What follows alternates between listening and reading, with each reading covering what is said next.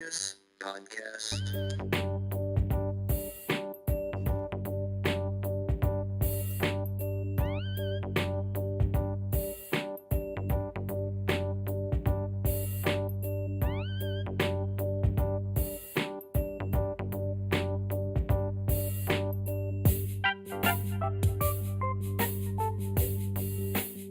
The Erroneous Podcast.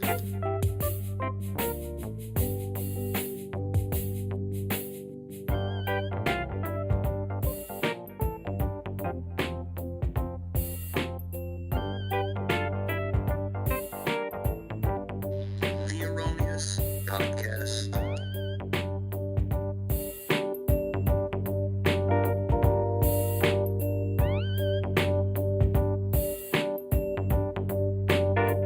The Erroneous Podcast.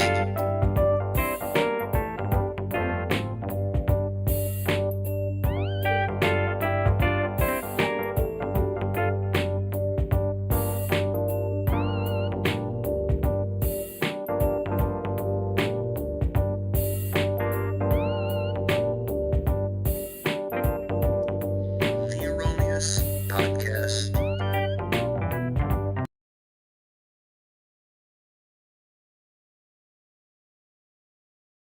Disclaimer: The Erroneous Podcast hosted by Jay and Drifter is not responsible for any confusion, frustration, or loss of sanity that may occur as a result of listening. The views expressed by Jay and Drifter on this podcast do not necessarily reflect those of the sane and rational members of society, your mother, your boss, your therapist, or that one person who always leaves negative comments on your social media posts. Side effects of listening may include but are not limited to head scratching, shock, awe, sudden urge to run for political office, an increased thirst for knowledge, a sudden urge to argue with strangers, and occasional moments of profound enlightenment. Also, please note that some of the content may be inappropriate for sensitive ears, and listener discretion is advised. Remember folks, it's just a podcast. No actual political experts were harmed in the making of this podcast.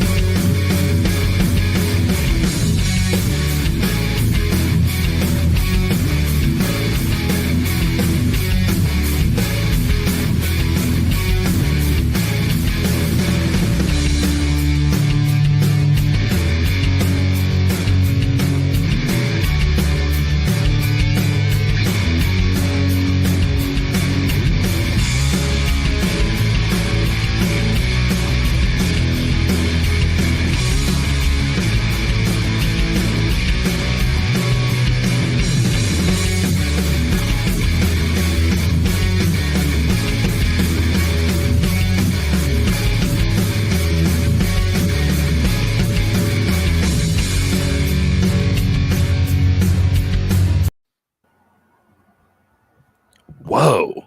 Bruh. What are you doing? Bruh. What's up?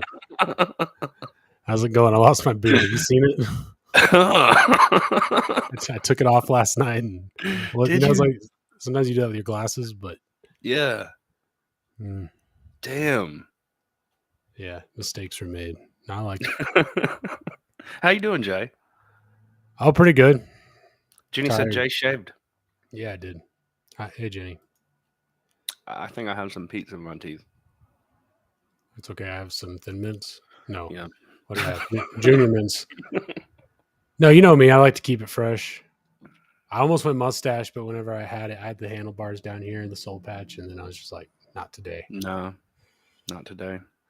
I did keep some sideburns though, and I'm not sure. Not sure. I think I'm regretting it. We'll see. Where are you at on the ears? You're supposed to be mid-length. What do you mean? Or that little thing that protrudes. Whatever that little triangular thing Uh-huh. closest to your eye. You're supposed to. Oh, you're good. You're right there at it. Yep. I'm a No 32-year-old complaints. man.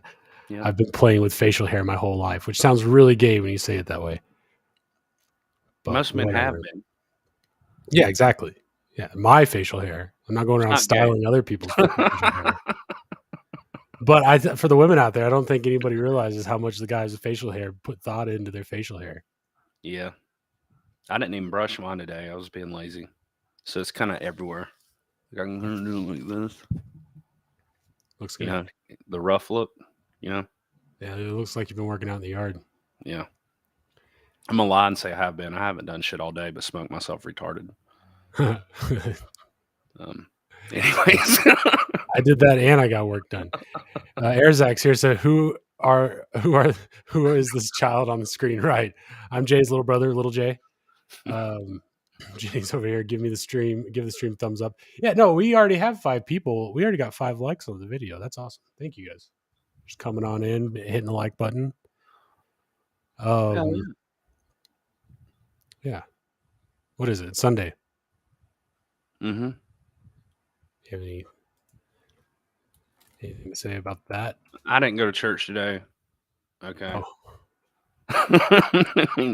I guess I could call it a day of rest. Yeah. Just same old bullshit. Another day. It doesn't even matter what day of the week it is. Like, I adjust my schedule based on when the podcast is and when I'm doing it. That's kind of where I'm at in my life. Jesus. Well, I have to be available from 8 a.m. to 5 p.m. for my constituents.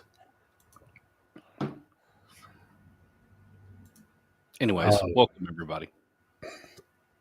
Yeah, we're like salt and pepper over here. We're yin and yang. Look at us. What a duo. What a duo we make. Someone's going to make a TV show out of us. It's going to be called Jay and Drifter. It's going to be hilarious. We're going to love it. We'll probably get Geraldo. How do you say his name? Speaking of salt and pepper. Yeah, oh fuck. Like a seasoned salt. Geraldo Rivera. The G is a suffers verbal smackdown after taking pot shot at Trump. So he's probably next on the chopping block. I'm sure he's going to be available for contract. Maybe we get him to do some voices on our sitcom or guests. Okay, I'm done with that bit. But what do you think about this? I've got another one on how do you say her name? Piero? I'll be honest, I don't watch Fax News. I don't know how to say it. I don't even know how to pronounce the thing. But I just feel like they're going to keep lobbing off their big names. It's kind of dumb. I mean, I don't think Geraldo pushed the whole Dominion conspiracy, if that's what you want to call it. I don't think he did that. No, but it's just like they're looking for excuses now. But why would they get rid of him? He's like always been the guy that annoyed the shit out of me because he's constantly taking up for the left. Dude, they got rid of Lemon on the CNN side, but still. But his ratings were just terrible. Yeah, nobody liked him. Do people like this guy? I don't even know how to say his name. Gerardo? He ruined his career. He ruined his career back in the 80s. They had this bunker that was supposed to be Al Capone's, and it was supposed to be some unveiling that they hyped up for like a month or two, and they were going to tear down the brick door of it and reveal all of the treasures that Al Capone had, and there was literally nothing in the fucking bunker. I feel like we talked about this last podcast, which means we brought this guy up then too. So that's what happened. Trending. Jenny says he's creepy. I agree. I'm gonna get him off the screen. Let's figure out. I feel I'm just trying to place your bets, trying to guess what's gonna happen next. But liberal Fox News contributor Jerdal Rivero was torched by fellow contributor and attorney Leo Terrell after the former daytime reality TV host took some verbal jabs at former President Donald Trump following a jury's ruling on Tuesday. A federal jury in New York City decided that Trump was not liable for rape in a lawsuit brought by writer E. Jean Carroll regarding an alleged incident in the mid-1990s at a department store in the Big Apple, but was liable for sexual abuse and defamation. The former president has been ordered to pay $5 million. Rivera and Terrell appeared with the story anchor Martha McCallum to discuss the ruling. I don't know how hindering the impact will be in terms of the election, but the headline, I think, is the president's headline is "I'm not a rapist." E.G. Carroll's headline is "He fondled me, he touched me where he wasn't." Sorry, this is getting so steamy. This is an 18+ show, by the way. Where he touched me where he wasn't supposed to in a sexual manner. It was obnoxious and illegal. She named her cat Vagina. It was obnoxious and illegal, and now we will have to pay the piper, Martha Rivera said, appearing to suggest that the case was going to harm Trump's chances to win the 2024 GOP presidential nomination. McCallum then swung it over to Terrell, who didn't hold back, Probably just the opposite, Martha. You know, as a lawyer of 30 plus years, this woman went around on media, left-wing media, and said she was raped with the lowest standard of evidence, a preponderance of the evidence. The jury said, no, that's not true. We do not believe you. That's a major, major concession. And she lost on her biggest claim. The rape charge she lost was the preponderance of the evidence, lowest standard, Terrell said. It's wishful thinking. No So one would ever rape this woman.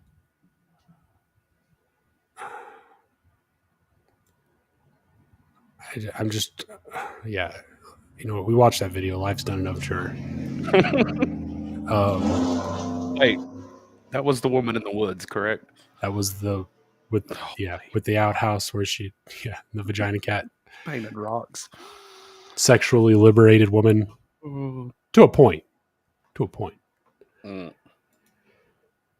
Yeah, but so Gerardal, God, how do you say it, man? Geraldo, man. Okay, maybe he could just get out of the spotlight and I will never have to pronounce his name. And I can't believe I've never had to say it out loud up until now. I kind of like Gerbil better. Just stick with Gerbil. Let's call him Gerbil. That's great. Here's another one I can't pronounce. Puro. Justice Janine. Yeah, Janine. I'm going to go with Janine here. Leaked videos show Carlson worried about liberals working on Janine's show. Former Fox News star Tucker Carlson was hit with another round of leaked footage, this time showing that he believed the network was under siege from liberals working within it. In one of the clips that was leaked to Left-Wing Media Matters, Carlson is on the set of Tucker Carlson Tonight speaking with Justin Wells, his executive producer, about a conversation he had with a female Fox executive. Carlson expressed concerns about liberals working at Fox and said those who have pronouns in their Twitter biographies should not be employed at the company. I mean, that seems reasonable. Carlson also spoke about Fox News host Janine Pirro having an alleged hardcore liberal as her executive producer and that he dicked her over. Carlson was worried. I had to double check, make sure I wasn't about to. Carlson was worried that Pirro's show could be run by liberals who may want to take down Pirro in the network. I talked to her at great length. It was actually pretty funny. Carlson said, I was like, she's got a lot of liberals working over there. And, you know, they see this as war and we're the main force on the other side. That's crazy. He continued. If you've got pronouns in your Twitter bio, you shouldn't work here because we can't trust you because you're on the other side. Again, very reasonable. Carlson goes on to say that he refused to name names about who did it, adding, just because you're a liberal doesn't mean you did this. It does mean you shouldn't work here, and Roger would never put up with this shit. He later identifies one of the purported liberal elements within Fox as Judge Janine Pirro's guy, who he describes as horrible and a screaming left-wing lunatic. Below is a transcript of the interaction. Tucker Carlson. I talked to her at great length. It was actually pretty... Okay, we just read that. So Janine Pirro, however you say her name, has got a team of liberals working on her. In Tarkelson made the claim that it's possible that she's being sabotaged, but I mean, it's also possible that she's cool with it. Yeah, I don't sabotage the willing. I mean, she's always been extremely pro-Trump, to almost like a cringy level, more so than Tucker. So I don't know. Really? Okay. Yeah. I wonder what this is about. Someone's gonna get an axe. I just feel it. Who made these accusations? Tucker? Mm-hmm. I missed that part. So I feel like Tucker's just going on the assault against Fox News right now. With what he can. He's still under a gag order, I'd imagine. But yeah, you're right. Taking swings at as what do you call them? Not co-hosts, but co-workers. Yeah. Here's another word I can't pronounce. Is it Deutsche? Deutsch. Deutsche? Deutsch. But when I said that, Nicole laughed at me.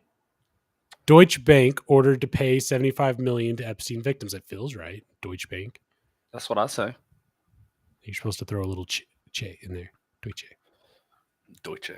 The che silent. It's implied. Deutsche Bank has. See, I just did that. Has been Don't- ordered to. Mm-mm, Okay, don't do that. my bad. That's why she laughed at me last time, wasn't it? Say it the way you want to, Jenny says. Okay, well, I'm going to say Dutch. Damn it. I got the yips. Deutsche Bank has been ordered to pay a substantial $75 million settlement to the victims of the late sex offender and financier Jeffrey Epstein. A federal lawsuit filed against the bank accused them of enabling and benefiting from Epstein's trafficking of women while he was a client. The victims alleged that Deutsche Bank turned a blind eye to the warning signs of sex trafficking within their institution, choosing to prioritize their association with Epstein due to his immense wealth and power. The settlement will provide compensation to victims ranging from $75,000 for those with less severe circumstances up to $5 million for those who experienced extreme harm. This case highlights the serious allegations against Deutsche Bank and sheds light on potential lapses in their adherence to regulation regarding sex trafficking indicators in the banking industry. In a joint statement, Boyce Schiller Flexner and Edwards Pottinger said this groundbreaking settlement in the culmination. Ground baking. This groundbreaking settlement is the culmination of two law firms conducting more than a decade-long investigation to hold one of Epstein's financial banking partners responsible for the role it played in facilitating his trafficking organization. Both firms are known for this, a decade-long investigation, far longer than Trump was president. Both firms are known for handling high-profile litigation and representing clients in a wide range of legal matters, including antitrust, intellectual property, securities, and white-collar defense. While this settlement will resolve this specific lawsuit, it is important to note that similar cases implicating financial institutions in illicit activities are emerging. What do you say about this? Well, we're about to get into some crazy Jeffrey Epstein stuff, but this doesn't surprise me a bit. Well, it feels like it's heating up, no? Mm-hmm, definitely. The JP Morgan Chase lawsuit with the Virgin Islands hasn't died out. It's on a pause, I guess, but now we're getting Deutsche Bank's doing a payout settlement, and then they said that the activities are emerging, cases against financial institutions involved in illicit activities are emerging. So I don't know, maybe this trending politics news has wind of some other organizations. I remember last week we covered that they had subpoenaed Elon. They're making moves. Yep. Slowly but surely.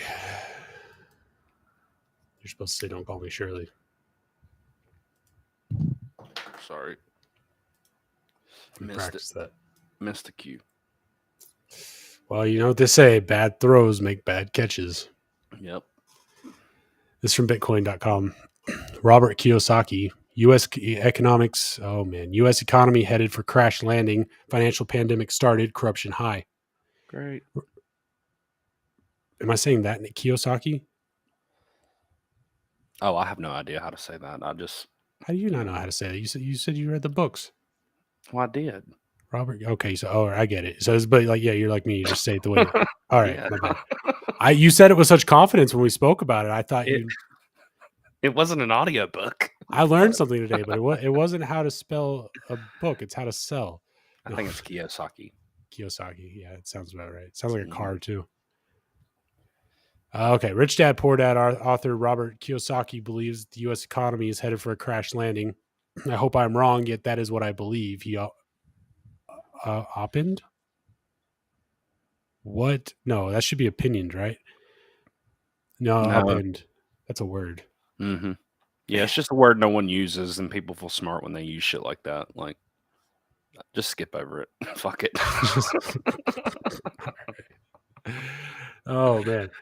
All right. The famous author also said a financial pandemic has started and corruption is high, reiterating his recommendation to buy gold, silver, and Bitcoin. Robert Kiyosaki believes a crash landing is coming. The author of Rich Dad Poor Dad is back with more warnings about the U.S. economy. Rich Dad Poor Dad is a 1997 book co-authored by Kiyosaki and Sharon Lecter, which you can find in the description in the Rumble video below on Jay's bookshelf. down there. Click the link. You can find the book, buy the book, read the book, or just go listen to it on YouTube like I do because I don't pay for books anymore. But don't tell you I said that because then you won't buy the book. More than 32 million copies of the book have been sold in over 51 languages across more than 109 countries, Kiyosaki tweeted Thursday. Soft landing, hard landing, or crash landing. I say crash landing. I hope I am wrong, yet that is what I believe. Either way, I guess he believes we're headed for a landing. Well, is crash landing better than a hard landing? That's three different choices, correct? Puts you out of your misery quicker. Well, a crash landing, I think you survive. A hard landing, it's pretty much just instant death. No, a soft landing would be like a normal landing. A hard landing is like where you still get wheels on the ground, but it's bumpy. A crash landing is where the ground stops you from landing. You know what? You're right. From the landing. You're right. So, don't even bother lowering the landing gear on this one, guys. Sorry, I was trying to be optimistic, but yeah. Don't do that. We're fucked. I apologize. I appreciate the effort. I should have realized what it was and leaned into it because we need that right now. Kiyosaki's down. Corruption is high. Can I just say at least it's a landing? Like it could be like a midair collision. That's a good point. Dang, that is a good point. Yeah. Yeah. All I'm saying. Crash into Europe. Erzak said, I'm tired of paying $330 in groceries. Huh. For two effing weeks. Yeah, back in like 2000, I want to say like 2012 or 10, I would live on like $40, $20 to $40 a week. I mean, granted, I was eating sandwiches and stuff. I was a little punk bachelor, so I didn't really care about food that much. But yeah, I mean, I definitely ate, and I thought I bitched about that back then too. I was like, oh man, I'm spending so much on groceries. It's like $80 a month. Now I only buy cheap food just because I'm trying to save money, and it's like $150 will get me through a week. Yeah. What the fuck? Anyways, that's from Bitcoin.com. Yeah, he says buy gold and shit, but we've been saying that, right? I kind of want to see what his. Let me read this quote real quick, and we'll get out of here. Corruption is high and leaders corrupt. Buy gold, silver, and Bitcoin. Still best insurance against corruption and incompetence. His tweet continues. Kiyosaki has voiced his concerns many times regarding the corruption and incompetency within the U.S. government and the Federal Reserve, repeatedly emphasizing his lack of trust in them. The renowned author issued a similar warning on March 13th about where he thinks the U.S. economy is headed. Crash landing ahead, he wrote on Twitter. Bailouts begin. More fake money to invade sick economy. Still recommend same response. Buy more gold, silver, Bitcoin, he tweeted. His tweet followed the U.S. government bailing out collapsed banks. In a follow-up tweet, he stressed that regional banks are being wiped out, calling the Federal Reserve criminal. Last week, Kiyosaki also cautioned that a crash is here, tweeting financial pandemic started, crash is now. That was last week. I gotta keep going with this. I gotta see what this guy's saying real quick.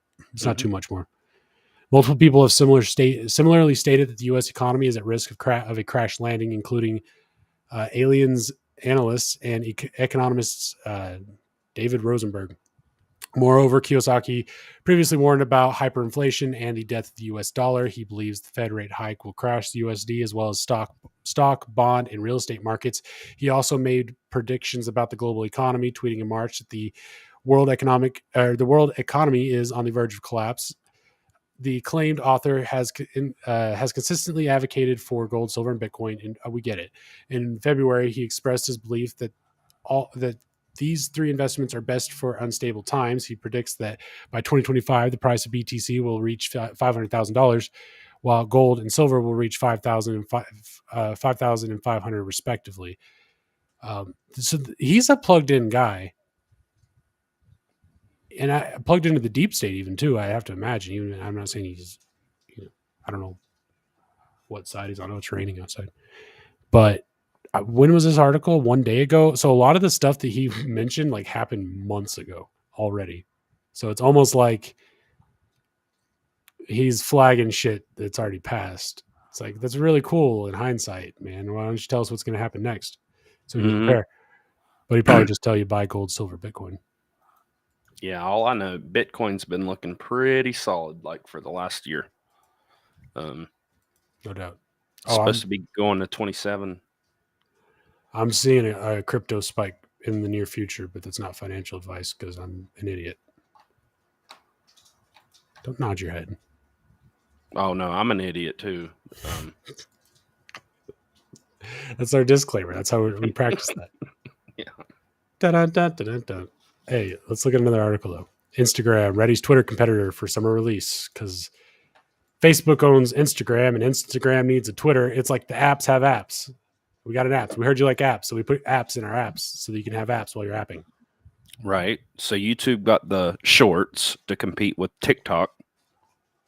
Who else is competing with TikTok with those short? Technically, Rumble, YouTube, Instagram, TikTok, and then there's a couple of non-competitors really, but who else? Facebook, it does shorts. So this is essentially shorts, but with text versus video. Right.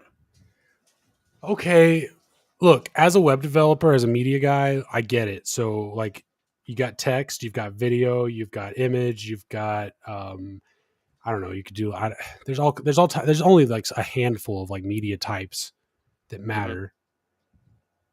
And then once you start mixing them all together, then you get different types of posts. And so you have different platforms. But what about one platform where it's like, okay, I want to post a post that is a short and has text. And let's not call it something and make it all trendy and stupid. Let's just have it as a utility. And it's like, oh, I don't want a video on this text or on this post. I just want it to be text. Oh, I want this one to have an image. Okay. I see what you're saying, but I think it's about the feed itself. It's not about the actual post. Because if you get into a shorts feed, it's just one short after the other. Yeah, but then you could go on the sidebar and be like, I just want to see shorts. I just want to see shorts that have text attached to them. I just, or I don't care. I just want to scroll through the feed and I get everything at once. Oh, dude, like a filtering option for your feed. Pretty much, yeah. Just like, but you're filtering media type as opposed. But even then, like Twitter kind of does that. You go into the search, it's got video, but it's just video and images, right? Or no, it's latest. No, it's top latest video. So like, let's say you could go in there and be like, I want to see something like video and image, which I don't know why. I don't know. You get specific with your types, but either way, that's not what they want to do here. It seems like, and I didn't mean to get on a tangent. It seems like they want to keep compartmentalizing these things and making them super trendy, giving them names and developing school courses around the ideology of it. So just for reference, Twitter does top, latest, people, photo, and video. Those are top, latest, featured, top, latest, people. So the most prominent, I guess the people with the most followers, I guess. The only media filter there is video. The rest of those are categories. Categorizational filters, but they're, you want to get really specific. I can get really nerdy about what types of categories. I'm not going to do that to y'all. I'm going to read this article instead. But yeah, the only media filter there is video, no video, or all video or all. There's photos. Yeah. Okay. This is from scmp.com. China. I actually don't know what this website is. Southern China Morning Post. Okay. All right. So this is a U.S. paper out of China. Instagram Ready's Twitter competitor for summer release. The text-based app has been secretly available for testing by select celebrities and influencers for... I see, man. I'm sorry. Yeah, I did go on a tangent. This is like just text, but it's like shorts. Right. All right. I got to stop doing that. I'm just going to read the article. Instagram is planning to release a text-based app that will compete with Twitter. The company is currently testing the project with celebrities and influencers, according to people people familiar with the matter. It has been secretly available to select creators for months, according to one of the people. The app, which will be separate from Instagram, will allow people to connect accounts, may debut as soon as June, according to Leah Haberman, who teaches social and influencer marketing at UCLA. That's Berkeley, right? And and published a screenshot of an early app description. Based on a somewhat blurry example I got, Meta's new app looks a lot like Twitter. So could this take over all the Twitter screenshots we've been seeing on the feed lately? Maybe. It's impossible to predict how audiences will respond, but this could be an alternative. He may eventually be compatible with other Twitter competitors' apps. It may eventually be screenshot. But Platforms Inc. did not immediately respond. Did I go down? So it looks like one of my it looks like YouTube might have cut us off. What did you say? I said you turned into a robot for like, I don't know, 10 seconds, but you're back now. Everything's good. Okay. No, it said one of the streams was having issues. It might be me. If I go down, it's because of the weather. So Elon buys Twitter and then makes it a free speech. I'm only doing that because there are certain things. There's limits to free speech. But either way, I guess that kind of forced them to go and develop their own version of Twitter, because I guess what's happening is Instagram's being flooded with Twitter screenshots, and Instagram's trying to find a way to get people to use another platform that they actually can control, or Meta, I should say, right? When we say Instagram, Facebook, all of it's Zuckerberg, right? But yeah, they're trying to take market share away from Twitter. But meanwhile, Twitter's they're done doing long form tweets. Now I think they're doing video stuff. Mm-hmm. Payment gateway. So Facebook's already got their payment gateway stuff. I don't know. What do you think's happening here? Well, To everything apps? I think they're all preparing to compete for this X app that Elon's working on. But what do you think about this? Because I saw multiple conservatives today bitching about the fact that they couldn't post this. It was gross, man. I saw it like 4 or 5 times on my feed. It's a skin graft leg, and then they made a penis on this trans. What the fuck? And then blocking that. Twitter started pulling it down. I'm good. I'm glad.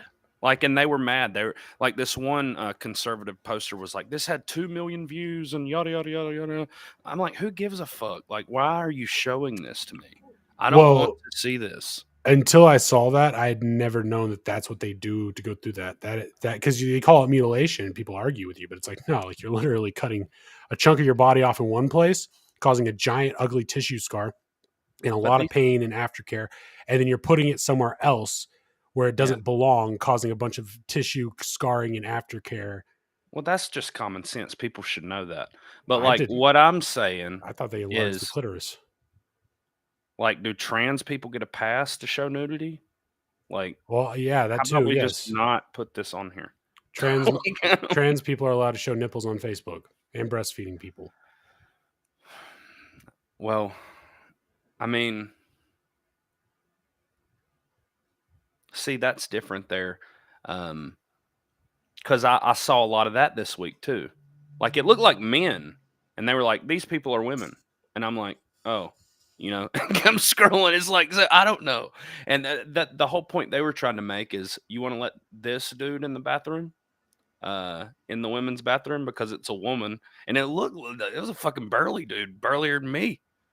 How are we gonna fucking manage this?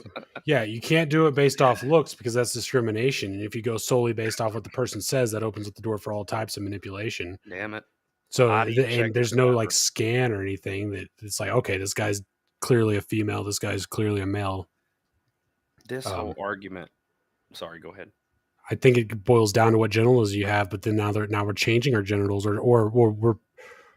But that's not like, I think it's it should have to be, but then you can't ask somebody what their genitals are, because then you're a pervert. You can't be like, excuse me, person, do you have a penis or vagina before you walk into that bathroom? I would just like to know. Can't do that. And then you're going to run into, well, I have an artificial penis. That argument, I feel like it's like, okay, I've got a fleshlight. I don't. But if I did, it's like, now am I a woman because I have a vagina? What it's going to come down to is you're going to have situations where, like, these people look like men are going to be going into the women's, but wait, let me back up. If these laws pass, you're going to have people that look like men going into the women's, but they're not men. Yeah. And vice versa. So what we have to do is we have to take genders off of bathrooms, and everybody just goes into a room, and you just all go in Ding, there. You ding, know ding, ding, who else ding. does that? You know who else does that? Dogs, animals. Animals don't care about gender. They just go out to the yard and they just take their dumps and do their things. Yeah. So if we have to be animals to get over our societal differences, then I'd say let's do it. But things are say- really weird around here. No more public restrooms. You've lost At all. that. You've Everybody lost that hold it. responsibility, like or that privilege. It is what it is. I don't know what else to do, man. Because if what I saw is true, I'm serious. I don't even know how these women did it. They got like fucking 8-packs, pecs, beards, biceps, It's a lot of testosterone. at least 200 pounds. You know what and it's a slang term. I'm just telling you this just to point out a biological thing, but they call women that have transitioned to be men roundheads because no matter what they do, no matter, they can't ever grow a wiener. And also like there's certain things like the shape of of a woman's skull, the head to shoulder ratio, the hip to shoulder ratio, the head to height ratio, the head to width ratio, the different things with your fingers, and all of these biological markers. You can be off on a couple of them and be a female that has male finger characteristics. But if you have like 50, I would say like 50%, like that kind of is a determining factor in what your and so you show me like a trans man, like a man that's transitioned to be a woman that has like more than 50% biological female trait markers that didn't like shave their jawbone down or cut down their Adam's apple, things like that. And I'll be like, okay, that maybe there's something, but I've never once. And also when you piss off a trans woman, they go deep voice man real fast. So like, you know what I mean? Like there's still a little bit of that macho masculinity inside of there somewhere that women don't have. Like when a woman goes like ape shit, it's a high pitched like monkey growl, whereas a man's more like a gorilla, ape scream. And I've never seen a trans woman push to that point. Not that we should be pushing anybody in society to a point where they lose their shit, but there's all types of videos out there, right?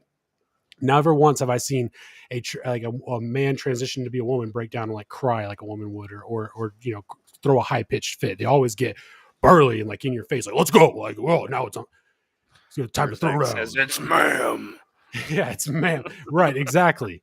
I don't know. How did we start talking about this? That the picture of the fake wiener that they censored. So my question is, because everybody's saying, see, I told you Elon hired this new fucking CEO and they're already censoring tweets. I don't care like about the fake wiener pics. Like you can find that if y'all want to. Y'all realize that, right? Y'all can just Google that. Okay.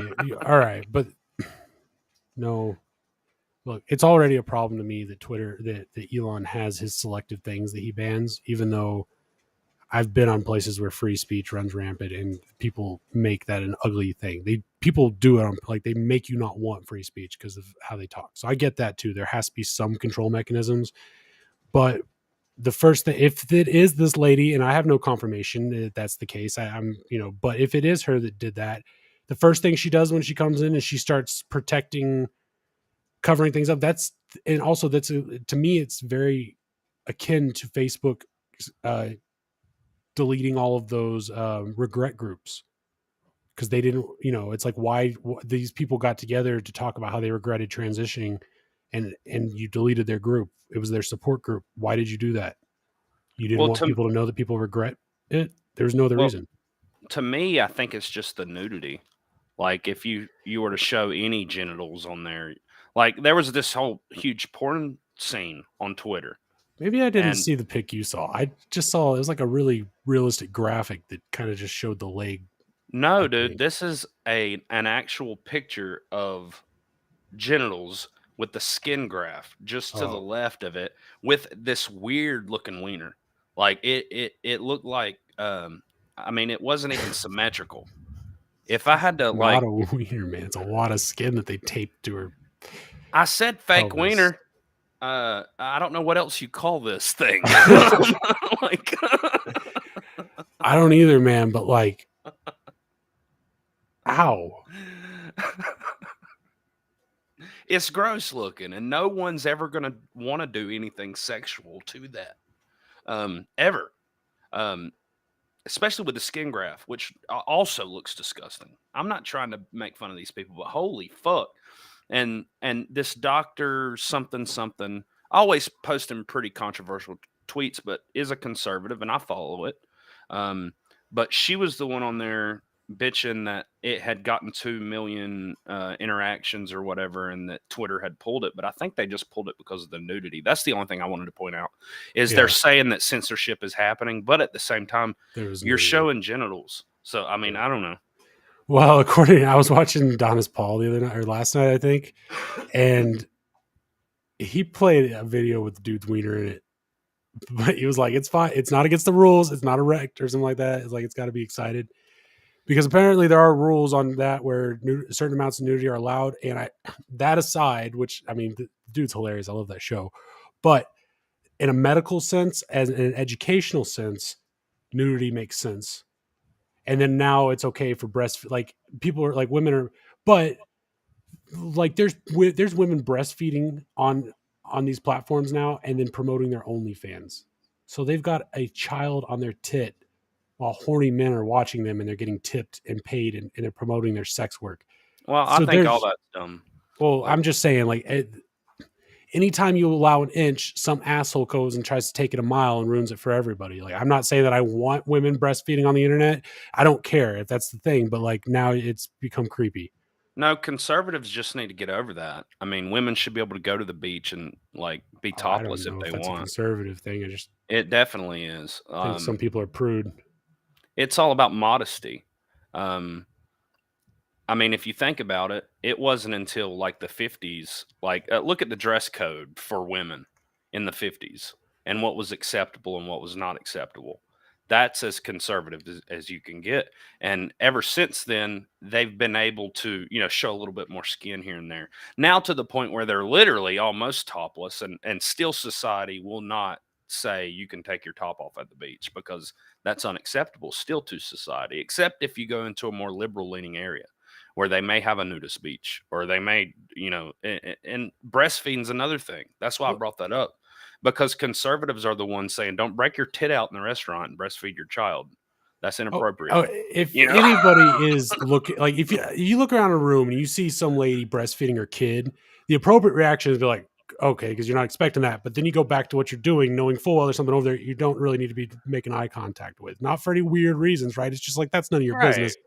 But that's why it's a little rude to do it in a packed room full of people. It's because you're creating a space around you where it's uncomfortable for people to look to a point. Now, if you're comfortable, if you're with people, or if it's just something that has to be done, like people should understand, and it shouldn't be gross and nobody should be chastised or attacked for that. That's insane. And they definitely shouldn't be stalked but also you shouldn't have like a sign in front of you. Like you're like out on the street breastfeeding your kid and then you got your OnlyFans on a sign. Like they need to show some modesty as well in that situation. That's just, in my opinion, Western morals. I've been other places in the world where like that, they don't even care. They'll pull their tits out and it's just like, nobody even looks at it weird. Nobody's being perverted. Like we see like National Geographic images all the time. Like they do that there, and it's like, if you think about it, they all have their foreskins. Can I just point that out? It's the most natural thing, humans do. Humans are just funny. I don't know. There's got to be a correlation between countries that don't normalize circumcision and their what would you call it? The liberalism of the titties out on commercials and on beaches and just generally in public. Whereas the countries because I read something that where circumcised men are just much more sexually stimulated all the time because their internal organs are just hanging out in their jeans, right, rubbing up against everything. And so I'm kind of wondering if there isn't something to that, because you start chopping everybody's foreskins off. Next thing you know, women got to wrap up in burqas. Well, now we're getting circumcised. Well, speaking of like religion, I mean, the only reason why we have circumcision is because of religion. So you're getting into some biblical shit now. I don't go that you're far. Piss off the Jews, the Christians, and everyone, and the Muslims. I don't know Well, if Muslims get circumcised. I'm I sure was they just, do. yeah, I know, right? Are there any Muslims out there that have an opinion on this? I was going to say, as a man, I do love, I love me some boobies, right? But the thing is, I have a right to be able to walk around in public and not be sexually stimulated all the time. And I think that's the reason why women have to cover up their nipples, is because as men, we just really like, we're very visual people, animals. But then I started to think, it's like, well, I did have my foreskin chopped off. So it's probably like, it's a handicap on my end that I have to, avert my eyes because I can't handle it, seeing Well, mounds. several African countries put their penises in little teepee things on So there. that they can walk around erect all the time. Yeah, it doesn't matter what you're doing. Who cares? Well, okay, but then there's that too, because if that's the case, if that's the reason why the National Geographic ladies have their tits out all the time, then maybe it stands to reason that we're going to have to accept as a society that men walk around with full on erect penises. If I we're think going to women do that. know that. Well, then I think we should call the whole thing off, because I don't want to see if I have to look. That's what waistbands are for, Jay. Come on, get with it. Okay, but for me, okay, I'm not. Look, I'm gonna do the right thing as an erect person. Tuck it But in your there's waistband. other dudes out there, they're just gonna let it hang free. And if the thing is, like, I have to trade like just being able to see boobs in private for being out in the public and constantly getting an eye full of somebody else's dick, I think I'm just gonna go with the, I'll just stay in my house and, I was gonna say look at porn, but that sounds sad. Invite women over. Waistband. You're missing the whole waistband thing. Well, there's gonna be a whole Men do market not for need to duct walk tape, out with dick their tape. penises out. Okay. Well, okay, that's right, but I'm just saying it's gonna be. To me, there's a difference between nipples and your genitalia.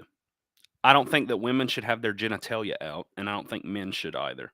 But I think nipples is kind of fucking dumb. Sanitary. No, it's not so much the man. You know as well as I do. It's like the shape of it. So why do men get to have their nipples Plus, out? there's something about If the that's nipples, arousing to some women and men, why do men get to have their nipples out and women don't? Because I don't think women like. I mean, I don't know. Maybe I don't know, man. It's just like, look, I'm just being honest here. Look, insight from a guy, and I might just be weird, but when I think of like boobs, when I see boobs, Yeah. it's like I get real happy about like the round, right? But then you get to and that's where the electricity is like boom, like like all right, like there's like I don't know, it's like there's boobs.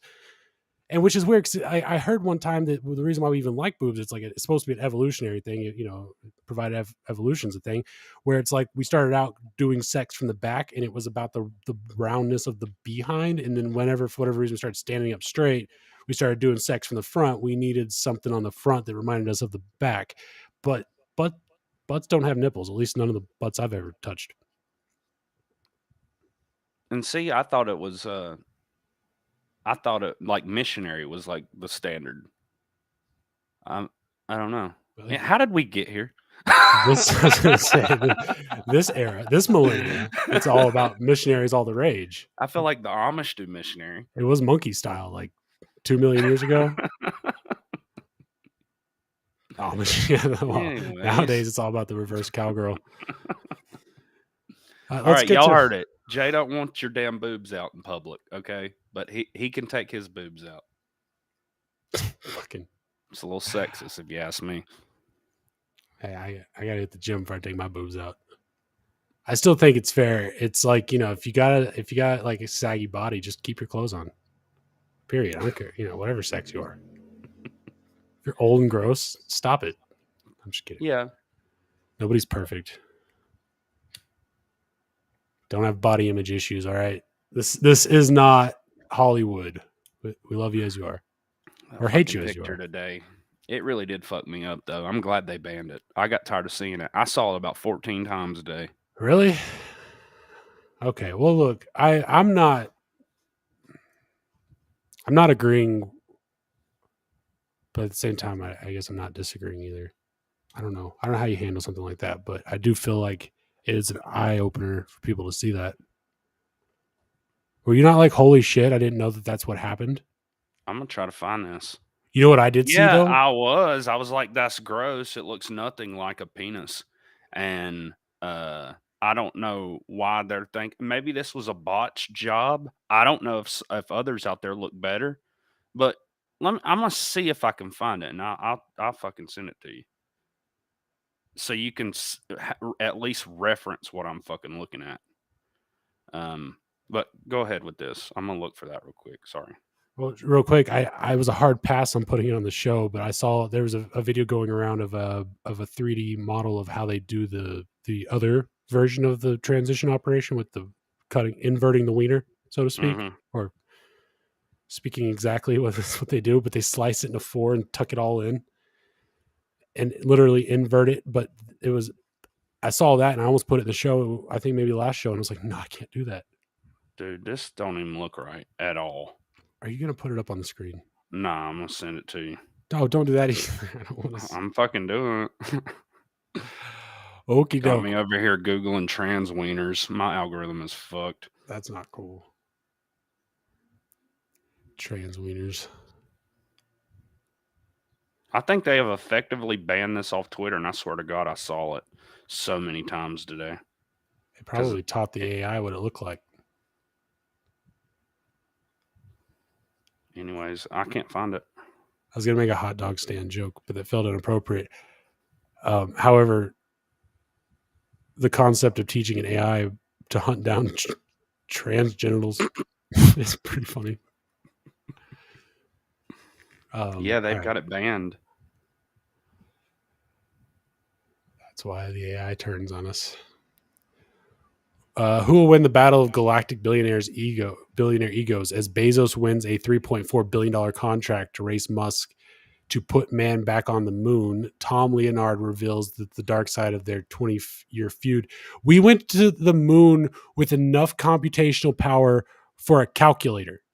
Our phones have something, was it like 10 times? Or no, it's like 100 times. I forget what the colloquial phrase is for, but our phones could go to space.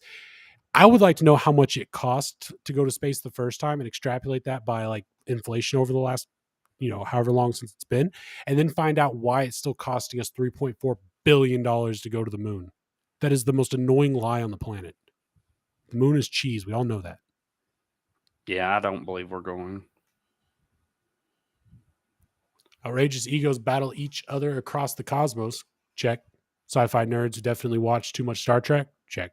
Humanity's next chapter in a space left in the hands of insanely rich tech billionaires happy to take NASA's taxpayers' billions. Check. This is Mission Control. We have liftoff. Just a month after Elon Musk's SpaceX launched the world's most powerful rocket to date, the 400-foot long, $67 million Starship, only for it to explode midair just 4 minutes into flight. A phoenix has risen from the flames to bravely take on the quest for space travel, or at least they may be how bitter rivals Amazon. What?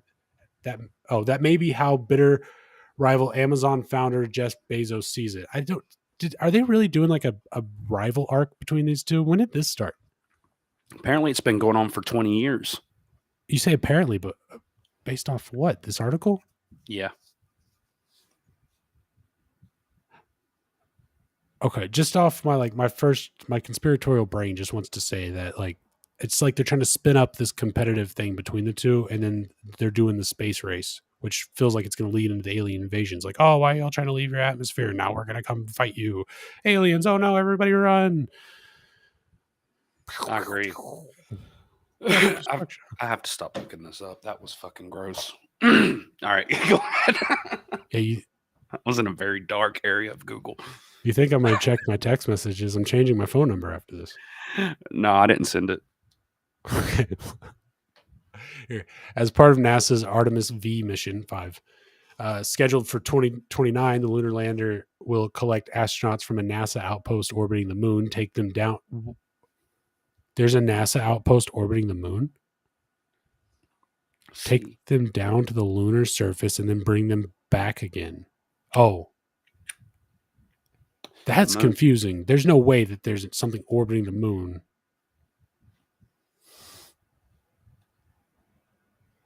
We get all these videos of the spacecraft going in and out of the moon. And I always assume that it's fake or a hologram or something. Well, I think even the original moon landing, then they dock up with some thing, and then they the lunar module, the lander or whatever, looked different. It landed according to them, then it took off, connected with another thing, right? That's how they do it. Yeah, it's probably, man, I'm sorry, but there's so much wrong with those videos. I don't think we've ever been to the moon, or if we did, they didn't video and they left the camera up there. There's no flag on the moon. They left the camera up there? They had to have. There were fireworks whenever the space thing went back off. It was a sci-fi movie, man. I've seen the discrepancies. I'm not convinced that we went to the moon. Okay, I like that. I'm joining your crew.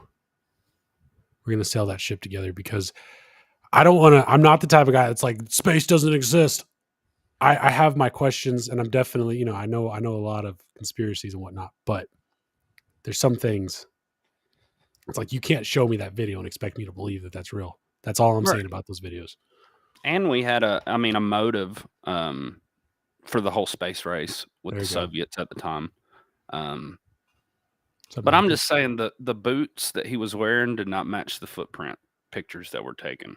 You had flat boots, and then you had serrated footprints. It's a little odd. Then the lighting, come on. Plus, I've never seen anybody leave footprints in cheese before. No stars. Yeah.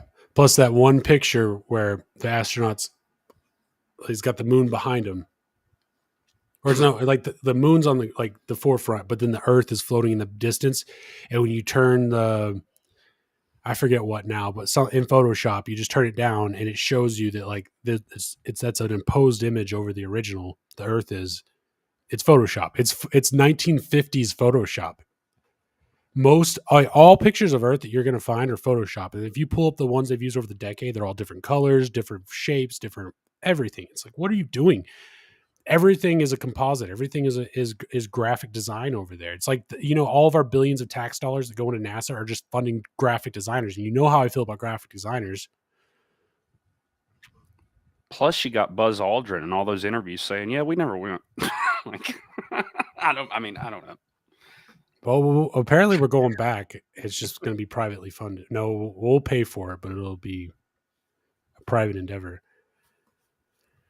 Anyways, I don't know. But given that Musk's company is already working on doing precisely the same thing for the Artemis program, we now face the prospect of two of Silicon Valley's most contentious figures competing head-on in a bizarre new 21st century space race. There we go.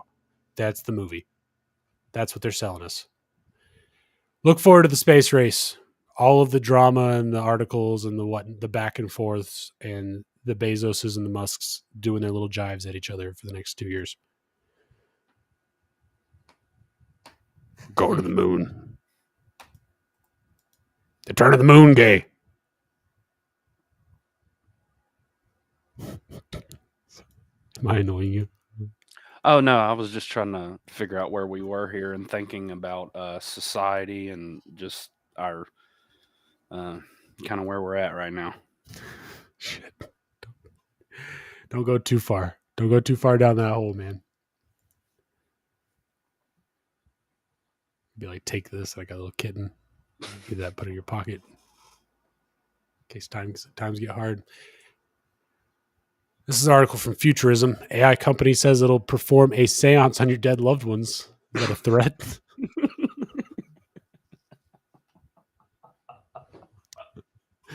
You don't pay your bills, this guy's going to come over and use this robot to...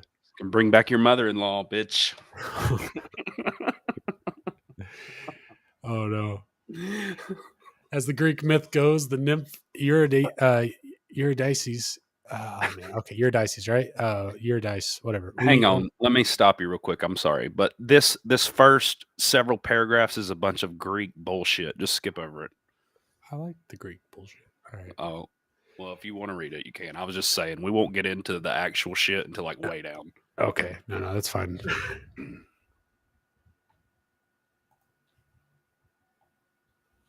In other words, whatever seance AI gives you isn't really your loved one. It's just a digital psychic briefly summoning a digital represent. Okay, yeah. So there we go. We just summed it up. So they're going to scour your loved one's social media, their DMs, whatever black site data pools they have access to, your loved one's dark shadow person, not internet shadow person, and then they're going to build some kind of representation of them that they're going to let you interact with in order to help you with the grieving process, because letting go is too hard. And it's probably going to be in hologram form, or at least on a screen. One would hope. They do it to Tupac. I can't see grandma in hologram form. That's where we're at, man. They don't know what to do with this technology, and they're just trying so hard to be cool and edgy with it. It's too far. Here's a useful solution. It's from Wall Street Silver. Its tweet says, "It's happening. I guess the robots are not bilingual yet." So this is what we're talking about, the amount of training that it would take. If you think how many different types of accents and voices that would, in different ways, someone would say, "Hey, can I get a number 1? No pickles. Add ketchup." And they always say, "And a fry. What size fry? Medium fry. And a drink. What do you want me to? I got to pour it. So tell me what you want." What am I looking at here? Hold on. Oh, my bad. It says robot in training. Please speak clearly. So that's the. I can zoom in on it. Maybe. No, I guess not. But either way, I don't know. This is this looks like a Carl's Jr. or a Hardee's almost, based on the advertisement. Mm-hmm. The orange and white. I don't know what the restaurant is. I kind of hope it's a big chain, because if this is some small guy, this is some mom and pop shop training a robot to take orders. I forgot what restaurant it was, but it was one that was rolling this out in the Midwest that we had covered a couple weeks ago. Yeah, I think it's Wendy's. Or no, actually, it might be Hardee's. Fuck, I don't remember. It's kind of an odd one to do that too, because I mean, like, who goes to Hardee's? Chick-fil-A's dabbling in it, if I'm not mistaken. I mean, most of them. Burger King, we talked about. Who goes to Hardee's? You're right. Carl's Jr. is the bomb. I went to a Hardee's one time and I was like, "What is this? Why are the burgers so small?" Yeah, it's just never really been like kind of on my top 3 if fast food's around. But, I don't know. Well, the sign says, "Robot in training. Please speak clearly. Say, can I get or remove the? Give the robot a few seconds to respond. Para español de ser employee," because it doesn't speak Spanish yet. So basically, people are being trained to use the robot. The robot's not training at all. Yeah, that's a good way to look at it. They're not as smart as we think they are. Right. They're just taking your jobs. That's the takeaway. Yeah, there you go. It doesn't matter about customer service. Is going to go out the window. How are you going to get are you going to yell at a robot when your order's messed up? No, you're going to be left without recourse. Damn. We've been battling these things at call centers for years now. Probably 10 years? At least, yeah. I feel like my timing's a little off, but something like that. Seems like 10 years to me. Do Texans like Whataburger? I love it as a nostalgia thing, but these days it's just not as, it doesn't feel as quality as it used to. And the lines always take 30, 45 minutes to get through. So it's almost not worth going even at midnight. What do you think? There's certain things on the menu that I enjoy, but I've been really like actively trying to avoid fast food altogether. So it's all right. I'm leaning that direction, but it's so easy just to go get a Taco Bell or something down the street. I walk to get the exercise, but it's a 5-10 minute walk to at least 6 different restaurants. Like, I have this like sickening feeling after I eat it. It's just not pleasant. And there's nothing on any menu now. And I'm convinced that they've changed the recipes or the ingredients and all of these things. Like, I remember when Pizza Hut used to be so fucking good. Oh, Like when I was dude. a kid, breadsticks, all that shit used to be amazing. And now, like, I'll buy a pizza, eat a couple bites, and I'm just like, ugh, and put it down. Really, um, the frozen. There's a couple brands of frozen pizza that I think taste way better than Pizza Hut. Now they've changed something. The breadsticks will literally separate. There's a bottom and a top. It's not a single stick of bread. Like you can pull the top and the bottom, and it'll just split in two. Like that. What is that? I don't know. Atticus says the Illuminati put a special ingredient in Taco Bell. Look, man, I've been down that road with the McDonald's thing. I get it. Most things, candy bar. I can't eat a candy bar without feeling gross. Like I just feel like I just fucked my whole life up. Like on a moral level, I feel like I'm going to hell because I had a little sweet treat. Nothing's ever right anymore. Even enjoyed the breakfast. So you know that's not even like Taco Bell breakfast was like 2008, 2012. I don't even remember. Not that long ago. I guess it feels like it wasn't that long ago. So yeah, I need to stop eating. And then there's this local place, Hud's over here, that I like. But the thing is, they get their food from a big food distributor. You get your stuff from Walmart, even the grocery store over here that's not Walmart. It's a higher end grocery store, a nice one. But the stuff on their shelves, same shit. It comes from a food distributor from a warehouse somewhere, and then they get it from a big corporation.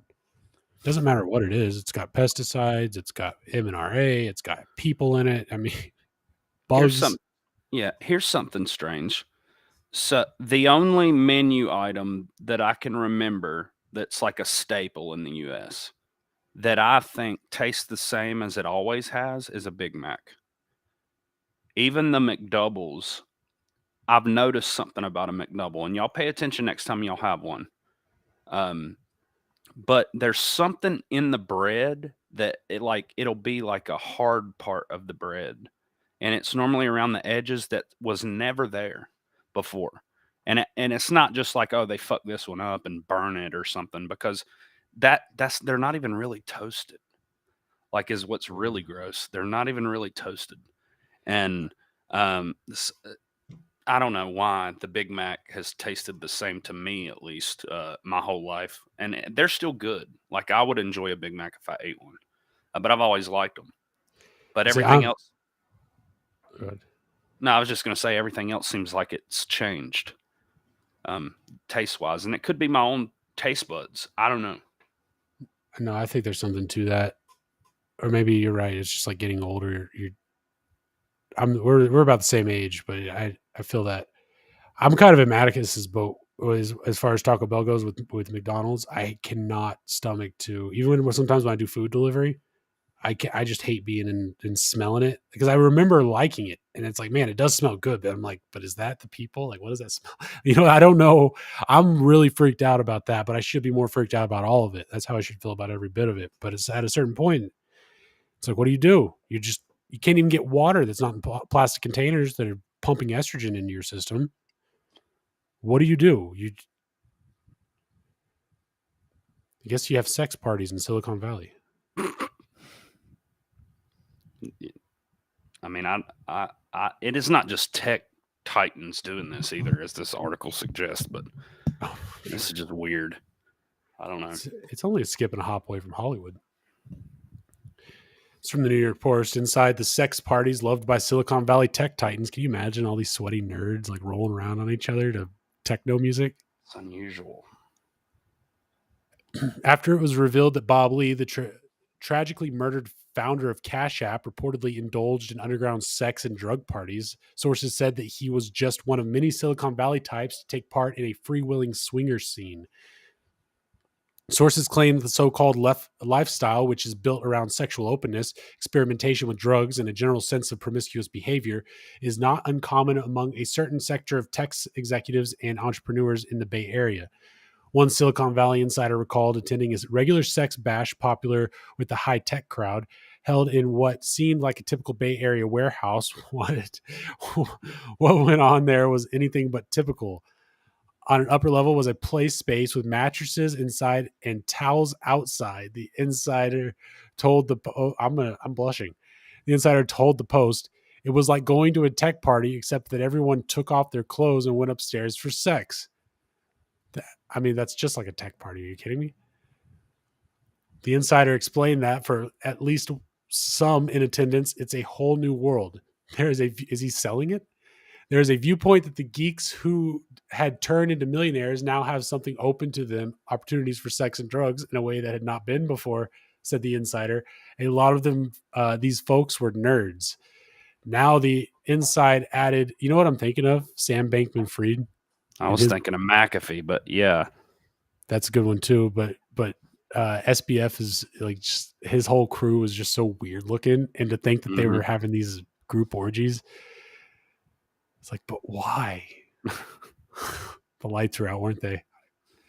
Calling it. When there is money and access and power, it all goes together. Heyo.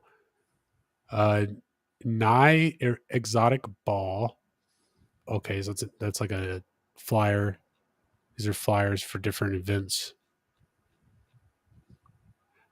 In her book, Brotopia, Breaking Up the Boys Club of Silicon Valley, Emily Chang writes about a circuit of drugs and sex parties that draw the high-tech elite founder and first-round investors to mansions and chateaus for bacchanal-worthy activities. She describes ecstasy and cocaine is all that is. Bacchanal? I'm just guessing. Okay. She describes big shots bragging about how they're overturning traditional paradigms in their private lives, just as they do in the technology world they rule.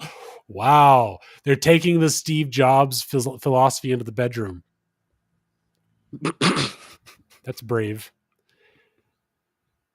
He took a lot of ecstasy and disowned his daughter. Did he? Acid. My bad. Oh. They made up at the end. I'm trying to ignore the dog costume guy, the whip. Cuddle puddles? What? Chang's book reveals that the frisky activities usually begin with cuddle puddles, groups of people laying around in tight proximities to one another, and often with their inhibitions loosened by Molly. Eventually, she writes, people break up into groups of 2 or 3 to take the activities further into private rooms. Yeah, you got to get to know each other first. Don't be weird about it. It's, this was probably some stock photo somewhere. Very odd. Oh, wait. At events at the Power Exchange, not shown here. Yeah, see, okay. So they found there. It's probably just totally normal sex parties. There is a public fuck is a totally normal sex party. Less dog masks. Hey, he is in the tech world. I'm not. I get.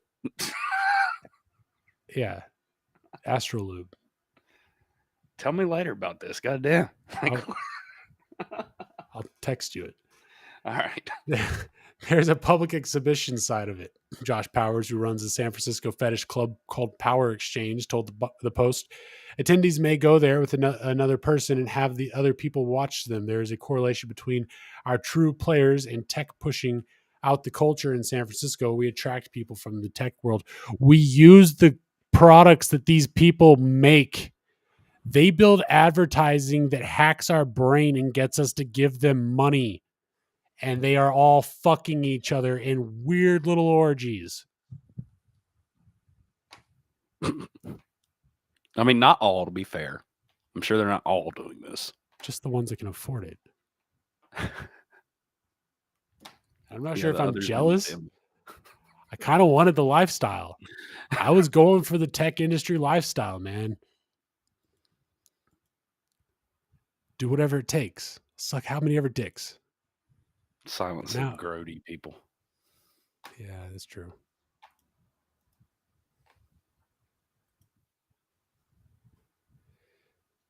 This is an InfoWars article. Science and Tech. Exxon crushes progressive dreams that net zero has any chance by 2050. It would mean collapse in global standards of living, which is exactly what they want.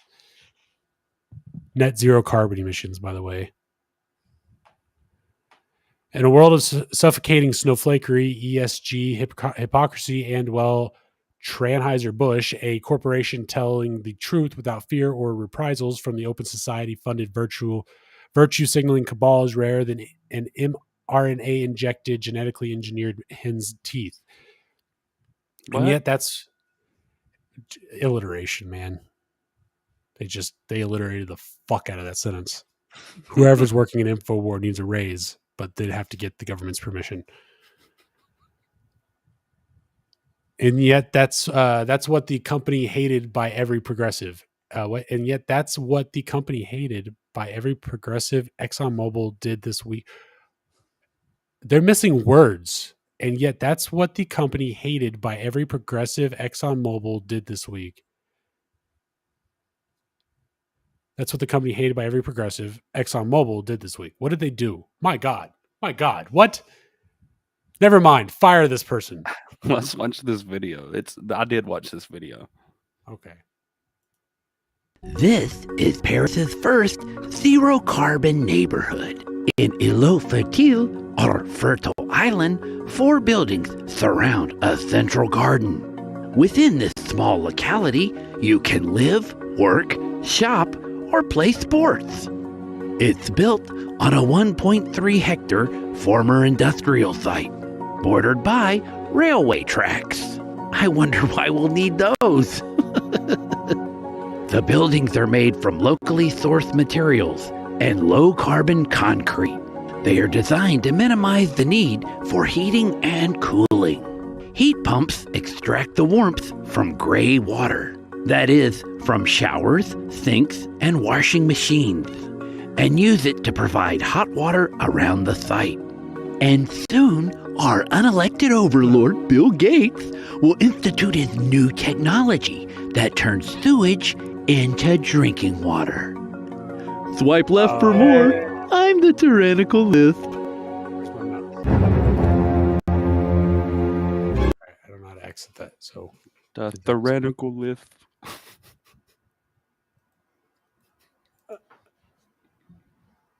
they're gonna, that whole net zero initiative is the ESG initiative is to make our lives living hells, but we all know that. If they catch you, they're not going to catch me, Jay. Oh, you the Midnight Rider? Yep. It's from the Atlantic by way of Microsoft. Did scientists accidentally invent an anti-addiction drug? This article was featured in One Story to Read Today, a newsletter in which our editors recommend a single. Okay. All her life, Victoria Rutledge thought of herself as someone with an addictive personality. Her first addiction was alcohol. After she got sober in her early 30s, she replaced drinking with food and shopping, which she thought about constantly. She would spend $500 on organic groceries only to have them go bad in her fridge. I couldn't stop from going to that extreme, she told me. When she ran errands at Target, she would impulsively throw extra things, candles, makeup, skincare products into her cart. Earlier this year, she began taking semaglutide, also known as Wegovy. Okay, you could have called it something better. Whatever. Wagyu beef. After being prescribed the drug for weight loss, colloquially, it is often referred to as Ozempic. Fuck you. I think it's a Zempic. I don't know. Ozempic. Well, okay, man. I'm doing linguistic hurdles over here. My verbology is tripping. Making up shit. It makes the Ozempic. show better. Keep it up. Thought that this is technically just the brand name for semaglutide, the glute part with the sugar that is marketed for diabetes treatments. Her food thoughts quieted down. She lost weight, but most surprisingly, she walked out of Target one day and realized her cart contained only the 4 things she came to buy. I've never done that before, she said. The desire to shop had slipped away. Let me tell you something about addiction and about overeating and weight loss and compulsive shopping and buying. Not that I have it all figured out my damn self. It has everything to do with your subconscious security level. Everything, your fight or flight response. When you are constantly feeling like you're insecure and you need to go, you're under pressure, under attack, you try to find soothing mechanisms, and that's what leads you into things like aggressive masturbation and shopping too much. You'll lose weight if you can find a way to make yourself feel safe. So I wonder why you're saying it happens on the subconscious level. So I wonder why, like or I wonder if certain insecurities would like cause you to have certain habits, or does it kind of all flow together? Like let's say somebody's insecure about their weight. Does that make them want to buy food because food makes them happy, even though they know it's hurting them at the same time? Like, it's like, how can you be that dumb? Well, yeah, I mean, I guess I can see that. I do that sometimes. I'm constantly trying to lose weight. I'm constantly on a struggle. I was 360 pounds. I'm constantly trying to get down to 189, 175 really, but realistically, I'll get to 185. Closest I've gotten is 189. I'm at 205 right now. Last night I ate an entire cheesecake by myself at 3:00 in the morning. Yeah. That's not good. No, and I blame it in part to the weed and part to stress. But like I also know that like I'm kind of like I have binge and purge cycles where I'll eat a bunch of fast food, a bunch of sweets, and I stay away from like sodas and stuff. Like even these are sugar free. But like yeah, I'll eat a lot of like baked goods and stuff, and then I'll have these periods like a weeks of in between where I just don't feel like eating anything, and I'm constantly want to do push-ups and go to the gym and work out. But I skateboarded probably 4 or 5 miles yesterday to the weed shop, but I just felt like doing it on board, so I did. And I'm sore and I burnt calories, but I don't think I burnt an entire cheesecake off. So I don't know. Psychology's a bitch. Maybe next time just buy like a slice instead of a whole cake. Yeah, well, the whole cake was on sale. It was only $4. It was like That's it's how they probably like get that you. round. I know, right? And then they had the 2 slices for $2, but it was literally like 2 slices of the whole cake, and I'm like, fiscally speaking, it'd be irresponsible to buy the 2 slices, and but I knew the whole time I was going to eat that cake. Did you think you were going to eat the whole thing in one sitting, or were you? Yeah. I was. See, I you was already knew. I don't buy things in bulk that I know like that I'm going to binge eat because I'm going to binge eat them. I won't buy a whole box of donuts because they're not going to be in there for a week. Pork rinds, things like beef jerky sticks, cheese sticks, yogurts, puddings. I buy those in bulk because it's cheaper that way, and they'll sit in there for weeks. Pretzels, but you put donuts in there, they're gone. Yeah, an entire CC. That's what I was laughing at. I'm going to go grab some coffee. I'll be right back. Right. I have a dark side. And it really likes cheesecake. It was strawberry cheesecake too.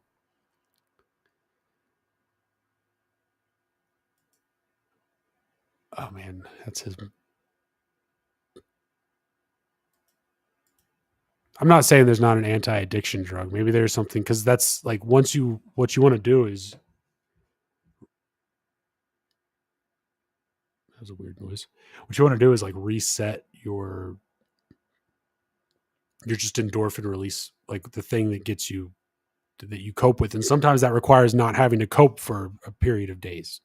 15 days is like the normal for breaking a habit. If you can go 15 days not smoking, if you can go 15 days writing with your right hand or putting X's above your eyes, which I don't even know who writes with their hand anymore.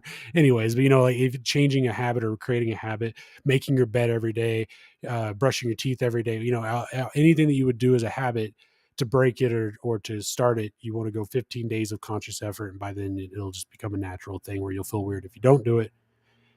So I would imagine maybe that's the same thing for coping mechanisms. Like if you shake your coping mechanisms, you need maybe 2 weeks of not coping to do that.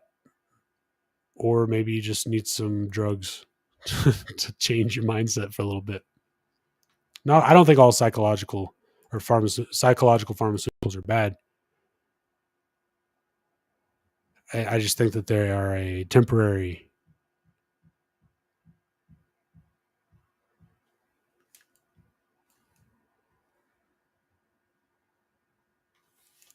Sorry, I don't know. I can't. Somebody's knocking and I can't tell. It's on my door.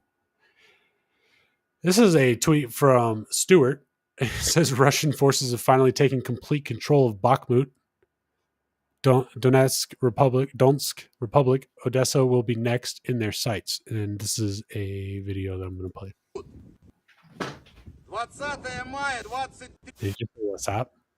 So what's up? My name. 20 мая 23 года. 20.05.2023. Сегодня пополудня в 12 часов полностью был взят Бахмут. I just feel like the Baltic languages are in reverse to like the English language. It sounds like I'm listening to a CD on reverse. Only thing I heard is something about Nazis in Bakhmut. He definitely said Nazi. Yeah, he did. He's also said, "What's up?" 20 мая 23 года. 20.05.2023. I don't know why I'm even playing this. We can't understand it. There's no subtitles. He's holding a flag. They captured the flag, Fuck. so they've all signed it. They're gonna cut it in strips and take it home as a souvenir. Yeah. Well, Bakhmut's fallen. Donsk fallen. They said Odessa's next. I didn't know there was a place over there called Odessa. Odessa, Texas. No, Ukraine. It's probably next. It's from Mario Knopfel. Zelensky responds to the Russian takeover of Bakhmut. Zelensky denies that Russia is taking control of Bakhmut, but admits that nothing remains of the city. For today, Bakhmut is only in our hearts. There's nothing on this place, only ground and dead Russians. Says Zelensky. We have been hearing of a Ukrainian counteroffensive for a while now, yet it seems nothing has taken place. Some experts say Ukraine is gathering intelligence, waiting on more supplies and training for their counteroffensive begins. Training for. Okay. Many critics are wondering on how long Ukraine has to launch this counteroffensive before it's too late. Mr. President, is Bakhmut still in Ukraine's hands? The Russians say they've taken Bakhmut. I think no. You have to understand that there is nothing. They destroyed everything. There are no buildings. It's a pity, it's tragedy, but for today, Bakhmut is only in our hearts. There is nothing on this place. So, just ground and a lot of dead Russians. But they came to us.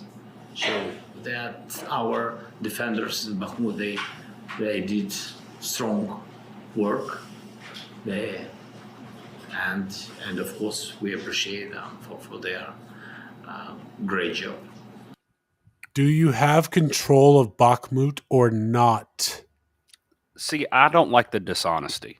He should say no, but instead he says, I do not believe this, for the simple fact that there is nothing left in Bakhmut. Everything is destroyed. As far like it just doesn't exist anymore. What Bakhmut? It exists only in our hearts. What? No, they did not take the Bakhmut in my heart. Still there. The real one, however, they did take, but we're not talking about that. Jesus Christ. This is insane, man. Mm-hmm. I feel like you should be doing this war stuff. I can. I think I'm right here. You remember last podcast where our defense secretary or something had said that they did a miscalculation on the money they sent over there, and they had actually shorted them. So they're going to send them another $2 billion. They think we're fucking stupid, man. This is a giant scam. Oh no, we have to send them. We fucked up. We didn't send them all the money. How would we even know at this point? We never got a full accounting of the money.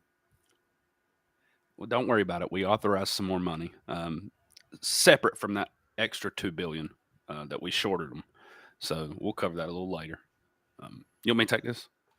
Yeah, do that. Maticus says you'd benefit from 16 to 18 hour intermittent fasting. Yeah, I do that. I do that often. I only eat I was watching Mac the other day.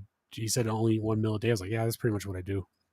I snack more than I should, but I'll do a 3-day fast with a colon cleanse. I'll do the lemon water with the cayenne pepper. You drink your weight in ounces of water for the 3 days, and it does a complete system reset, gets all the toxins out of your body. It's insane. So we sent them a bunch of F-16 fighter jets. Russia has issued a warning that it will shoot down U.S. F-16 fighter jets if they enter the Ukrainian airspace. The Russian Ministry of Defense conveyed the message stating that any unauthorized incursion into the Ukrainian airspace by foreign military aircraft would be seen as a violation of Russia's borders. They accused the United States of attempting to provoke conflict and made it clear that any incident involving U.S. jets would be the sole responsibility of the U.S. Russia also asserted its capability to detect and neutralize any threats to its airspace. The situation in Ukraine remains highly tense, and Russia's warning raises the stakes, adding to the already heightened tensions in the region. This, coupled with Russia's takeover of Bakhmut, only adds a sense of uncertainty to the outcome of this war. I feel the more time passes, the less people seem to pay attention to one of the world's most dangerous wars since World War II. Is anyone still even concerned of potential conflict between the U.S. and Russia? Let's just watch this. This is from CNN. Let's see how they're covering it. Cedric Layton is a CNN military analyst and retired U.S. Air Force colonel. And good to see you. F-16s, high on the shopping list for President Zelensky. Why is it significant that Ukraine receive these jets if they can? And what sets them apart, right? Why would they be a game changer possibly in this conflict? Yeah, Paula, the F-16 is a really interesting aircraft. It's been around for about 49 years, 40 plus of those really operational, and it is a This dude's fucking creepy. role fighter, so it can do both air-to-air and air-to-ground combat operations. So what that means is it's really versatile. It can be used in many different ways, and it also is an aircraft, depending on how it's configured, it can potentially use its electronic jamming capability to go after some of the Russian radars that are active in Ukraine and around the Ukrainian peripheries. So it's a very important aircraft. It's probably the best aircraft in terms of all the different capabilities that the Ukrainians could want, and it's probably the only aircraft that has all of those capabilities in one package. Okay. Man, I would want to fly one of those so bad. I hope in my lifetime they come out with like sports car versions of flying cars. Dude, you need to get a flight simulator. It'll change your life. No, I just want to fly for real. $5,000, I can get my pilot's license, and then there's this airport over here where it's like $500, but you can rent a plane and just go out for the day, fly to Colorado or wherever. Mm-hmm. So yeah, there are different tiers. So you'd start out like in probably like a little single prop, something like that. Yeah. What do you think about that though? They're sending they're 40-year-old planes, or they recently manufactured 40-year-old models. But we're already at what, the F-21s or the F-18s? 22s. 22s. Yeah. Yeah, that was the big deal that Trump worked on. So they're sending them subpar weaponry to fight Russia. Hell, at least they're not sending them our Raptors. Like, fuck them. If you ask me, what they're doing is they're just getting rid of our stockpile of any weaponry that we have laying around, getting it all out the door. And I thought about this. What do you think the insurance is like on these things? Do they take out insurance on them? Whoa! How would that work? See, I don't know. I've never heard anybody discuss this, but I mean, I'm sure they have some type of insurance on these vehicles. The vehicles, but then, that makes. I was thinking like the depots that have been being blown up are full of ammunitions, and I'm wondering if the military can just like have insurance claims on stockpiles of their munitions and whatnot, because we're talking about billions of dollars. Do you think they're getting payouts? There, dude? Possibly. They're getting paid to wipe us clean. We didn't say that, but it's possible. It's the Erroneous Podcast. So Zelensky gave, quote, flat assurance F-16s won't attack Russian territory. So the jets that he has in his possession, he's saying that he's given Russia the assurance that they will not fly into Russian territory. Well, Russia is claiming this area that, they have maintained control of, areas like Bakhmut, as Russian territory. So does that mean the F-16s are not going to cross over those borders? Or see, I don't know. Definitions are important here because I don't know what this means. It's ambiguous, and then also that's probably a lie because they're going to be running some kind of secret ops with them and get caught. Right. Blame it on Finland.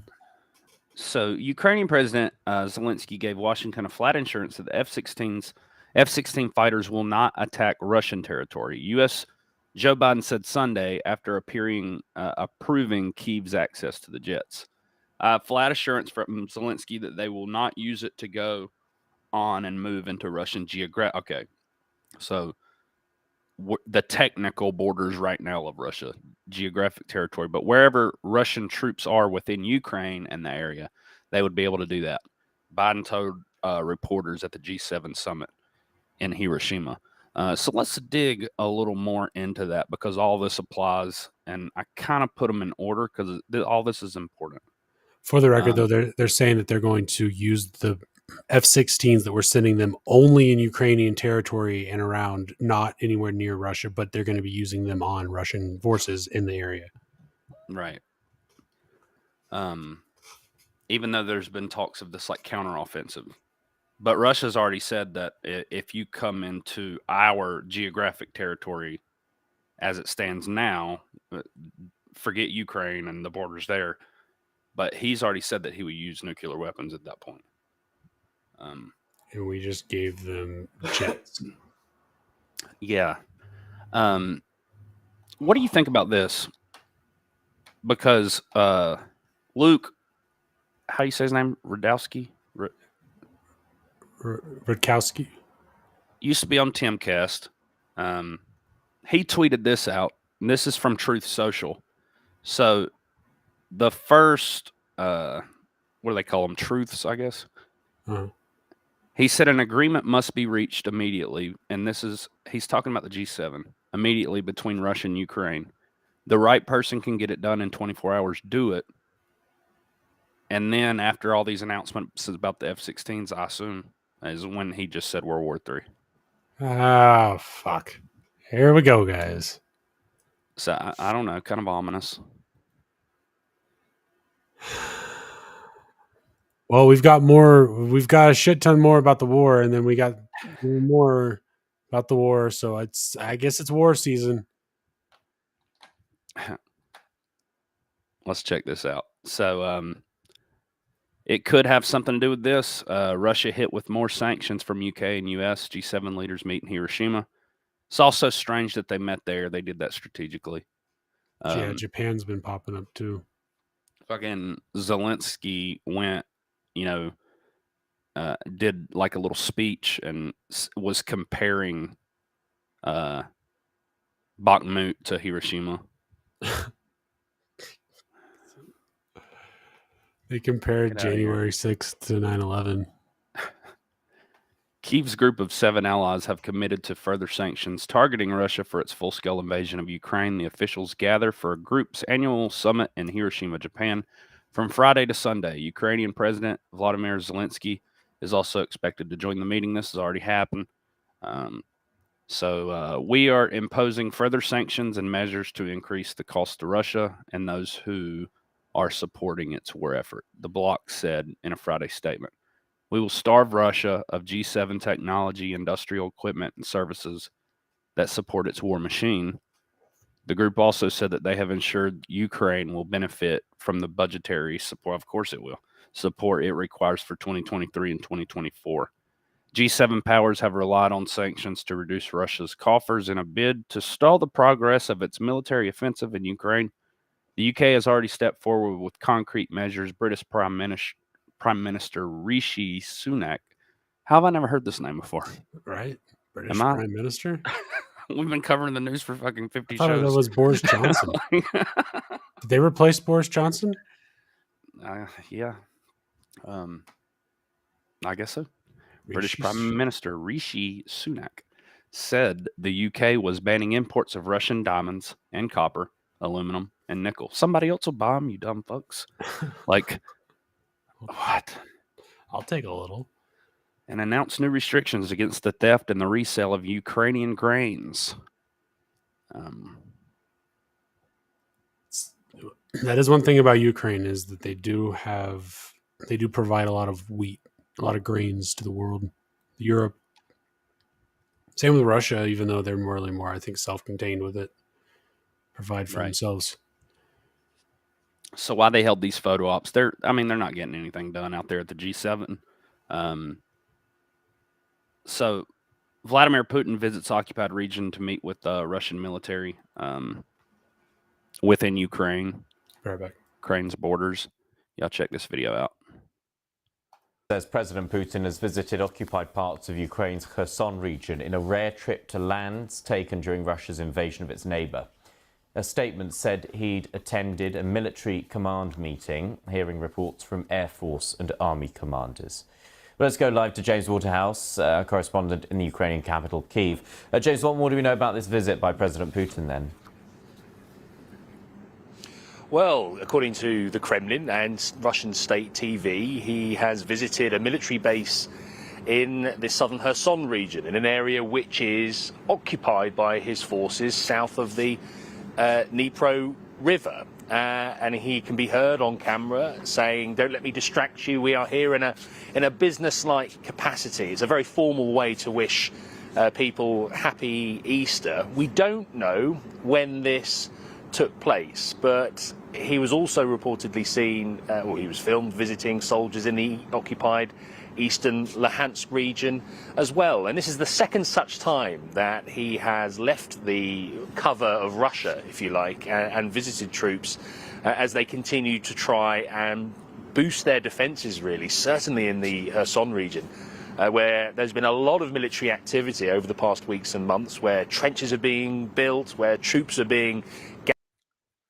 So there you have it. He's visited a couple times in the last month.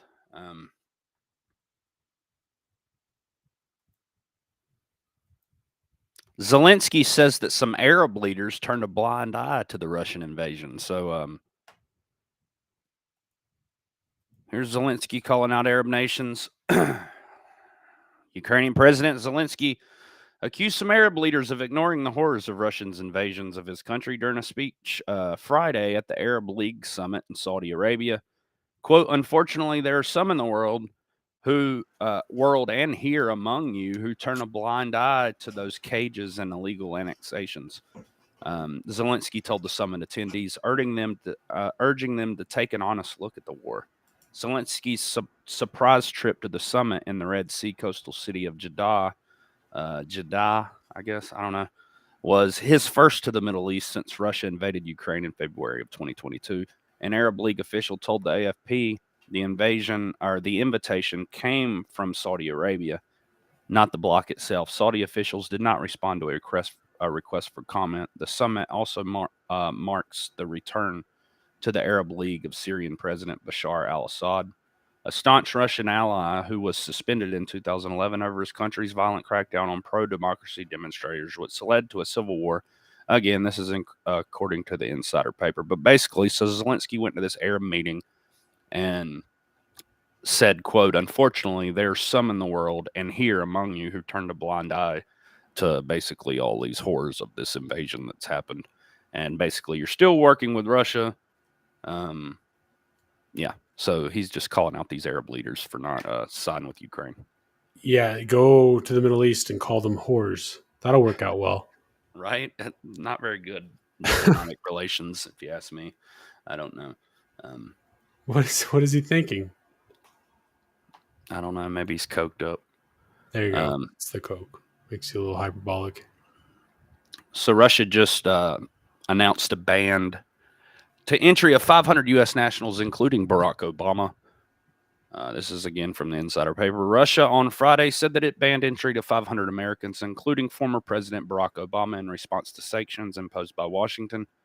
In response to its anti-Russia sanctions regularly imposed by the Biden administration, entry to the Russian Federation is closed for 500 Americans.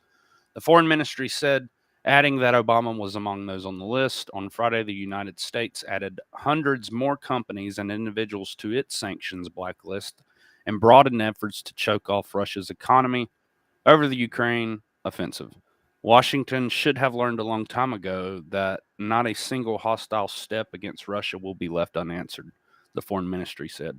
Among those listed were television host Stephen Colbert, Jimmy Kimmel, Seth Meyers, CNN host Aaron Burnett, and MSNBC presenters Rachel Maddow, Joe Scarborough were also included. Russia said that it had blacklisted senators, congressmen, and members of think tanks involved in the spread of Russia-phobic attitudes and fakes, and the heads of the companies that supply weapons to Ukraine. In the same statement, Russia said that it had denied consular visit to detained U.S. journalist Evan Gershkovich, arrested in March on claims of spying. The refusal was triggered by a refusal from Washington to issue visas to journalists traveling to the United Nations with Foreign Minister Sergei Lavrov in April. So, yeah, just a lot of back.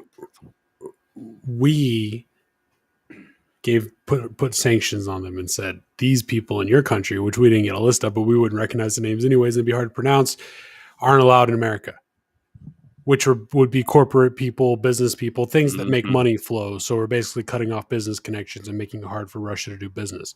So Russia on their end says, okay, fine, here's a list of people that's not allowed in our country. Right. But who the fuck's going to Russia? Nothing against Russia, but who's going there? Is Maddow, did she have to cancel a flight? Why is she going to Russia? I don't get it. Obama, really? Like, why? They don't like Russia. Why are they going over there? They said these people, what was the word that they, Russia-phobic. Anyone that they had deemed Russia-phobic, essentially spreading anti-Russian propaganda. So, I mean, I don't know. It feels a little bit like building a very questionably, built tree house on a tree in your backyard and then telling everybody they're not allowed up. It's like, well, okay, we didn't want to come up there anyways. You don't even have the weight capacity listed. Well, I mean, honestly, it should be these reporters' jobs if they were doing honest journalism to send reporters out there. Maddow. Yeah. We could still send reporters out. Like, no, but like they haven't, as far as, there's 500 people. I wonder how the whole list would probably, that's what I'm wondering. Are they like pointing something out? Is it Jeffrey Epstein's flight log? Is that the list? Or is there something more to the list? Because to me, it just doesn't make sense for them to be like, unless it's just like, all right, you want to be petty, we can be petty too. Here's our list. That's all it is. A bunch of pettiness. Like one for one. They even said it there, any measures that the U.S. takes will be met equally. Kenzie said Rachel Maddow should be banned everywhere. That's no funny. Shit. I can't stand that lady. And since Tucker's firing, this should be like eye-opening to everyone listening right now, because I know y'all don't watch that shit, but like she is the top-rated host now on mainstream news. That woman. Wait, what? Yes, she's averaging like 2 or 3 million viewers now a night or some shit. Beating everyone. Woman. But yeah, that's insane. She was the runner-up. Not even Hannity? I mean, no, he's kind of obnoxious. Yeah. I don't know, man. But yeah, she's beating Hannity.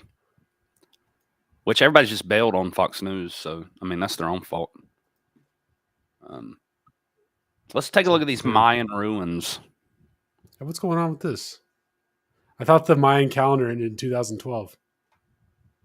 So these are hidden ruins that I'm assuming that they discovered with this like LiDAR shit. They've been scanning the, let's read it.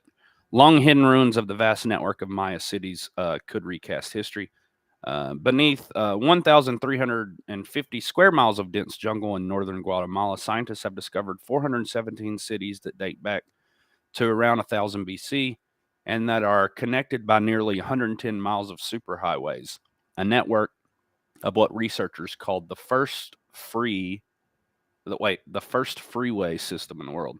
Whoa. Scientists say that this extensive, broad and city network, along with the sophisticated ceremonial complexes, hydraulic systems, and agricultural infrastructure suggests that the ancient Mayan civilization, which stretched through what is now Central America, was far more advanced than previously thought. Mapping the area since 2015, yep, LiDAR. I saw a documentary on this. LiDAR technology, an advanced type of radar that reveals things hidden by dense vegetation and tree canopy. Researchers have found what they say is evidence of a well-organized economic, political, and social system operating some 2 millennia ago. The discovery is sparking a rethinking of the accepted idea that the people of the mid to late pre-classic Mayan civilization, 1000 BC to 250 AD, would have been only hunter-gatherers, rovering bands of nomads planting corn, says Richard Hansen, the lead author of the study, about finding that was published in January, and affiliate research professor of archaeology at the University of Idaho. And these are some of the temples that they've discovered. Kind of crazy. Yeah, it's just lost civilizations in the forest.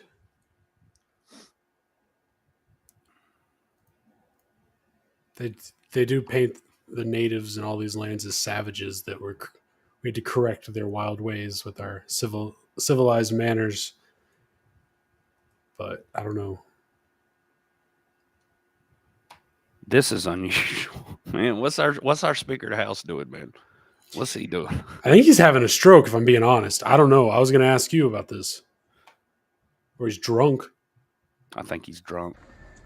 Mr. Speaker, I move adoption.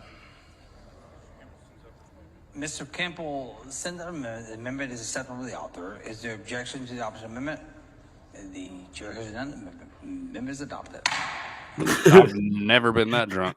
He said, "Woo!" And the amendment is adopted. To his credit, he's hanging in there. Mr. Speaker, I move adoption. Mr. Campbell, send the amendment is acceptable to the author. Is there objection to the opposite amendment? The chair has none. The amendment is adopted. Is there an objection to the amendment? Then it's adopted. The chair didn't even give him time to vote. They were asking for anybody who opposed. Yeah, but he didn't even give him time to oppose. Maybe they do it quickly.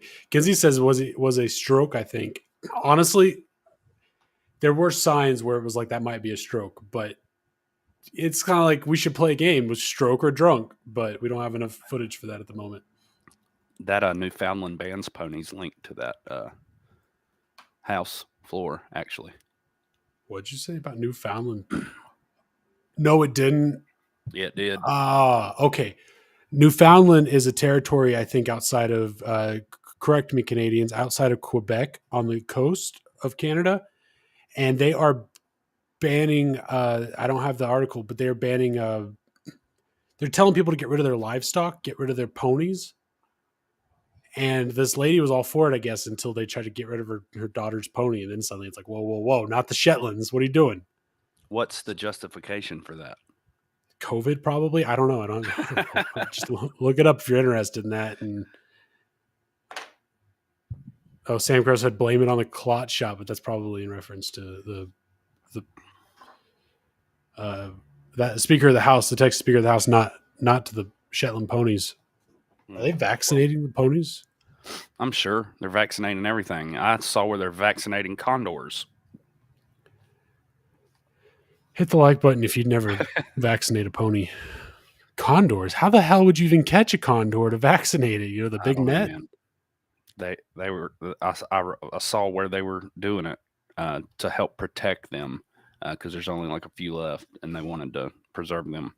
You know how you could like get a net with weights and put it across a stream and catch fish? Mm-hmm. You could do the same thing but with balloons. Okay. Think about it. Birds are the fish of the air. True. I see what you're saying. Well, speaking of Canada, Canada is committing to providing Ukraine and its people with military, financial, and humanitarian assistance they need. This is according to Trudeau. They're hugging and shit. Like, let's go out here and check this out.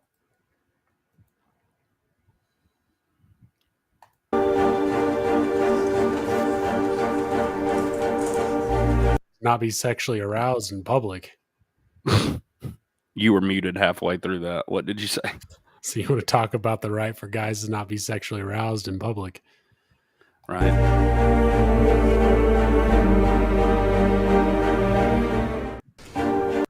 That's fucking... Arzak thought that condors were dinosaurs.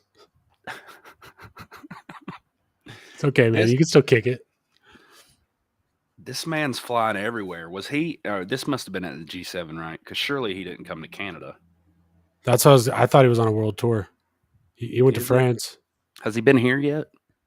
You think that should have been the first fucking stop. Well, I mean, he was here earlier, but that's the thing is he's going and getting money from other countries now. He already got our money for now. Plus, we owe him back pay apparently because we never gave him the full amount. So no, he's good with us. They are so now he's going shit, and getting money from the other countries. If anybody believes this, like, I don't know what's wrong with you. Anyways, no thanks. Let's see. Brandon Barrett. The debt ceiling. Biden set to send another $375 million in weapons to Ukraine. Forget the debt ceiling. U.S. President Joe Biden is reportedly set to announce another $375 million in weapons aid for Ukraine. The United States is to hand. Can you not repeat the same fucking thing 3 times? Every time. Why do they do this? Joe Biden is set to announce the new injection of guns and ammo imminently, with his government repeatedly shoveling billions of dollars worth of munitions to the country since it was invaded by Russia last year. According to a report, Politico said the aid being sent east will include more artillery rounds as well as armored vehicles and anti-tank weapons. The publication claims that the weapons will likely aid in the Ukrainian counterattack on Russian positions in the country, adding that there are likely months of hard fighting ahead. The package is being sent on top of an extra $3 billion worth of aid allocated to Ukraine earlier this month due to a so-called accounting error. Plus, we promised them another $5 billion over the next like 3 or 4 years or something like that, which we're probably going to front load. So we had an accounting error on coincidentally the same value of munitions that were destroyed in these attacks on these depots. Oh, so it's like those things never existed. Right. It said that was $3 billion worth of taxpayer money that blew up in those ammo depots. They just wrote them off. They wrote it all off, and they probably collected some kind of fucked up insurance off of it too. But instead of like writing it off as some kind of loss and like it, let's say it was insured some way, they didn't use the reimbursement. They just pulled more out of the taxpayer money. You know, fuck that. Man, I don't know. Well, so that's the thing about a stockpile that we obviously had is that it's valuable. It's got value. It's their assets. All of the ammunitions, all of the vehicle, everything's an asset, but it's not liquid. It's not cash. So they can't send it over to a country for them to spend on SUVs and cocaine. They got to send it over and get rid of it another way. And since they're not going to use it in this war, I guess they just let Russia blow it up. They basically put in a bunch of warehouses and gave them the coordinates. So they're blowing up. I mean, but yeah, to me, it seems like they are strategically draining our military reserves as well as our banks. I mean, they're just everything. The financial institutions, everything is being drained. The economy and the food. So let's not forget all the factors. I mean, I guess we're past that phase because there's less stories about that happening now. But I mean, hundreds of factories. We're down to very few, and those few that are left are, I guess, compliant in putting mRNA vaccines into the food. It's a big surprise there. The ones that are left would be okay with that. And then fake eggs. Can't even. I don't even trust the eggs you get from anywhere, Walmart, anywhere anymore. They're all fake, plastic. Insane. So the new Biden admin mandate will raise cost on mobile homeowners for Zero climate change benefits, experts say. It's according to the Daily Caller. The Biden administration's upcoming rules requiring stricter energy efficient standards for mobile homes will raise costs for low income home buyers while failing to meaningfully limit emissions, industry experts told the Daily Caller News Foundation. The Department of Energy's rules, set to go into effect May the 31st, 1 year after they were finalized, update insulation and ceiling requirements, among other efficiency standards for mobile homes, formerly known as manufactured homes, which the agency estimates could save the average consumer between $177 to $475 per year on utilities while boosting average manufactured home prices by $4,100 to $4,500. The rule will have an adverse impact on low-income home buyers via increased pricing. The median household income for manufactured homeowners is $35,000, according to the Manufactured Housing Institute, but will likely have negligible effect on carbon emissions. John Lesser, Manhattan Institute, told the DCNF. It's going to take them 10 years to get the savings back from what it's now going to cost for somebody. And also, I'd like to point out it was offensive to call them mobile homes. They're supposed to be called manufactured homes. You don't call them mobile homes because that implies, like trailer parks. You don't call them trailer parks because that implies white trash or some kind of trash. But now that we don't want people living in mobile homes and we want them to be more expensive and not make sense to purchase, now we're back to calling them mobile homes. That I don't know, man. Right. They want us all living in 15-minute cities.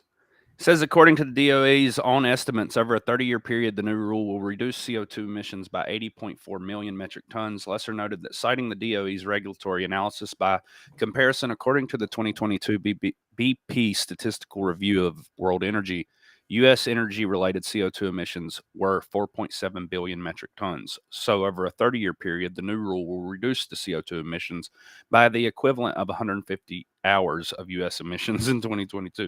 Obviously, this rule will have zero impact on the climate. So yeah, just another socket to the fucking middle class. Exactly. Yeah, it's hurting the middle class where they want them over a long period of time under the guise of some kind of climate regulation. And you know what it is? It's probably some little bullshit backdoor deal that they have with this company. Like maybe they require a certain grade, adhesive insulation or some specific product has to be put there. Well, you have to buy that product from this company. That company makes money, Oh yeah, don't doubt. Yeah, shit like that. Contracts. That's crazy. Well, somebody's making a killing off this new rule that does nothing but increase the cost for us. The NAACP, man. Hold on. Oh no. Is this yes, it is. So they have issued a travel advisory on African Americans going to Florida. Said that DeSantis is has hostile policies toward African Americans. Let's watch this video. So it says the NAACP issued a travel advisory discouraging tourists from visiting Florida to protest Governor Ron DeSantis policies, which the civil rights group claim are hostile to.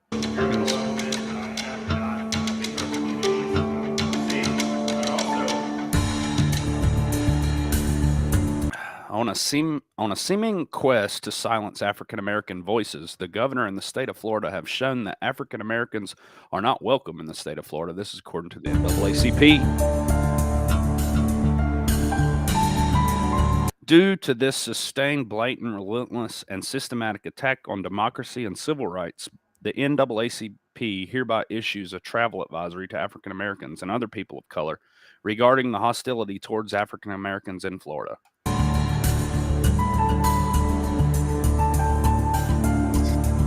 I just want to say, what African American is taking advice from the NAACP at this point? Like, who gives a fuck? Seriously. People who want something to bitch about.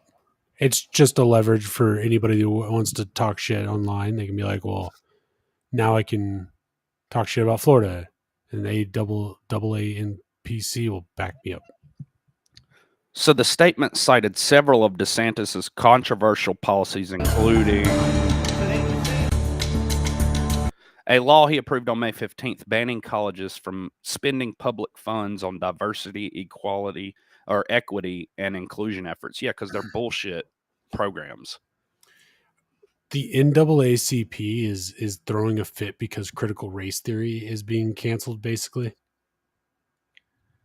Yeah, and what's crazy is that the left is actually advocating for segregation on campuses. Wow. We've gone back. See, that's just like the bathroom thing. It's like you're putting it to a point where we're going to have to all go shit in the yard together because there's no other way around it. And if y'all don't believe me, sorry, Jay, but we're going to cover in a second that where UC Berkeley hosted its first annual black graduation ceremony. So if you're white, you can't attend. You know what? As a white person, I'm offended by that. That's racist, man. Sam Crow said hi to you. He wants to know where your mason jar is. It's in the kitchen. What's up, Sam? If you're going to do a shtick, you got to stick to it. Yeah, I know. And the blocking of an advanced placement African American studies course in the state's public schools because he said it lacked educational value. I'm sure it did. I don't know much about it, but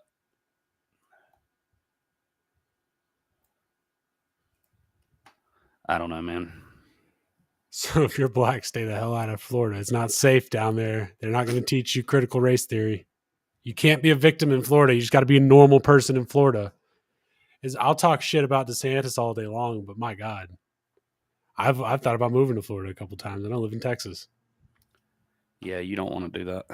There is video of a bunch of black teenagers wilding out in Miami, jumping on police cars from a couple weeks ago that we played. But, you know, they're not getting critical race theory, so that's harmful for them. Right. I mean, it's either you're in Florida, here's what it is. A lot of it's hood, or you're going to be in like a really liberal area and have to deal with all that bullshit. That's what Florida is. Like, yeah, the beaches are nice. They're okay. I've had better. Like, it's not even that big of a deal. I really like the Cuban culture and food. Yeah, there's a lot of that down south. So there's also like apparently an increase of shark bites. So this one bit someone on land. What? White land sharks? We've got land sharks in Florida? For the third time this month, there's been a shark bite in the Florida Keys. On Friday, a fisherman was hospitalized after a shark bite. Deputies said, and this time the shark struck while on land. At around 8 p.m., the 35-year-old was fishing off a dock in Flagship Drive. In Summerlin Key, the Monroe County Sheriff's Office said that the shark was on the dock when the shark was on the dock with the angler with the angler. Jesus Christ! When it took a bite out of his foot. It's unclear if the man, who was not identified, reeled in the shark or how it ended up on the dock. I'd be willing to bet that he probably caught the shark and it bit him. Hey. So yeah, no, the shark was just sitting on the dock watching the sunset, mind his own business. Dude walks up, tries to bum a cigarette off him, asks him for a $1 or something, gets bit. Then he blames the shark. Man, all right. So May has already seen 3 shark bite incidents, including to the newest bite. In Monroe County, Dr. Gavin Naylor at the University of Florida's Program for Shark Research says this is to be expected moving into the summer. As the water warms and people get into the water, we expect to see more shark bites in Monroe County. Makes sense to me. On Thursday, another man was bitten on the leg when he was out spearfishing off the Middle Keys in the city marathon. And local 10 News spoke to the fisherman, 20-year-old Kevin Blanco, who said that it felt like I got hit by an F-150. He was about 70 feet underwater. Oh shit! What? Okay, yeah, he was spearfishing. He was snorkeling. Oh. He was about 70 feet underwater with his friends when the attack happened. He told the station he felt an excruciating pain after being bitten. On May the 5th, 22-year-old Ethan Wilder was spearfishing when he was bitten on the leg by a shark near Davis Reef off the Upper Keys. Naylor said that these are the types of encounters that happen during spearfishing, surfing, or unhooking sharks from caught nets are classified as provoked attacks. Statistically, unprovoked attacks are more common. Majority of the provoked shark attacks happen in low visibility water because sharks can't see what they're doing, Naylor said.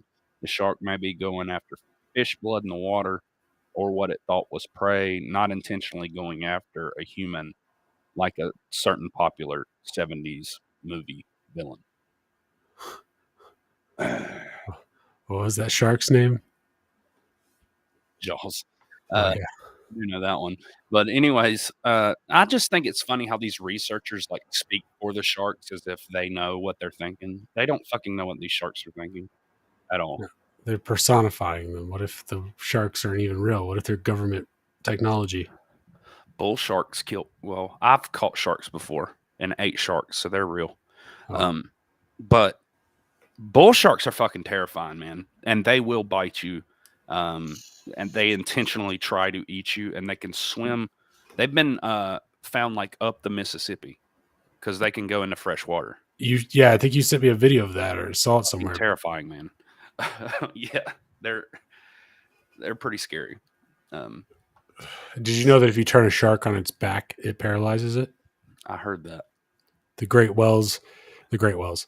killer whale. There's a gang of killer whales in Los Angeles that know how to do that, and they're teaching their young ones how to turn great whites on their back. And then so what they do is one of them gets them to chase, and then another one comes from the side and basically T-bones the shark and flips them over.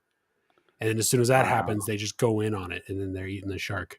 But now they're doing it to boats, so they're getting a lot ballsier. Now I think they're going to start eating humans. I don't know what's going on with that, but that's what happens when you don't take care of the gangs and the oceans. You know that they pee through their skin. I didn't know that, but did you know we kind of do too? No, but like they pee through their body, their skin. How does that? But like we sweat. What is isn't that what you mean, or is it like a full on? They pee. If you don't brine the meat, it tastes like urine, shark urine. Are you talking about sharks? Yeah, I thought that's what we were talking about. I killer whales, but now I'm wondering. Oh shit, killer whales, how they pee. I never thought about how I didn't even. Do you have to hydrate because you're in the water? You're of the water. I don't know if they're drinking or if they're just like drinking blood. I don't know. I know that the water flows through their gills and that's how they breathe. I don't know if sharks drink.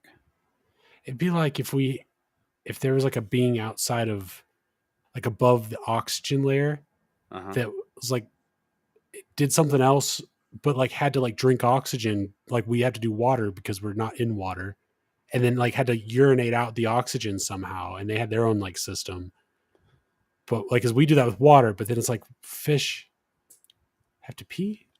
Have you ever examined gills up close? No. It's gross looking. Not the outside of it. Inside, they have these things that hang down and they're red. They're real bright red colored, like fleshy, dangly looking things. And it's just gross looking. I say no, but they, the boys on HBO, the fish guy, he's got gills, and this chick shoves her hands inside of him. Like she was getting on with him, and like he wasn't into it, but she was. And but when she did, it made this noise, and you just saw the fingers kind of slide up into those things you were just talking about, and it's not cool. Right. So, a mystery buyer out in California has purchased the Eagle Mountain ghost town for a whopping $22.5 million. No one knows who he is, why he's purchasing this, but it is an abandoned town out in California. So, a road diverges in the Yellow Flats along the outer rim of Joshua Tree National Park. For those of y'all who don't know, this is just east, kind of maybe directly east of LA, not too far from LA. So Joshua Tree National Park. The 2 lanes in the middle of the desert peel off the Interstate 10 about an hour and a half from Palm Springs. They break at the entrance of the East Mountain, a ghost town in the California's desert that has attracted continuous attention since its untimely end in 1983.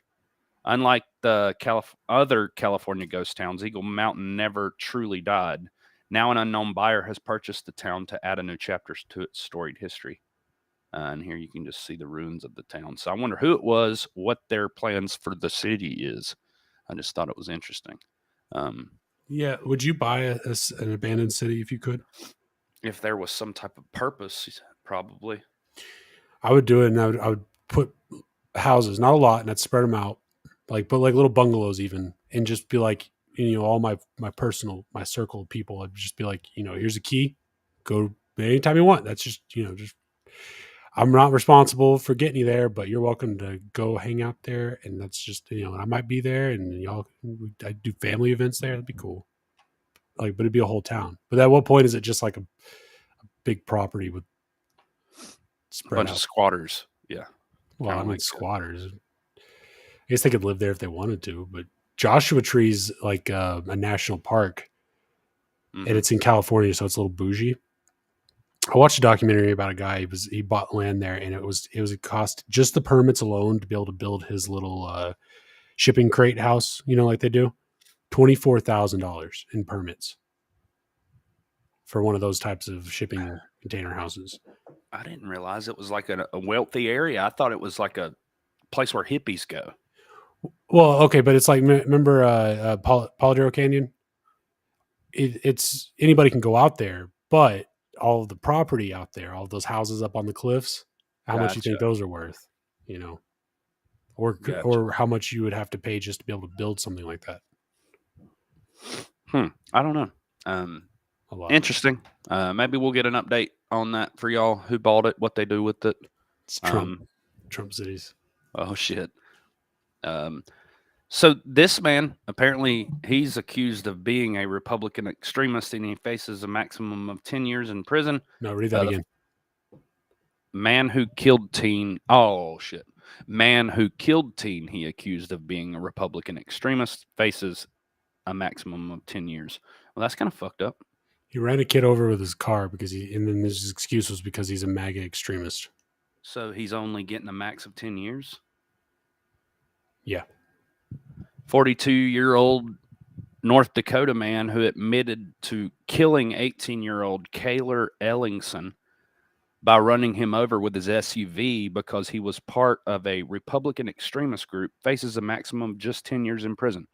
Shannon Brandt was initially charged with the vehicular manslaughter, but prosecutors upgraded the charge to murder in September. Brandt said that he was afraid of Ellingson, or he was afraid Ellingson was part of so he didn't even know, was part of a Republican extremist group, that he was afraid they were coming to get him. So this dude's crazy. Okay. I bet you they got him off on some type of not guilty by reason of insanity type shit. According to reports, he then hit and ran over Ellingson with his car, killing him. After visiting the scene where the incident happened, deputies went to Brandt's house in Glensfield, North Dakota, which is about 12 minutes from the crash scene.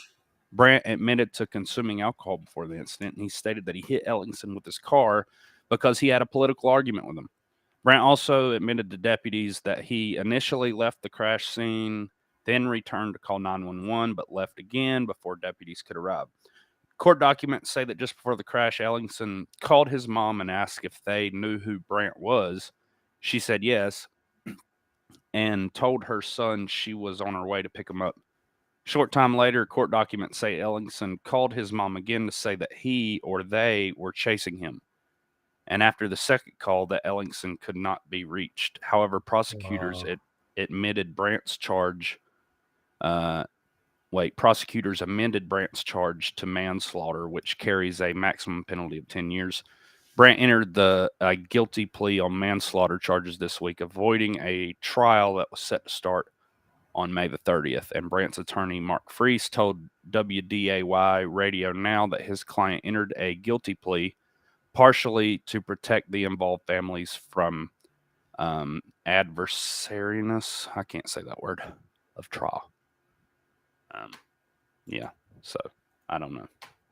Welcome, Kat. She said I shaved episode 50. Big moments. That's right. I didn't actually put that together, but maybe that's why I shaved. Subconsciously, I knew I needed to look good. And boy, do I look good. So that same type of victim, I'm the victim, therefore I get to run you over with my car shit, is the same shit that we're looking at with all of these trans activist people and several other types, like not just them. Basically, anybody out there that's whining and crying about shit and making excuses for their poor behavior instead of looking inward are doing the same thing. But it almost feels like that is a mental pandemic in itself. But I don't know what that kid was doing, but his mom called him and he was like, I'm being chased. And then she called him again, and there was no answer. So at some point between that answering the phone and being told, hey, somebody's chasing me for a political conversation that I had, a drunk man is chasing me with his car. And then the next phone call, he was ran over and murdered with that car. And then the guy that did it gets 10 years. And I feel a little politically charged by it on the right side. Ginny said it's not right. And you're right. It's not right. It's left. It's very left of them to do that. Yeah, just like don't murder people. How about that? Is it that hard? Did you come up with that? I mean, it's kind of already a law. See? Just because you make something a law doesn't mean you're going to prevent it from happening. Sam Crow said the kid was black. Was he? A black right extremist. Thank God the guy stopped him with his car. Who knows what he would have done? I guess Barr's supposed to get prosecuted. According to Bannon. Let's check it out. Of the cases out there right now, the one I'd be most concerned about if I were the former president is the Mar-a-Lago document case. It doesn't go a lot on intent or anything like that. It's very clear that he had no business having those documents. He was given a long time to send. So this isn't pertaining to that. But it says former White House strategist Steve Bannon issued a warning on Friday to ex-attorney general Bill Barr for recently criticizing Donald Trump. Barr said in an interview on Thursday with CBS News that Trump is very exposed legally in his alleged mishandling of classified documents that were seized by the FBI agents from the former President Mar-a-Lago's estate in Florida last August. Trump is now being investigated for illegally keeping the documents, which he took from the White House after leaving office in 2021. The former president has maintained his innocence in the case and claimed that he declassified them before transferring them to Mar-a-Lago. Trump's claim of automatically declassifying the documents when they were placed into boxes is, quote, not going to fly. Barr added during the interview, I've said all along that these cases out there right now. I've said all along that of the cases out there right now. The one I'd be most concerned about if I were the president is the Mar-a-Lago documents case. If that's all he's got to worry about, he's fucking good. You know what? Because at first, I'm like, that's a dumb thing to say because there's nothing to that. But if that is the worst that he has to worry about, this is insane, man. That and the vagina cat lady, right? But $5 million's a drop in the bucket for that guy. We touched on this, or you pulled something up last podcast about the 14th Amendment, or maybe it was the one before. Mm-hmm. So I guess now Biden is teasing the 14th Amendment authority on the debt ceiling. This is according to Axios today. So President Biden chided House Republicans on Sunday for their debt ceiling proposal and called on them to move from their extreme positions. Much of what they have already proposed is simply, quite frankly, unacceptable, Biden said from Hiroshima, Japan, on the last day of the G7 summit. Republicans are seeking a debt ceiling deal which would cut government spending. Biden said Sunday that he is willing to cut spending, but added that we have to also look at the tax revenues. The big picture, Biden's remarks come after the House Republican negotiators declined a Friday offer from the White House to freeze government spending in a 2024 budget as part of the deal to raise the debt ceiling. I can't guarantee that they wouldn't force a default, Biden said. of the House Republicans. But he emphasized that our teams are going to continue working. And House Speaker Kevin McCarthy told reporters later Sunday that he and Joe Biden had a productive phone call. See, what do you think about that? The 14th Amendment, basically, the part of it that they're talking about using is, from what I gather, says they get to pay the government's bills regardless if there's money or not, because it's the government.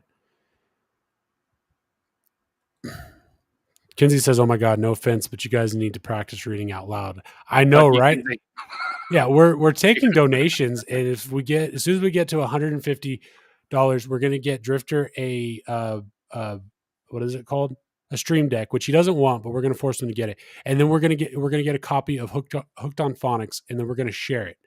We're going to split it, the activation key, and then we'll get back to you. Yeah. I promise we're working on it. And this is practice. We practice every Sunday, Tuesday, and Thursday. So eventually we'll get better, right? Yeah, you would think after 50 episodes. I kind of want to go back and listen to how I would read an article back then. Right. And I don't necessarily think it's my reading ability. It's like more so just my speaking ability in general. Yeah. Don't give us that much credit. We don't know how to talk good either. And you know what else too is some of the articles have long line links. Some of them have short, long links. They all use these big words. They just throw shit at you. Some of them like to make a story and alliterate and take you down a rabbit hole. They repeat things that annoy you. And then you we both kind of do this thing where we're like, we just want to comment real quick and then we lose our place. But if you notice, other streamers don't read full articles. You know who does? I saw this guy, Pixel, oh man, I followed him on the podcast channel. What's his name? Pixel something. Anyways, that guy is my hero in terms of reading articles because he can just flow through these articles with all the words. And so I might take some notes from him. But either way, we are what we are. It's the Erroneous Podcast. Right. You know what? What? We're better at speaking and we're better at reading than the President of the United States. Damn. So you just made me feel really good. Okay. So. And there's a lot of other, for example, the idea that we're, in terms of taxes, that they refuse to, for example, I was able to balance the budget and pass everything from the global warming bill. Anyway, I was able to cut by $1.7 billion in the first 2 years the deficit that we were accumulating. And because I was able to say to it that the 55 corporations in America that made $400 billion, or $400 billion, that they pay zero in tax. Zero. Y'all heard it. It's like an audio test. And he's like totally wrong here. He just says he ensured that they pay $0 in tax, talking about those corporations. So like he's totally fucked up. And he talks about cutting the deficit. I added this in because I wanted to show everybody. Technically, yeah, but here's the deficit data. This is from treasury.gov. Let me just pull this up real quick and show y'all the difference here. All right, so there's our deficit, by the way. I mean, it's fucking massive. Anyways, let's scroll down. Let's go down to by year. So this is 2019. Biden takes office. Look at the deficit. Almost damn near triples when Biden takes office. Then he's saying that this year he's lowered the deficit by 1.7 trillion. Well, he fucking raised it from 0.98 trillion to 3.13 trillion in COVID. The year of 2020. 2020 was Trump. Well, it wasn't so much that it was Trump, but it was all the COVID stuff. It was the first omnibus package I'd ever heard of, and all the relief aid and et cetera. But I just want to point that out, just to be clear, that giant hike was during Trump's presidency. I mean, it is what it is, but COVID happened. But I mean, just look. Okay, so he's lowered at 1.7 trillion. So from When did Biden take office? 2021 January. January. Okay. So this is this year, 1.7 drop. It's still, you can track what Trump did. So he took office in 2016. Mm-hmm. You see this slight little curve, and he was, I think he started basically on the military, increase in spending there. I'm trying to think of the things that he was really pumping money into before COVID hit. Yeah, it was all like very subtle infrastructure things.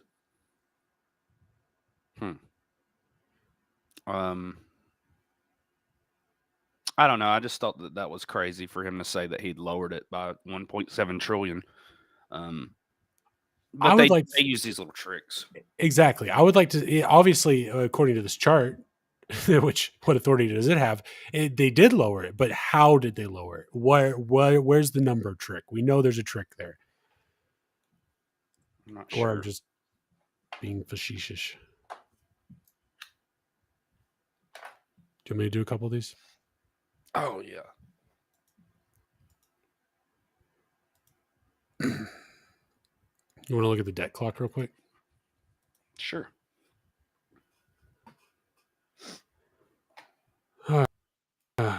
Our national debt's currently at $31 trillion, almost $32 trillion. This is that, I thought that was the deficit. Where's the deficit on here? I know it shows it somewhere. It does the math, but it's basically like this stuff in the red minus this stuff in the green. That's why you get the deficit. Right there. U.S. it's in the red on the left side, right up underneath the top row, right up underneath debt per taxpayer. Debt per taxpayer Down. right here. Right there. Oh, it's 1.4 trillion. I thought it was higher. I thought it was like 9 trillion. U.S. federal spending. I don't know. So like that's nuts. But all I wanted to, I just like to look and see. No, all right, we're good. Liability per citizen actually went down $5,000, so you should expect a refund if you've paid your part. That's how this works, right? What does that mean? What? Dollar to crypto ratio. Which one? That's new. 16.15 to 1. What are they talking about? Can you click on these?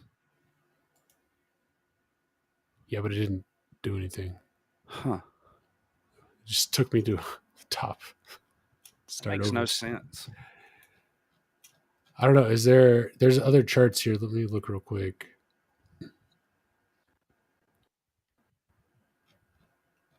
The app is really cool. You get all kinds of stuff that's not on here, but I don't see crypto. That's new. Good eye. I was just going to say, still not tracking gold, which is odd.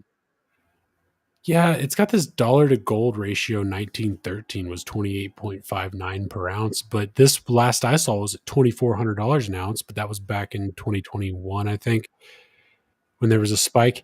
This was at like $30 an ounce. Or no, that's not the case. This was at 24,000 last I saw it, and this was at 3,000 last I saw it. And ever since we've been doing this podcast and we've been looking at this thing, it sits at zero. It's like they zeroed it out because they're not allowed to show us the real value, or it was wrong the whole time, or there's got to be a reason why they did this. And I don't even know who runs this site. There's no copyright notice, just an app. I don't know if this is a company or if this comes from it's an .org website. Organization, yeah. So it's some type of nonprofit. I don't know. Maybe it's aliens. I should dig into that one day. Try to figure out who started this whole debt clock thing. It's Doc Brown from Back to the Future. Oh, wrong freaking screen. We've already did this next one too. That's the speaker stuff. How is it possible Joe Biden never seems to know where he's going? Oh, never mind. I'm tripping. No, he's tripping. No. Thank you very much. Thank you very much. Very much. Domo arigato. So embarrassing. Look, Finger and guns. yeah, they just ignore him. They don't even acknowledge that he asked the question either.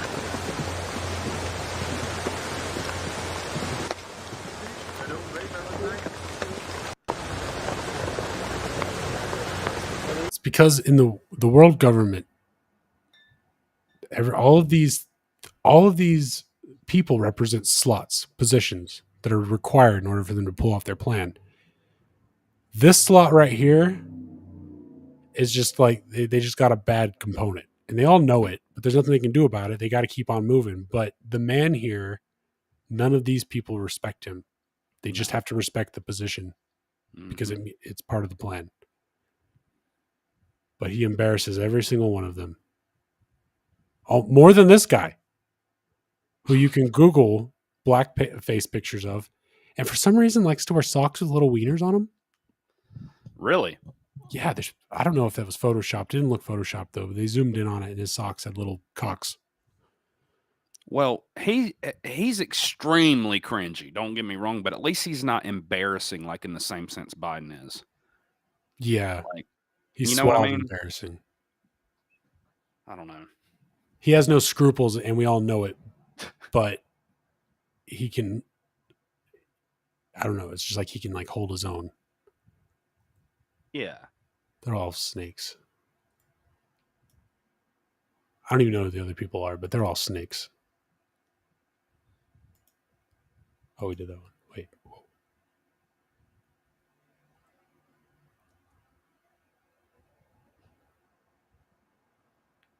We didn't do the Tulsi one. Oh, I see. I see what happened there. I gotta get rid of that.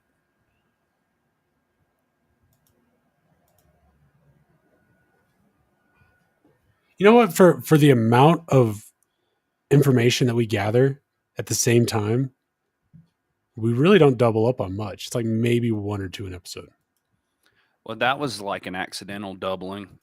One of us copied the wrong link and posted it into that other thing. Oh, it's probably me. What did I just share? I cannot get this right. Crashing off in them energy drinks, man. I think so. Saw that fucking. For this, that'll help. It's that mRNA and that fucking cheesecake you ate last night. It wasn't even that good. I expect more out of cheesecake. Did it at least have a topping? You said it was strawberry, right? Yeah, it had a little strawberry drizzle. I'm a fan of the cherry. You know what I don't like is graham cracker crust. It just seems like it's just too much for me. Mm-hmm. But they put it on the cheaper cheesecakes. And I don't know what else you use, or maybe I just want the cheesecake by itself. I don't know what I was wanting. Probably like a fried dough. I got a wild hair up my ass one day and made a pistachio crust, and that shit was so good, but really expensive to make. So I've never done it since, but it was probably the best crust I've ever had. How does that work? You just crush up the nuts? So you grind them into like a meal, and then you blend it with some other things like, let's see, what were the exact ingredients? I think there was some flour in there, and some other things, butter, I think. I don't remember exactly. But anyway, so it turns into a dough, a kind of a gritty dough that you just press into the pan, and you put beans in it, if I remember correctly, like dry beans to keep it from rising, and then you bake it, and it hardens, and it turns into this crispy crust, and then you take that out, then you make the pie, you put it in the crust, and rebake it. So it actually gets baked twice. But that shit was so good. It sounds like a lot of work. It sounds good though. That's probably what I'd like better because the graham cracker, especially when the ratio is all off on that. But I don't. Have you ever done it with graham cracker? It's just graham cracker and butter. I think you just mesh it up together. But the graham cracker was dough at some point, so I guess that makes sense. It's already got a lot of the ingredients. I'm trying to remember the significance of these beans, but I think you line the whole bottom of the pie crust with dry beans. And I can't remember if you do that after you take it out or while you bake it, but I think you do it while you bake it so it doesn't. What kind of pie did you make? Do you bake to be honest, Dude, I'm pretty sure it was a cheesecake. If I'm Like pistachio cheese. Cheesecake is my favorite cake in the world. It really You know, is. I know cheesecake. Mine too. But like God, you know, you know better than that. you can mix cheesecake with everything. So you can have like you can have a pumpkin cheesecake pie. Right. Has anybody ever tried like a cheesecake pecan pie? Because I like pecan, but the syrup that you use to make it is the pecan pie. It's too much sweet for me, and I've never had it with cream cheese. I wonder if you could do like a cream cheese layer, some pecan pie filling. Dude, sometimes I'll just get in these weird moods where like I'll be watching like the Cooking Network or whatever it's called and be like, I'm gonna fucking try that. Yeah, me too. I made a homemade apple pie one time with all the lattice work and shit. Yeah. Did you really? Fuck yeah, dude. You ever get really high and then you find a recipe and then you end up at the grocery store and you spend $80 on ingredients and you go home, you spend all night cooking on it, and then you just like you eat it, but it's like, okay. Kenzie says she still has some of the strawberry cheesecake ice cream cake. Oh my god, that sounds fucking good. Erzak says, ice Drifter, cream? you put the parchment paper in the uncooked dough and then put the beans on it so it don't rise. See, that's what I said, right? It's been a while. It's been like a I couple just years. didn't know you. I didn't know you baked a cheesecake. No. But you could different kinds of cake that might have cheesecake in them. Well, you have to bake the crust first. Oh, I don't. By Well, see, I don't itself. think you have to do that. Oh no, you do have to do that with a cheese with a.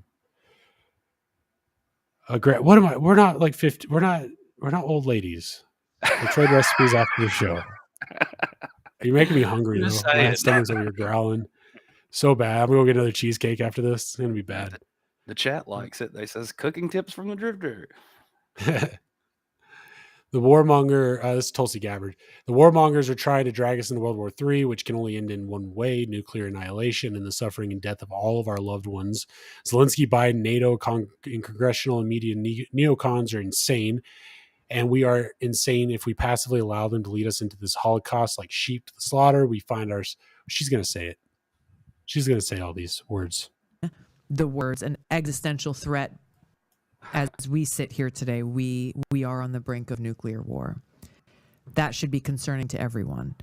It should be even more concerning that we have people in positions of consequence and power and influence, both those who hold public office in the highest offices of the land, as well as those who don't, but who are just as influential, talking about the prospects of nuclear war as though it is just like any other kind of war, talking about the fact that Putin and his government has changed their policies to make it so that they can deploy nuclear weapons, whether they be tactical nuclear weapons or strategic nuclear weapons, if they feel that they are facing an existential threat, specifically omitting the words an existential threat because of a nuclear threat or nuclear weapons.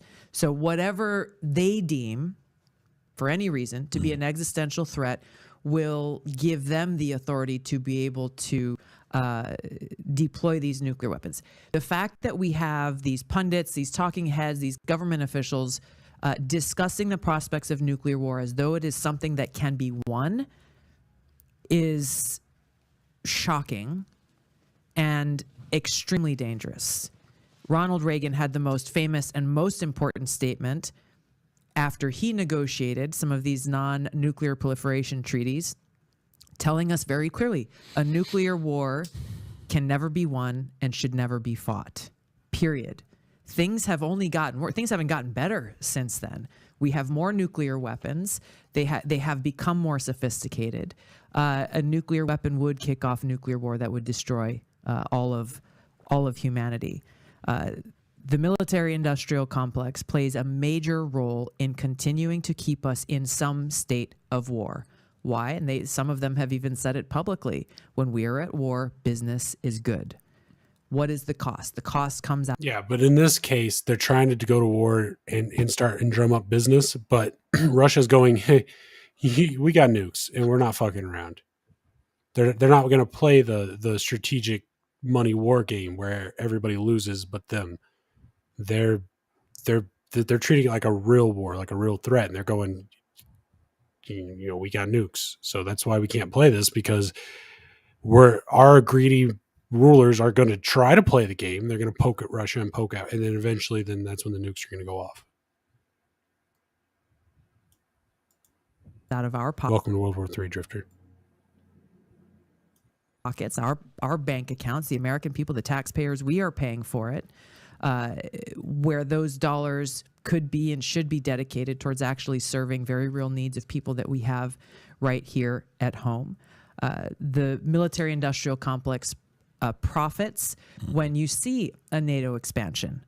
That because who are the people that these NATO countries are buying weapons from? They're buying the weapons from our military-industrial complex. When you look at the U.S. footing the bill for NATO, number one, we should be able to ask questions like, why does NATO exist? Why are we the ones who are predominantly funding NATO? Well, with the predominantly of funding of NATO comes the very same leverage we were talking about earlier.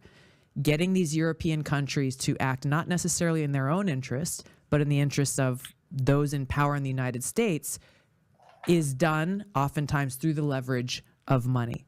So when Trump is saying, hey, you guys got to pay your own way, pay the 2%, my gosh, pay the 2% of your GDP that the rules require. Common sense.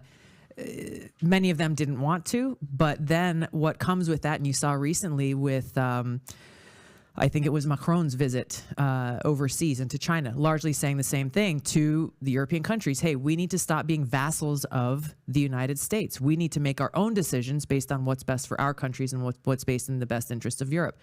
The criticism he got for having the audacity to say, hey, we should act in the interest of our own countries says everything that we need to know about the power and the influence and the money that goes behind these decisions. So there's an economic cost, of course, to us and the American people in our country, and there's the cost that comes to our safety, our security, and our freedom.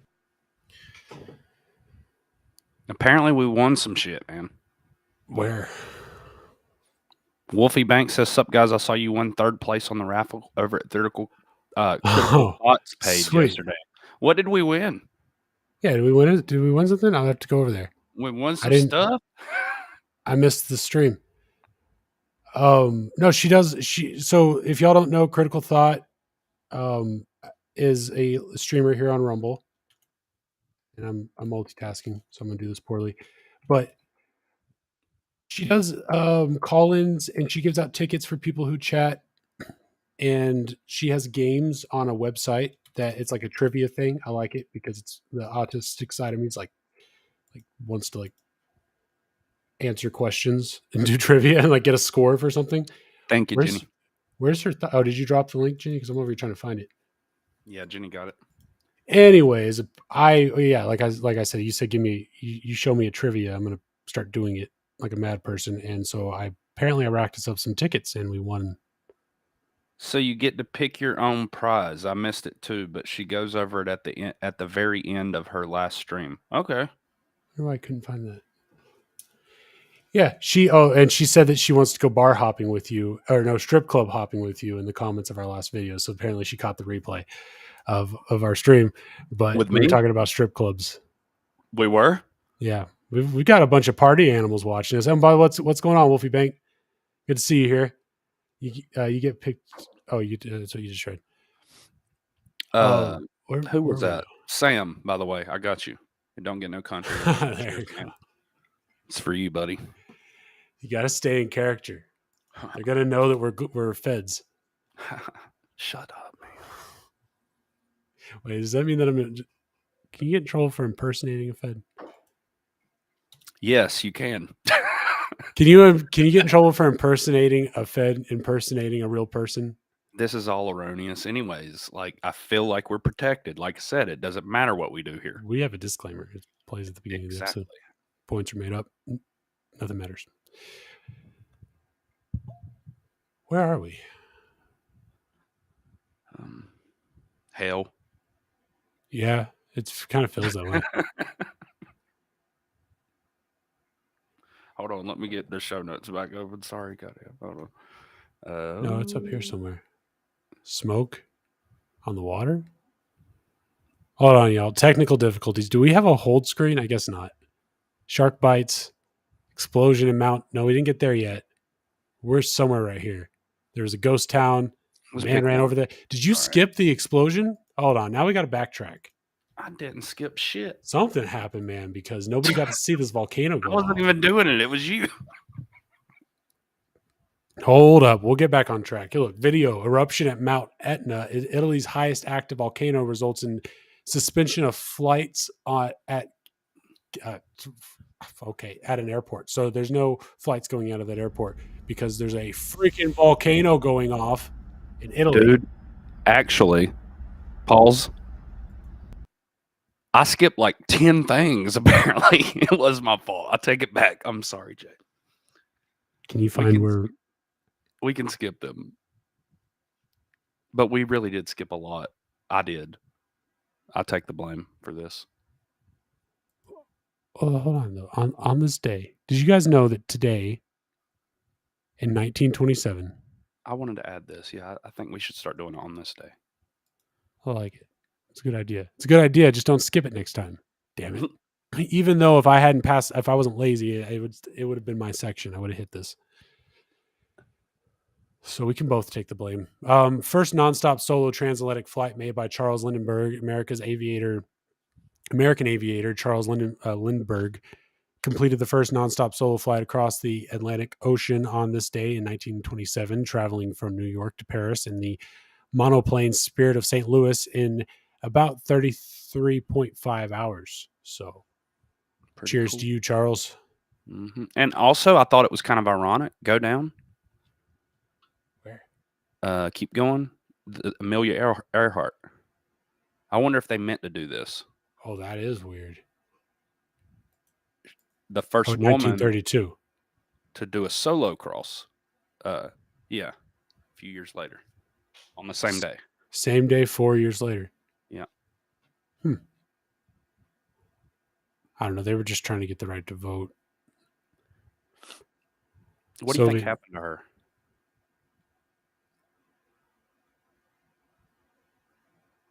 I mean, she probably went down in the ocean, no? I think so. But a lot of people say like she went to some island. A lot of people, there's people say that she was kidnapped, and like the last place she landed was some Pacific island near Guam. Where's that? You land on the wrong island, the natives are going to spear you. Anyways, good addition. Let's see. I guess we can skip the weather stuff. There's no way we... Oh, I see what happened. What happened? I can't remember the section now. It's okay. I'll get us caught up real quick. So this is our a section that we're trying out here. It's called Illegal Immigrant Watch. We'll see how this goes. Right now, there's almost too much stuff, right? So I'll just read the headlines here. Sanctuary County, illegal alien accused of raping teen girl woman on hiking trail. This is the guy in question. And 20-year-old El Salvadorian. And he's hanging out on hiking trails and doing alleged rapes. So look out. If you don't have keychain mace by now, I don't know what you're doing. So I saw Alex Jones on Crowder about a week ago say that 60% of all women that cross the border are raped. And then Crowder was like, no way, pull that up. So they looked it up, and literally like headline after headline, 60% of all women that cross the U.S. border smuggled in here are raped. That's nuts, dude. Yeah, that's not even mentioning the children. I mean, they pass out condoms at those NGO stations. They do that for a reason. They know the price of all of this trafficking. Yeah, it's unfortunate. That's from Breitbart. Also, illegal alien accused of killing 2, injuring 5 others in deadly crash. So really, he's just guilty of not knowing how to drive. Isn't it funny? I mean, oh, wow, look, he's got staples in his head. Mm-hmm. Wonder if he was drunk. He killed a 33-year-old man and a 62-year-old man, Polk County, Florida. So, probably drunk. didn't go to driver's ed here in the States. And the last, well, second to last one, but illegal alien faces 15 years in prison for allegedly killing 6-year-old boy. This creep. I don't even want to know how he did it, but 19-year-old military-aged men that have no, I mean, I don't even know what you call that. Humanity? Flooding our border. It's evil. Not saying that everyone who crosses over is like that, just to be clear, but the problem is you're not vetting any of these individuals. And even let's just say that the one that was involved in that horrific car wreck that we just were talking about, even if he was a great guy, he still killed an American citizen or a family over here, and that would have never happened if they would enforce the border laws. So, well, and even then, I mean, even the ones that aren't so bad, which I know it sounds super bad, but it is what it is. They're coming over here illegally in droves, and it's not good. And even if they are the most perfect people on the planet, New York Magazine admits mass immigration is bad for housing prices. The admission from the left-wing publication comes as years of research has shown that the nation's admission of more than 1 million illegal immigrants annually, in addition to millions of illegal aliens, helps send housing prices surging for working and middle-class Americans. Yet no one key sector is in which immigrants drive higher demand in housing. People need homes. I mean, basically what it is, it's like you get a bunch of people coming in here and taking over the lower class. The lower class has to become the middle class. They're trying to do away with the middle class. I mean, there's only so much housing. That's why they're building a bunch of apartment buildings. You know how many hotels are going up in my area? I did some I told my thinking. mom, I was like, go ahead. I was going to say, I told my mom, she sent me an article about all these hotels acting like we were turning into a tourist city. I was like, no, Mom, they're building all those hotels to house illegal immigrants. And she goes, shut up. She doesn't buy any of this, but she doesn't pay attention either. I think I have a solution that I don't remember hearing anybody ever say before. We know that the process is too difficult for some. I've heard that it's a long, drawn-out ordeal to get citizenship. I know that they can come over on work visas. It's a little easier. Why not have some process in place where they basically rent their citizenship, but they're on some form of probation for a certain amount of time, as long as they don't commit any crimes. Let's say they pay $50 a month to rent their citizenship, their temporary citizenship. And then they have to be in the tax pool as well. So you earn your way. You pay rent to rent your citizenship temporarily until you're off the probationary period. So like $50 a month, and then you pay taxes like everyone else. And as long as you maintain good behavior for 5 years, you can get to be one of us. I don't know. There should be some kind of voting board where it's like serving jury duty, but instead you're like voting. It's on your phone. You're like, can this person stay in our country? And you get to look at their file and be like, no, this guy's raping people. Let's send him back. Because even then, like, they go to prison here. Wow. Okay. So now we're going to pay to take care of them that way. 3 hots and a cot. Yep. Better pump out at least a few license plates. Earn your keep, I say. Mm-hmm. This is from the New York Post. Jeffrey Epstein threatened to expose Bill Gates' alleged affair with Russian bridge player. Reports bridge is in the card game? I don't even know. Jeffrey Epstein threatened to expose an affair with Bill Gates allegedly had with a Russian bridge player after the Microsoft co-founder declined to join his philanthropic venture, according to a report on Sunday. I'm just thinking about Kinsey while I'm reading. The disgraced pedophile who did not kill himself in 2019 appeared to threaten Gates over the alleged affair with Russian card whiz Mila Antonova in a 2017 email. The Wall Street Journal reported, citing sources familiar with the matter. Gates met Antonova in 2010 with I don't care about their background. Epstein, meanwhile, met Antonova when she was looking for financial backers for a bridge academy and later paid for her to attend software coding school, according to the report. In the 2017 email, Epstein called on Gates to reimburse him for the cost of investing in Antonova's coding education. What the fuck? The chick wanted to start a bridge academy, which is probably a school, which she decided was going to be online, and she's going to build it herself after going to coding school. After she learned to program, after she learned to code, she was just going to learn to code and then build her own bridge academy. And Jeffrey Epstein paid for it, and then for whatever reason decided, he's like, wait a minute, why am I paying for your bitch's stuff? You reimburse me this money, which couldn't have been much, like maybe a couple $100,000 to these billionaires. You pay me back, or I'm going to expose that you were sleeping with her. Which was the name of his game. Get some dirt on somebody, then force them to do certain things. So I don't know. How much did he give her? The message came just after the tech titan declined to join the convicted sex offender's multi-billion-dollar charity he was trying to kick off with JP Morgan Chase. There you go. That's it. It's because he declined to partner with them on something. Shiesty.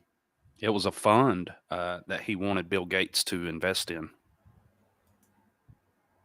So he threatened him to expose an affair. Mm-hmm.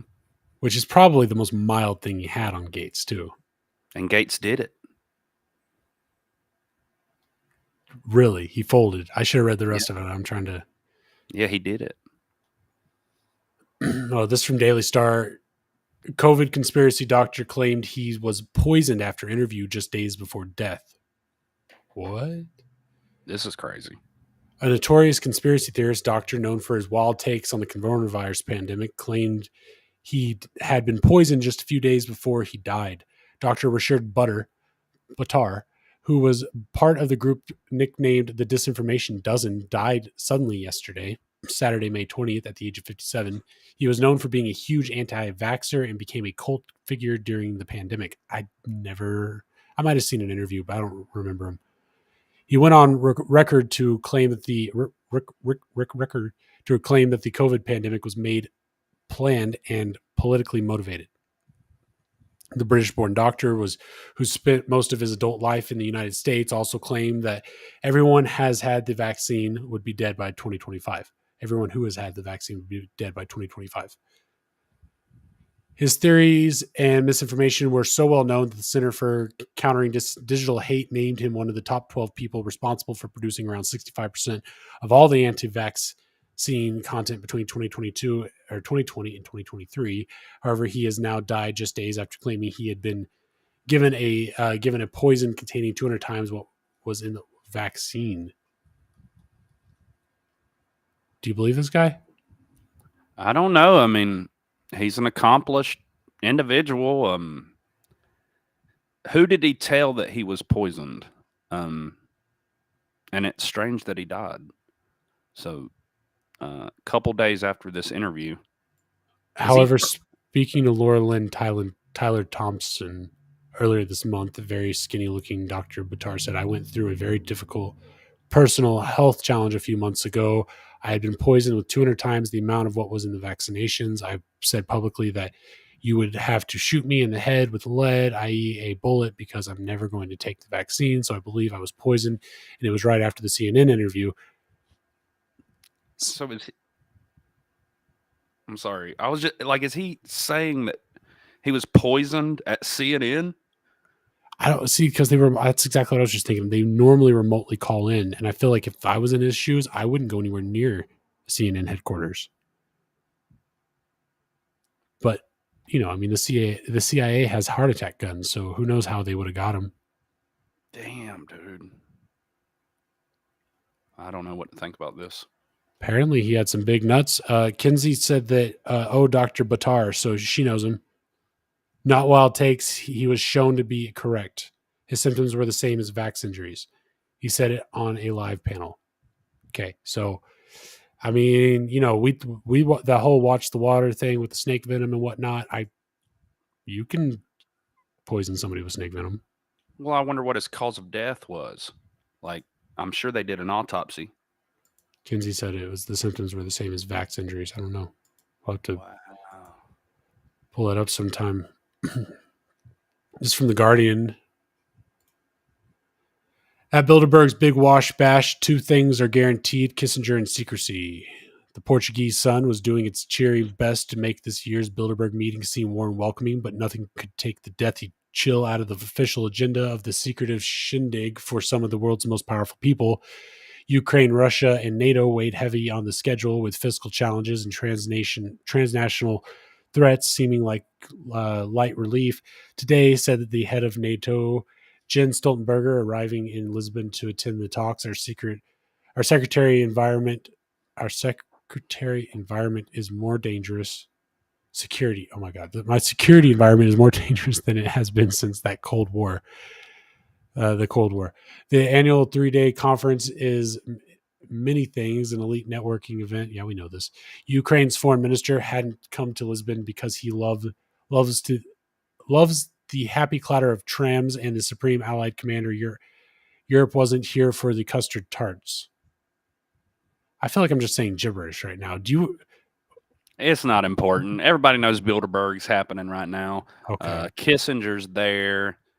We posted the list of all the people that are attending. And apparently they're not telling us what they're discussing in there, which is typical. So just more of the same. Do you want to hop? I was just going to say, get ready to get fucked. Where are we at? Let's hope not, man. I hope that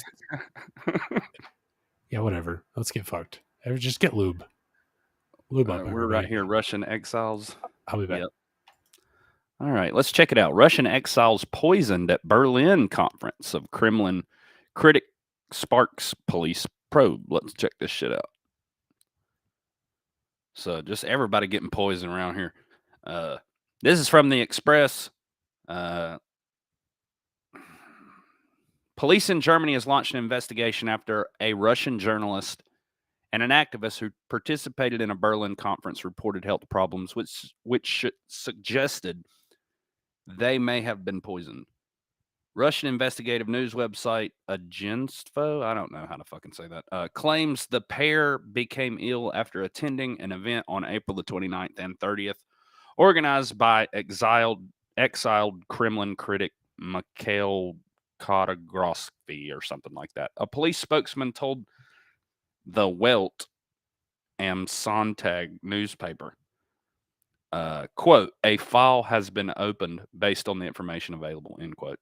One of the victims, identified as an unnamed journalist who had left Russia, recently experienced unspecified symptoms during the event, believing they may have begun earlier. The individual went on to Charite University Hospital in Berlin, where Putin critic this individual was treated after being poisoned 3 years ago.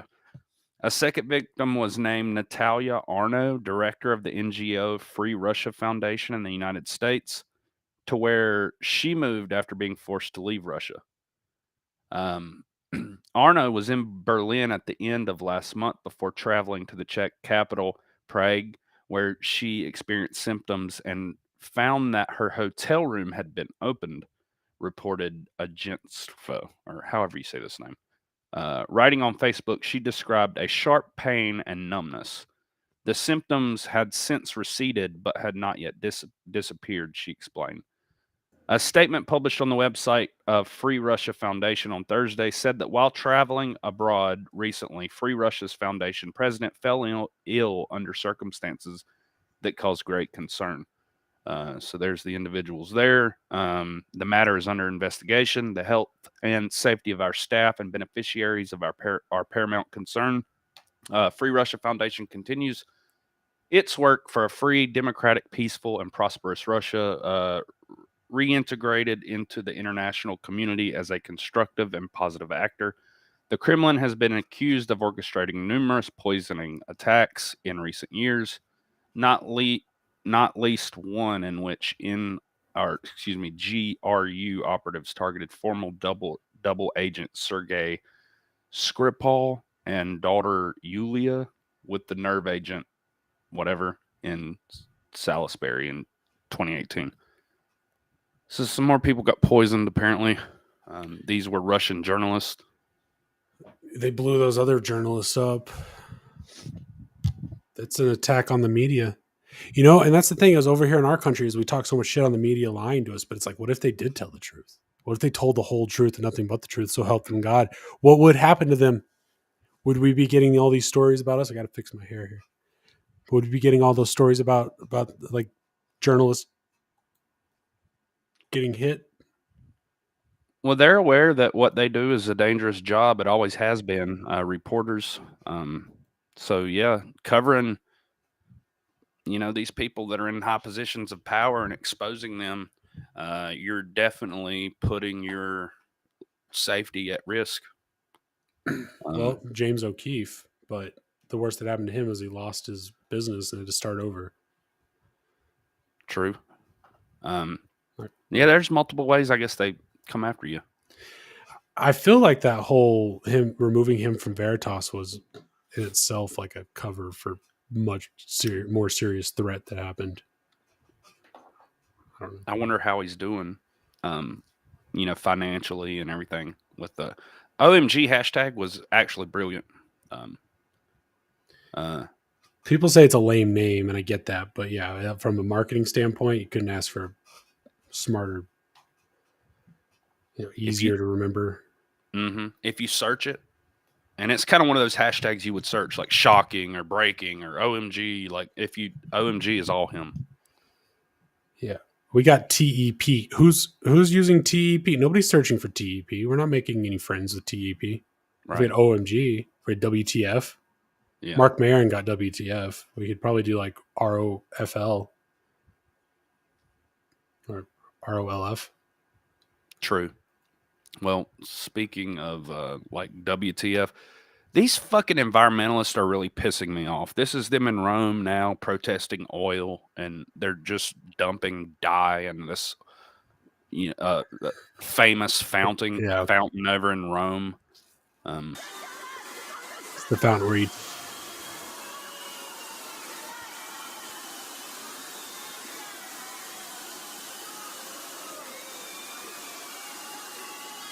You think this is bad? These are the type of people that pee in the pool. So there's that too. They said that, and I'm sure they could clean it.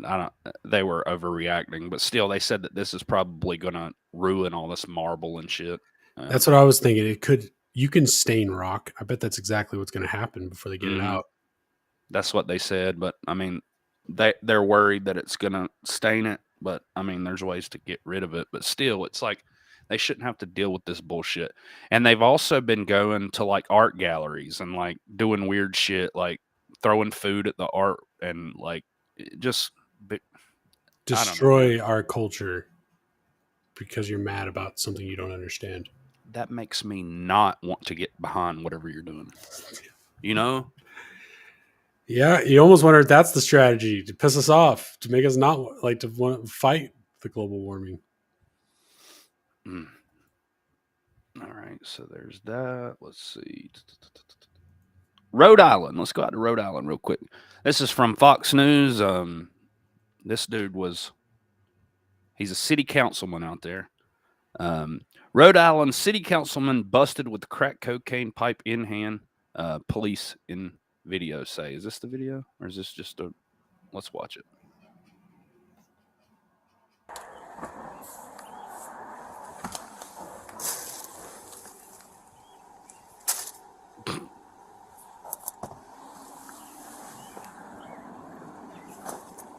You got anything in your pants or anything?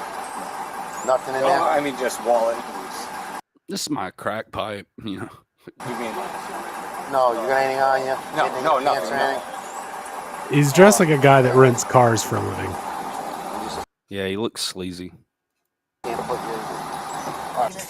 budget lawyer. You've taken in some fentanyl, Matt, and that's we've got to make sure you may not feel it right now, but God forbid something happens to you. We feel terrible about that, He's like, yeah, I've never done fentanyl, so. Say, who's gonna come get this car out? Listen, you gotta clean this car out.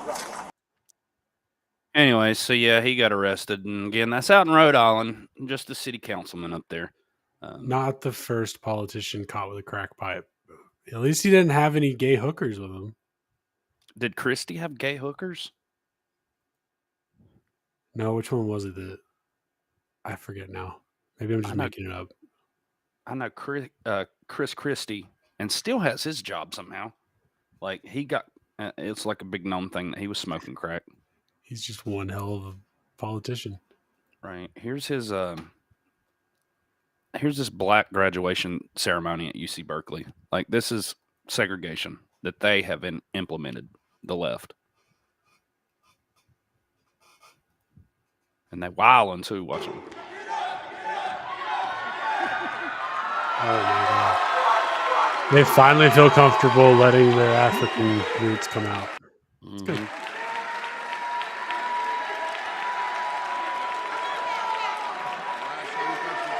White people, we don't know how to express ourselves like that, so it makes them uncomfortable. They start doing these tribal dances in a minute.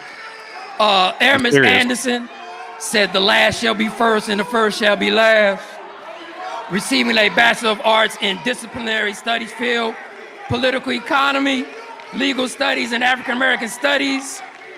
He said disbursement and allocation, reparations for African Americans, and opportunity.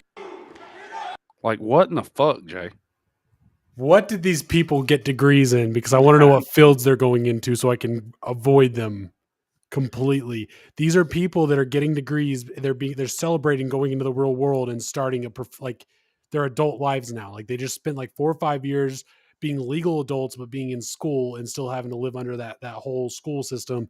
And the whole point was that they're going to exit that system and go out and start a real life, become an adult. And I get it that you have a professional side and then you have a fun party side. Everybody does. Like this podcast is our fun party side. And then I sit in the same chair at the same desk and I do professional work throughout the day. So it's a weird dichotomy for me. But for these people, like the whole graduation ceremony and everything, for them to just be that disrespectful about it is annoying to me. And I guess for some reason I'm irritated by that. But it is kind of funny that they make it an all black thing and then they act like nutty like this. Well, you were wondering what degree that they were getting. The dude, listen to this degree, because I was thinking that as he was saying it, like, what in the fuck is he going to use this for? Interpretive dance? Listen to this, what he majored in. Anderson said the last shall be first and the first shall be last. Receiving a Bachelor of Arts in Disciplinary Studies field, Political Economy, Legal Studies, and African American Studies. He said disbursement and allocation, reparations for African Americans. So like legal studies, okay. African American study, legal studies, political studies. Something about arts in disciplinary studies field. Disciplinary studies. What the No, fuck is that? He disciplined his fields of discipline are in politics, African Americans, and legal studies. So, but not being a lawyer, but studying the law. So basically, he just got a degree in being a woke asshole. All right.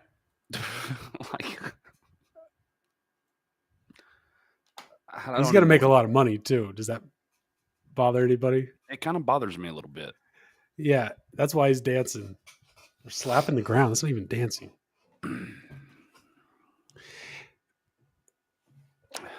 We're not like white people are not allowed to act like that. You realize, like, if I was getting my degree and I just started, like, for one, didn't dress appropriately. I'm like dressed like I think I'm like at a fashion shoot. But then I go up there with a cane and just start slapping the ground and like gyrating. You think everybody would be hooping and hollering for me? No, I'd be tackled and arrested. I was brought up on charges too.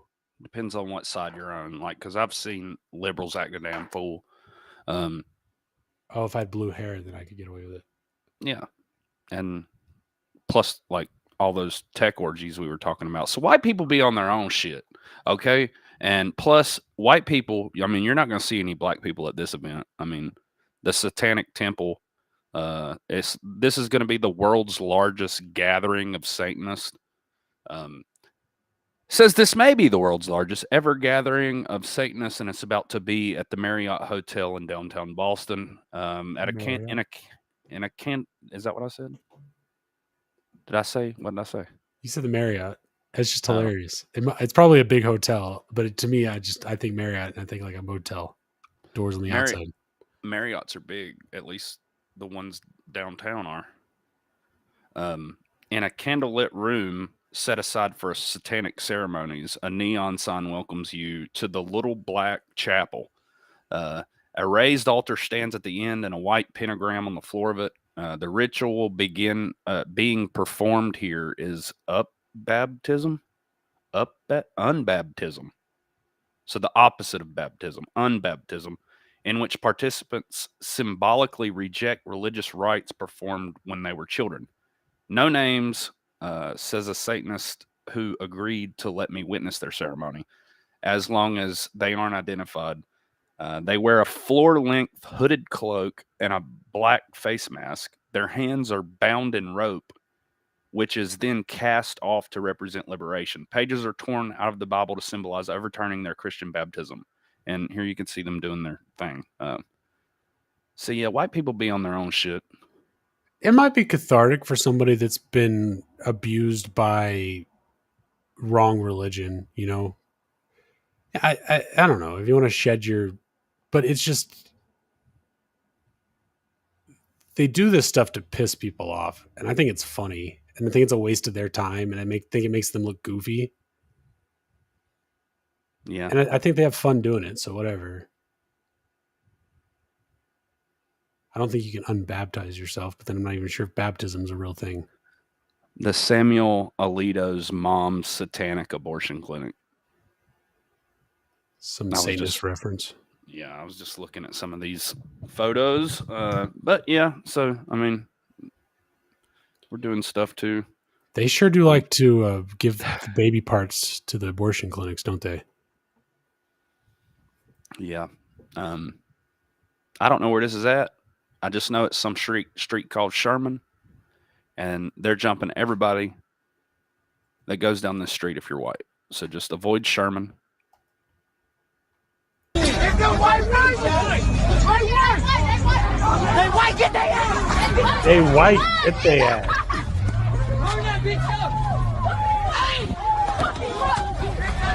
Hey, they beating up every white person! They jumping every white person! Man, no white person come down Sherman! He white! Beat his shit! Bitch! They're pulling people out of their cars. Yeah, I'd go to jail. I'd run them all over. I'd go to jail. They ain't about to pull me out of my car like that. I don't know.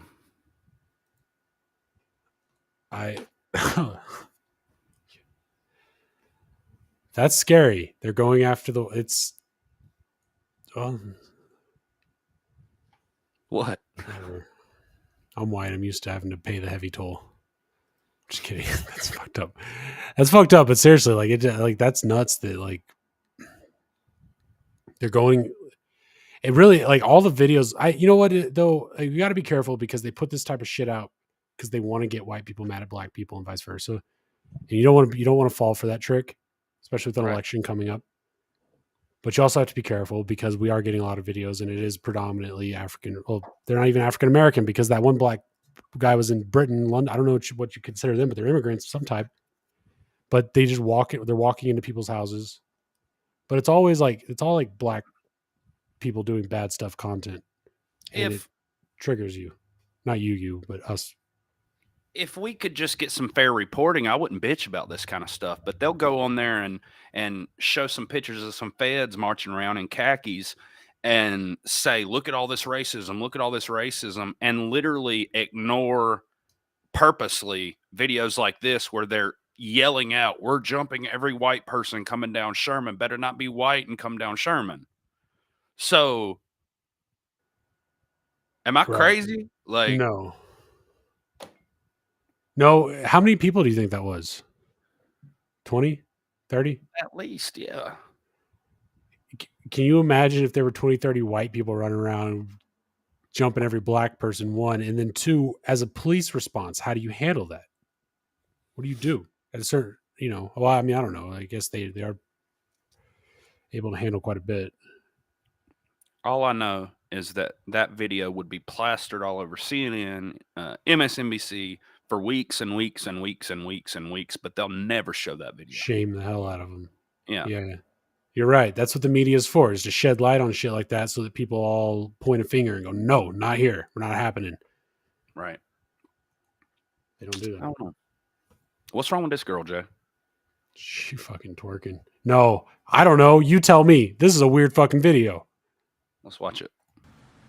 I'm making my boyfriend lasagna for dinner.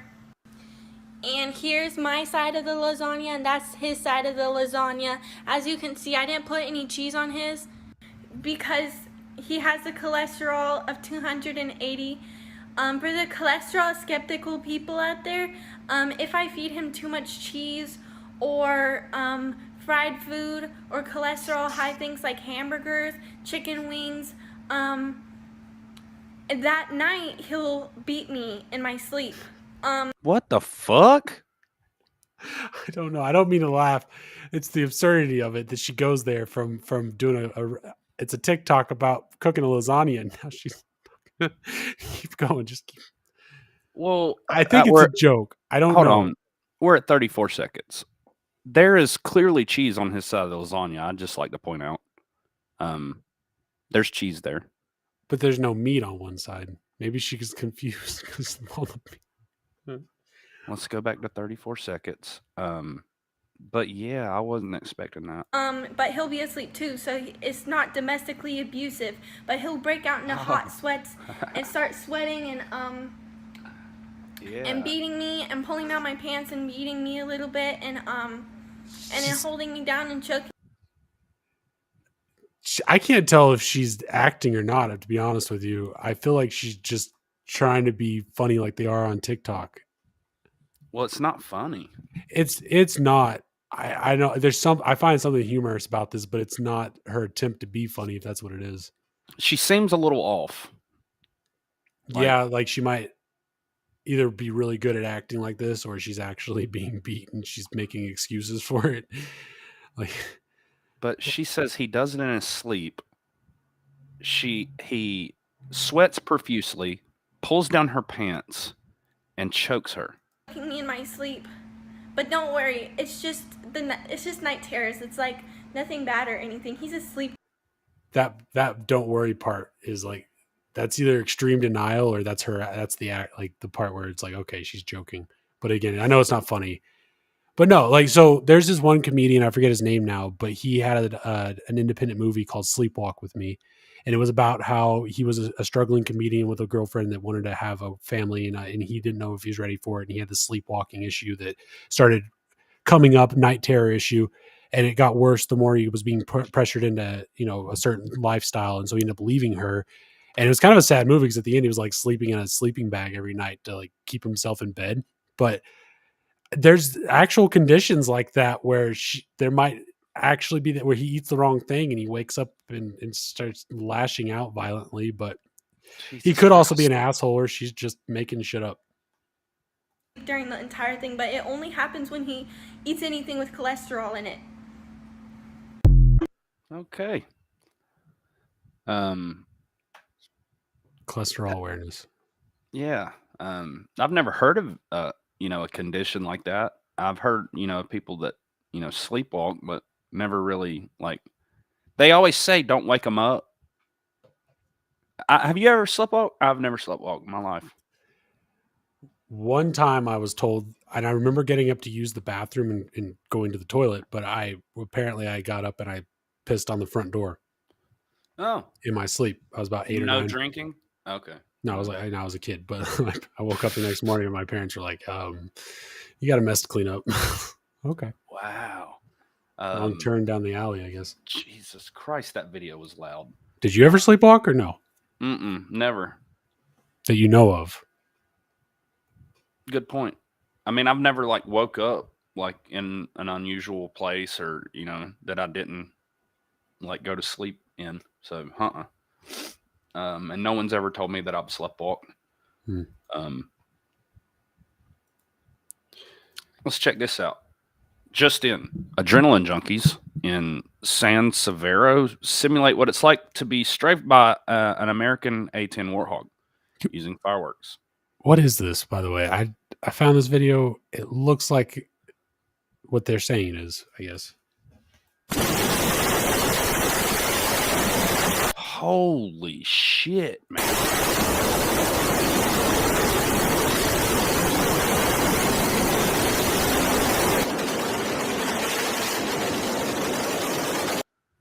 Dude, I think this is just protesters. Remember, we've been saying how they're starting to use fireworks more and more and more, but this is some crazy shit here. I mean, This people is are running. Very intricately placed. I mean, they're saying it's a drill showing the public, I guess their public, how what it's like to have, what they say, a warthog railing down on them. Why would you want to simulate that? I don't know. Maybe they're expecting it to happen at some point. You're right. Like, that's the weird part about it, if that's the case. But then what else explains this? Jesus.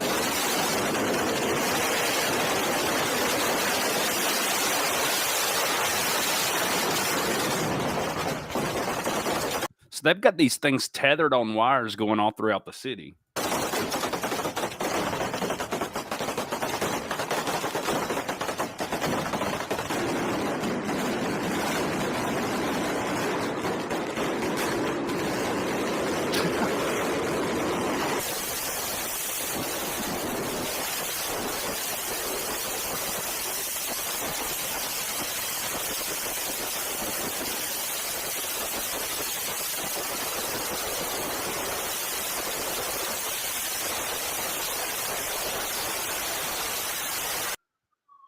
Even his fireworks, it's insane.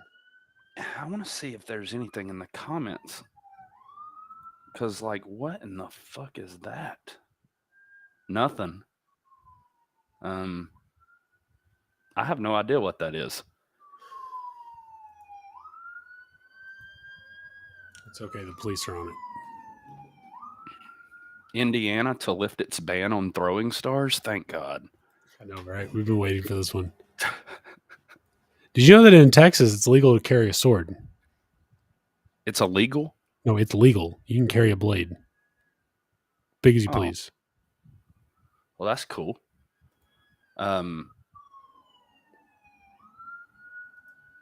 So, out in Indianapolis, starting this summer, Indiana is to lift its ban on throwing stars. Under Senate Enrolled Act 77, Indiana will regulate throwing stars the same way any other knife-like weapon, which includes a ban on school property. Some business owners in Indiana say that they're planning to take advantage of the change in this state law. We get people coming in every single day asking about it, says Ryan Guston, the owner of Flying Squirrel Axe Throwing and Speedway. Guston said that he's planning to start a throwing star league after Indiana lifts its ban. Fuck yeah. And the activity is, I would do that. The activity is offered at axe throwing businesses in other states. I've always thought it'd be cool to, like, effectively be able to throw a blade. I practiced with my pocket knife as a kid, like in tree stumps and shit, but was never any good at it. But out in Indiana, they said, we'll train you how to do it. And we'll teach you how to do it safely.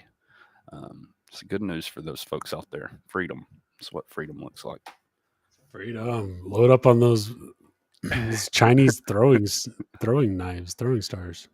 Wouldn't that be a badass skill to have, though? Just like in your bag of tricks, like some real sharp throwing stars and just be able to put them wherever you want them. Like, just. Would you be mad if I told you that I kind of I've got some practice in that area? Really? Why would I be mad? That's badass. I don't know, because you say shit like that, and then I'm like, yeah, no, I do that. And you're like, fucking dick. But yeah, no, I had a spare room in my old house with a big wood, the end cap to a spool. Mm-hmm. I've been doing this for years in different ways, but back then that was the last time I did it. Is I have a set of throwing knives and stars and throwing stars. Yeah, they're Batman though. Batarangs. Throwing stars would be easier than throwing knives, right? Because, I mean, you have a better chance of a blade entering into the wood or whatever the target. Well, with a knife, you got to find the pivot point. I don't know what you even call it. Like there's a point where like the weight shifts. So if you put it on a balance, once you get it over to a certain point, then it falls over the other side. That's that. You do this like anything you throw, you kind of like, you start out backwards and then you like let it pivot, but you got to release it at that point so that it does. And then the weight of the blade takes it forward from there. Whereas a throwing star, yeah, I mean, it's sharp on all sides. You really can't miss. So you hold the blade, throw the handle. Can you even hold a knife on a live stream? I'd show you. Yeah. Okay. You hold the blade, right? That's how I always did it. I always held the blade and threw the handle. Like it felt, I don't know, maybe that's what he's talking about with the pivot point, but it felt like you throw the handle, the weighted end. Like no. Well, yeah, I mean, kind of. I mean, okay, yeah. It's like right. You just like some knives might be up here, some are the good ones are in the middle, but you just find where and then the weight of it kind of like catches it somehow, and then it does its thing, man. I don't know. I'm gonna do it though. Yeah. No, I'll make a video sometime. Ginny says, "Okay, now we need to see this, Jay." Yeah, so make a video and upload it. People want to see your knife skills. Well, that was one thing I wanted to point out is that you can carry a knife, you can carry a sword in Texas. I never even thought about there being laws against having a throwing knife or throwing stars, because I'd get some watermelons and take them over to the park next door. But I don't know if we get arrested for fruit battery. Huh. And how do they determine whether something is a throwing knife versus just a knife? I know I've always been told like switchblades were the ones you got to kind of worry about. Is there laws, and the blade can only be a certain length or some bullshit, Or the knives where you hit a button and it shoots out. Right. Look up and. Which never made sense to me.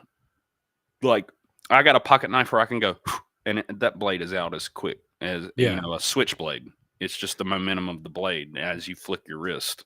The difference is the spring-loaded blade. If you were to press that up against somebody and then you hit the button, it just shoots out. So it's almost like a projectile weapon that has a catch because it has a force behind it. It's a little, but at the same, I mean, the force is probably not as much as stabbing somebody. No, that's what I was going to ask. I wonder if it would even puncture your skin. The spring. Yeah. Well, a good one, yeah. Yeah. Get like a cheap one. But dude, I like Simply Orange. Well, I wouldn't drink it anymore. Damn it. I drink the off-brand version of it, which is even worse. So let's see what this is about. I really do like this brand, though. Damn it, Jay. With what just happened with Simply Orange, this should send shockwaves through the consumer market. So Simply Orange is owned by Coca-Cola, and here's what they just got caught doing. Now you may think with the slick branding that this is just simply orange juice, and it's not from concentrate, so that's good, right? The problem is oranges are on the dirty dozen, which means they're part of the 12 fruits and vegetables that are the most sprayed with pesticides and herbicides. So right off the bat, since it's not organic, you're getting doses of chemicals, pesticides, but that's not what this controversy is about. And it's not about the synthetic vitamins that they put in here either. Coca-Cola, the parent company, has now been sued because of high levels of toxic forever chemicals that are found in Simply Orange juice. Forever chemicals, also known as PFAS chemicals, is basically what's used to coat a non-stick pan, which we know there's many documentaries about the extreme damaging effects of these chemicals on the human body. So use cast iron, folks. Been trying to tell y'all. my guess is that their entire factory uses Teflon non-stick material, and that's how hundreds of times, look at this. Anything else in here we need to see, or is that pretty much it? No, that's pretty much it. So all of the factories that produce Simply Orange use Teflon coating on their factory equipment, which they're saying is the reason why this stuff is in the drinks. But let's be honest about this. Let's think about this. All the other companies aren't. They're not using whatever cheap methods. Simply Orange is owned by Coca-Cola. You don't think all of their other 100 brands of drinks aren't also using the same type of equipment? True that. You don't think they have a company standard? It looks like they should, right? Y'all switch to glass, y'all. Drink y'all stuff out of glass. Make fun of me all you want. Did you make that tea? That's tea, right? Yeah, of course I did. What kind of water did you use? Well, don't judge me, but I use tap water sometimes. I don't care. Yeah. I boil it. Well, but so you use tap water. I don't know if the boiling gets the chlorine and the fluoride out, but if you go get bottled water, if you go get the 5-gallon jugs of water, then you have to worry about, the plastics, the neoplastons. If you have a well, you have to worry about years of contamination from chemicals and pesticides. Actually, out in rural North Carolina, I grew up on well water. Best water of my life. Never been able to find a better water than that. And my dad still has a well there. That's his water. Actually supplies water to 3 houses. Well, you should always test your well water. And everyone always says that, it's like, well, you just can't get fresh water. And I do believe that on some level. I would love for people to start testing. I'd like to see the results of the test of well water from different locations. I'll put it that way.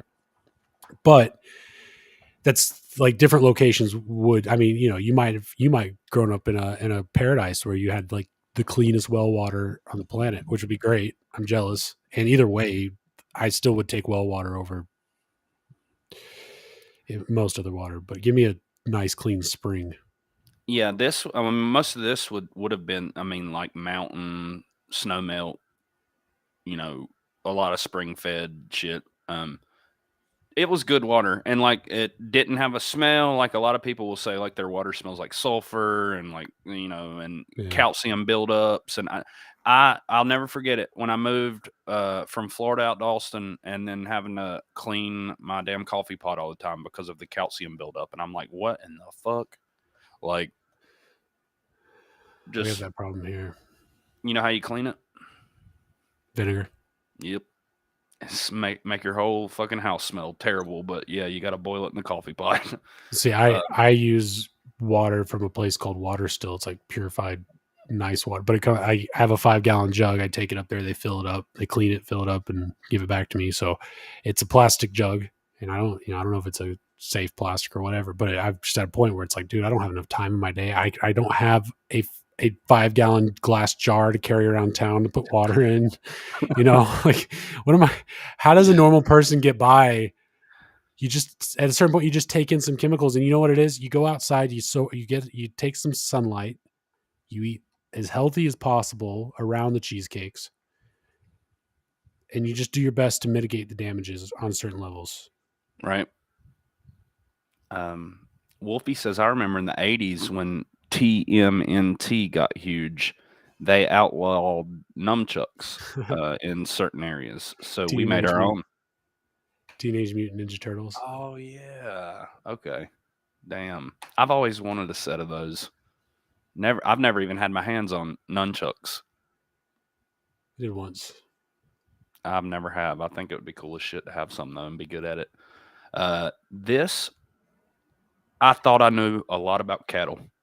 Did not know this. Apparently they get bloated, and you stick a syringe into their gut, and then you light it on fire. This is them draining the gut of a bloated cow. And all it is a buildup of methane gas in their gut they're burning off. But Do you think it's the feed? Are cows natural? Did we make cows at some point in the past and nobody told us? Because this isn't something you can find in nature. Right. And I don't guess they have to do this often, but I know that if you eat silage, right? Silage it will give off methane. Sludge, basically.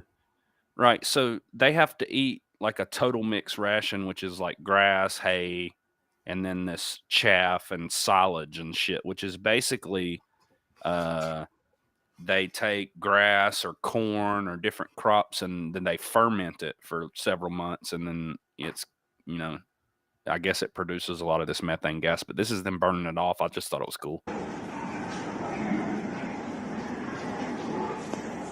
And the cow doesn't seem to mind, and it's just kind of like it's got a little blowtorch sticking out of it. That's funny, though. It could be like welding jewelry on the side there. Yeah, it's handwork. It's so this metal thing, they just stick it in them, and then they light it with a lighter, and it catches fire. I don't think the metal even gets hot because all the flame is outside of it. Mm-hmm. Very weird. I still don't think it's normal. I think that's the result of them feeding the cows what's going to produce the best meat for the cost, while giving a little bit on their well-being. But I might be wrong. Maybe it's totally normal. Maybe cows have always had flames sticking out the side of them. This is a Dollar General manager who ran down a thief with a vehicle. Oh my God, this is crazy. Check this out.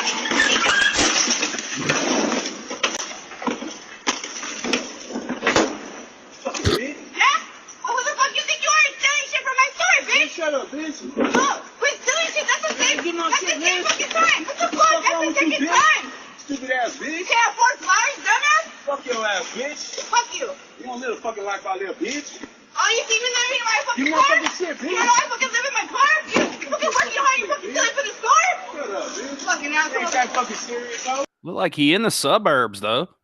I mean, Yeah, I'm it's a just nice saying. neighborhood. She says she lives in her car. She's a manager of the Dollar General. This is the second time she's caught him stealing. I don't think it's her fault or responsibility, though. Is she going to lose her job or has she just had enough? Yeah. Plus, she's lucky she didn't catch charges. If she did, plus she endangered her life by. I mean, I ain't no way I'd have chased this fool down. And her house. Not that fucking serious. You gonna fix my shit, bitch? Fix your shit. Buy your own shit. Dumbass bitch. Buy your own shit. Fucking mess up this person's house. What the fuck? You did Good that. point. Oh, that's not his house. I'm tripping. Oh, no. Okay. No, he's stealing from a Dollar General. He's driving down the street on a bike, but he lives in That's what I said. area. He lives in the suburbs. What's he talking about? Because he was like, "You don't know the life I live, bitch." I'm like, it looks like it's okay. Like, I'm in debt up to my eyeballs. I'm a doctor. Can't even afford bread. damn. Can't afford fucking Shit. shit. Look, ain't that fucking serious, nigga? Feeling for the fucking that's store. Who cares? Stop stealing. I think more of them need to be hit with cars. Thieves, Thank you. not black You people. think? I mean, that's going to teach him a lesson, or he's going to be back at it. He'll just know to avoid her. That might give him the yips next time he's about to do. He's going to back out. He's going to go soft after this. Yeah, because I know there are some criminals out there who wouldn't take this at all. They would have probably beat her down right there. He's a suburb criminal. You know, I mean, she could have killed him. That's a really good point. If he was a certain type of thug, Mm-hmm. he would have just started throwing fists. So, oh yeah, he at least knew better. Is she hit him with her car too? Right. Picked up his bike and threw it out there in the ditch. Motherfuckers all the time. Maybe she just had a certain aura about her. What are you having? What the fuck? Yeah, you going to jail for that, bitch. Go ahead. Yeah. Make sure of that. Oh no! Don't back over him though. Yeah. You're not pressing charges, bitch. Good looking. I need that money. Good looking, hoe. That is a good point. He might be able to sue the store now. I think he will, and he'll probably win. Damn, she was wearing the shirt. Got to take the shirt off if you're gonna do stupid shit. I wonder where that was at. Didn't say. This reminds me of that movie. I used to watch it a lot as a kid, but with the two dogs and the cat that Homeward Bound. Yeah.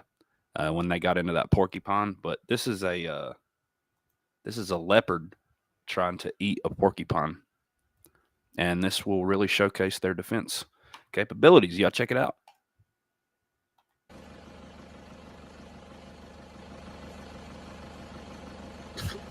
That cat knows, man, and it's trying to get up underneath it, but watch how the porcupine just turns to keep like its ass like in front of it.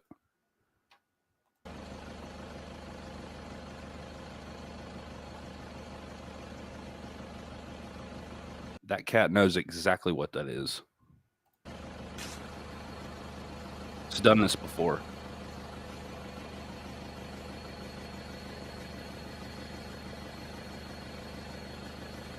Got one in the face. Ow, those things are huge. Yep. And it has some type of like irritant too. So it's not just the stick, it's like whatever it puts in your face or whatever. Oh yeah, he's bothered. I didn't know this, but catfish have the same thing. A lot of people don't know that I don't know the difference between venomous and poisonous, I think.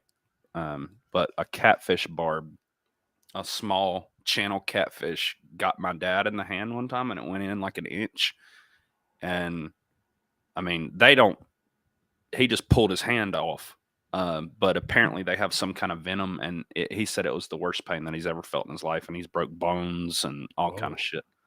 Yeah, so y'all be careful. This is a crazy magic trick. I don't know how this guy does this.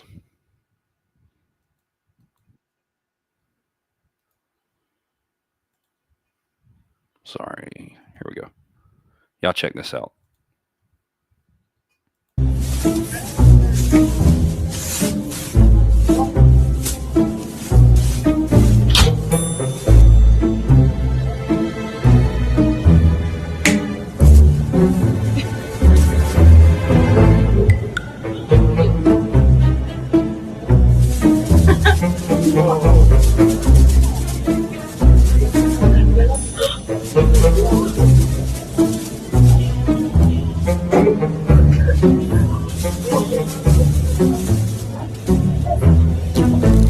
Those AI goats.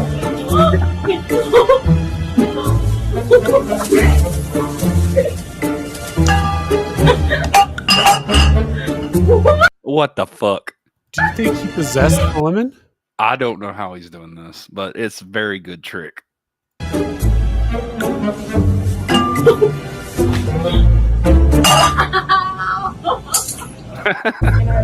Anyways, I don't know. I saw a bit of a pool there that made me think there's a string, but you really don't see the string. I don't know how they would do that with a ceiling above them. And then he put it in the jar just because people are thinking there's a string. So he put it in the jar. The thing was still moving around in there. So the jar like prevents there from being a string. Well, unless there's something inside the jar that's making it move. Or there's some kind of like slit in the jar top where, you put the lid back on and then the string's in there. But I mean, they do that type of stuff because that's how they get away with their tricks. So, I wouldn't hold it past it, but I'm also not trying to pick it apart. Either way, that's crazy. I really like the part where it's like it was floating around all freeform. Mm-hmm. That adds a little flair to it. For those of y'all who are doing some flooring or some tile, or you just want to make things fit into corners or weird shapes, check this shit out. This is cool. A little geometry for you folks.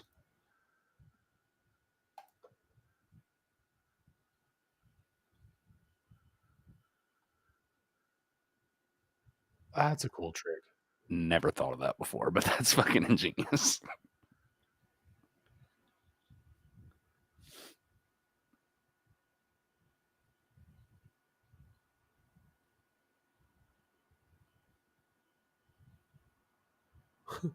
Boom. I would have made that a lot more complicated.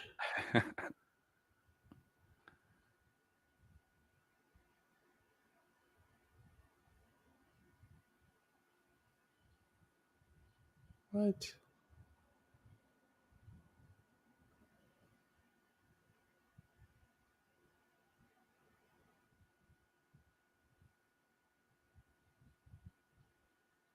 If you think about it, though, like with most trims and things like that, you typically want the flooring under it. Not that you're always talking about flooring here. Those could be pipes. You can't. Yeah, this looks like a pipe. But I just thought that was cool. Little life hacks. Oh, for real. I wish I did shit like that. I work with computers these days, but makes me want to. I just want to go cut boards and stuff now. We are on the palette cleansers. Let's run through these then. Thank you for joining us this lovely Sunday evening here on the Erroneous Podcast, the wrong podcast, the place where the points are made up and nothing matters. And we still catch phrases and slogans and sometimes jokes. Mm-hmm. Thank you for joining us. If you hit the like button, we'd appreciate it. If not, we'll stab this cat.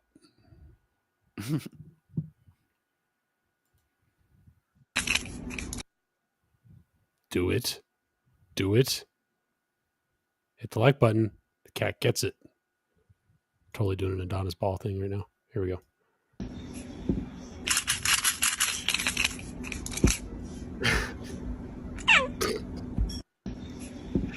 It's the little meow that gets me. Sounds like it says ow. Like, ow. Cats are great. Fucking cats. It's like, meow.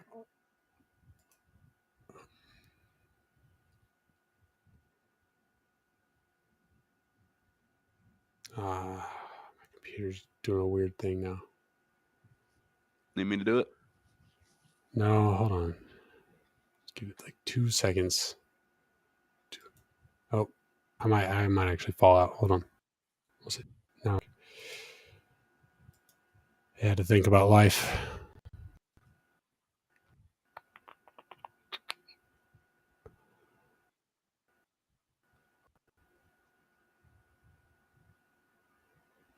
Oh, this is how you speed run a model shoot. Maybe.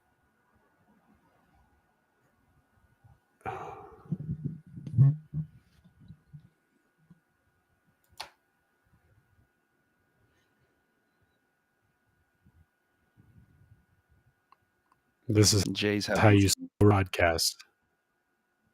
He's having some weather over there, right? What's it doing over there? Thunderstorm?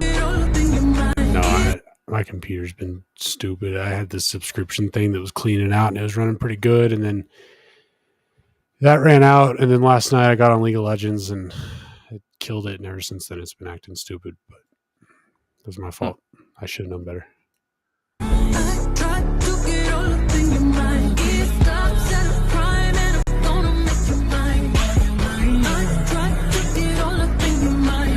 So, what are we watching?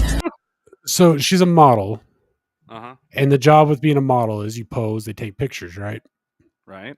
This chick is just like basically doing a dance, slamming out picture after picture. She's going to be done by lunch.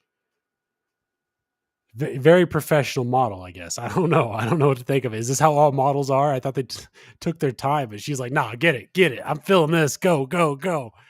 And she's going to have all of her pictures done and she'll be out that bitch. You know, they make too much money and this is what they do. Well, I've always thought posing doesn't work anyways. Like, it's the natural, like, shots that look way better anyways. So, like, I feel like they're just like, go dance and da-da-da-da-da. I feel like I was it's going to say pretty that's part normal. of what she's doing there. This looks fun.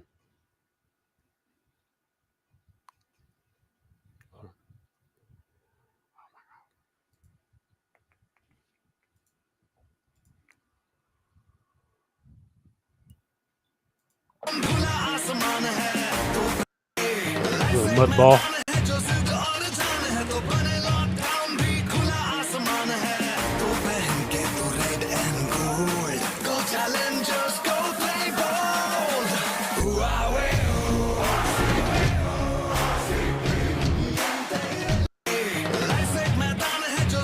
I don't know what faff means. Maybe that's the guy's name. But being from the country, we used to go mudding and doing all kind of shit in the mud. And around here, one of the biggest national events is hosted.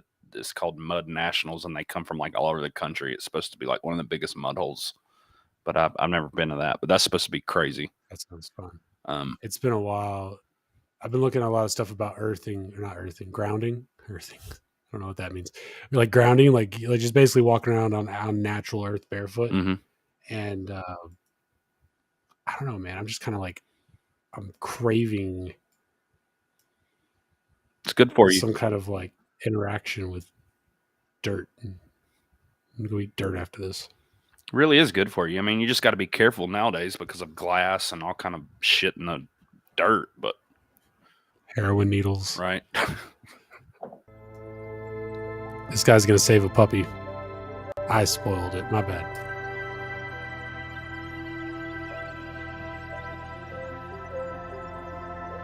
Like, can he not swim?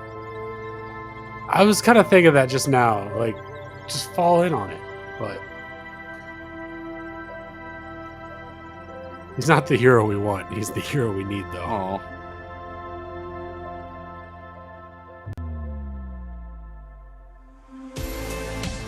I'm Aquaman. Oh, I see what he's doing.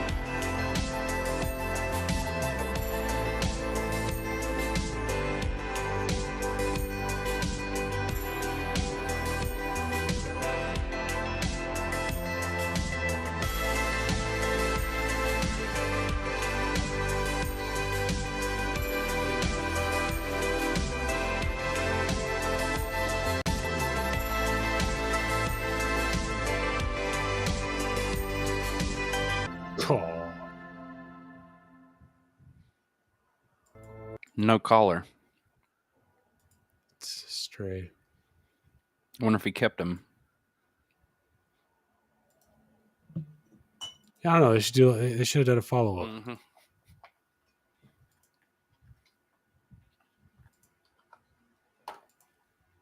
This bird right here. This bird is super.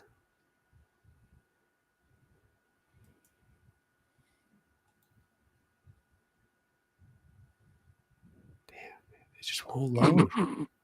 Load, damn it.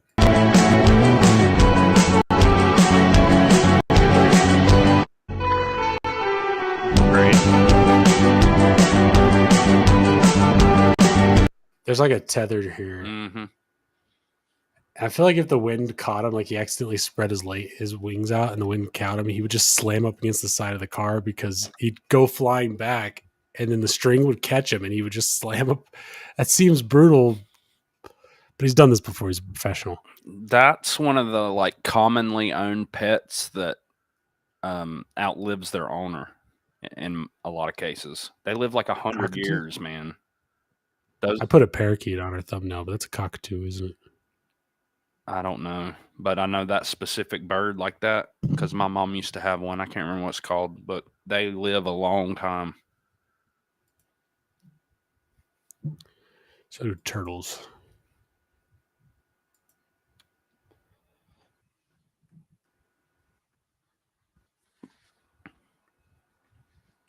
And loading pinwheels.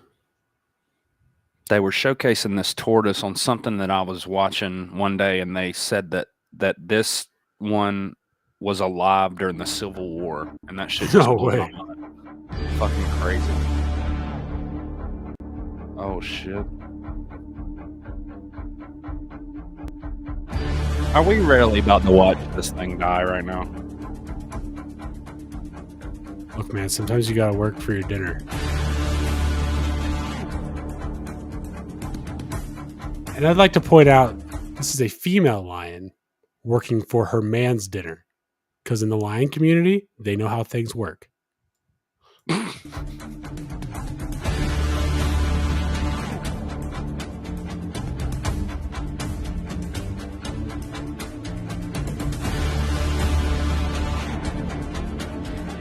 Kick her in the face.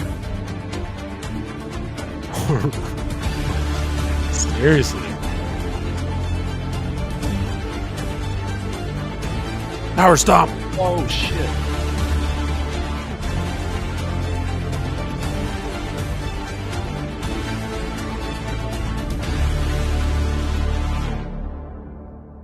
There you go. You There know, you go. You there's. thought, Yeah, I'm glad that they didn't die. I always root for them. I saw a fucked up video earlier of this warthog getting got. Like, kind of fucked me up for a little bit. I don't like watching that parts of them. I don't know why. Like, I don't know. Ugh. There was something else. Oh, do you know that there's no such thing as a Black Panther? no, tell me. Well, The okay, animal why? doesn't exist. It's a leopard. People think that it exists, but it doesn't. It's a leopard. Yeah, but what's a leopard versus a tiger? I mean, they're all cats. Can't we just call it a black panther? Black panthers still have spots. You just can't see them. That's cool. I didn't know that. Yep. There's some. I'm gonna mute this. There's some Black Panthers that are lighter in color where you can see the spots, but I didn't know that. I mean, I grew up with the Carolina Panthers, and I always heard there were Black Panthers in Florida, but like that does not even exist. It kind of blew my mind. Yeah, up in the Shawnee National Forest, a couple of Black Panthers escaped the zoo, but I don't know. Leopards. They're having a rough time over in India, but this little kid is doing his best to help. He's like, I got it. I got the chair. But this is some kind of beach area, tourist attraction. Did you hear that? Yes. Was that you? What the fuck is that, dude? That's real. That's happening right now outside my house. That sounded so loud. I'm coming to you live from a rainstorm. I asked you if it was a thunderstorm, and you're like, nah. And all of a sudden, It wasn't bam, earlier. bam. Things have escalated. Christ. It's getting wild out there. I'm about to go get a cheesecake. I'm just kidding. I have a salad in the fridge. Don't do it, Jay. I craved a salad 2 days ago. Went to a fast food place to get a salad. Do you know how much salads are at fast food places? You told me this was like $15, right? I'm not doing it. I took my ass right back home. Hey, you know what though?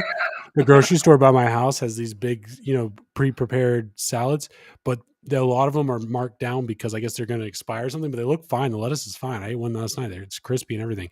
It's only a little molded.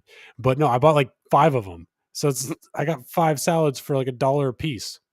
Damn. They're big too. I really wanted one the other day. And that normally doesn't happen. I normally don't crave a salad, but I just did. And I'm like, I want it right now. And yeah. Not for $15 though. No wonder why people are fat, dude. You can get a fucking huge double cheeseburger, large fry, and like some kind of pastry. Yeah, and for less than that. An apple pie. What the fuck? Anyways, I don't know. So I'll just take a message out of or a page out of this kid's book.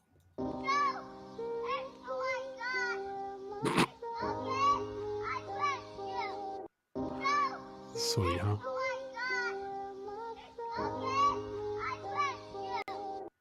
And then he gets a lightning bolt. He might have been Hitler. Okay, last one. Yeah. Are you doing?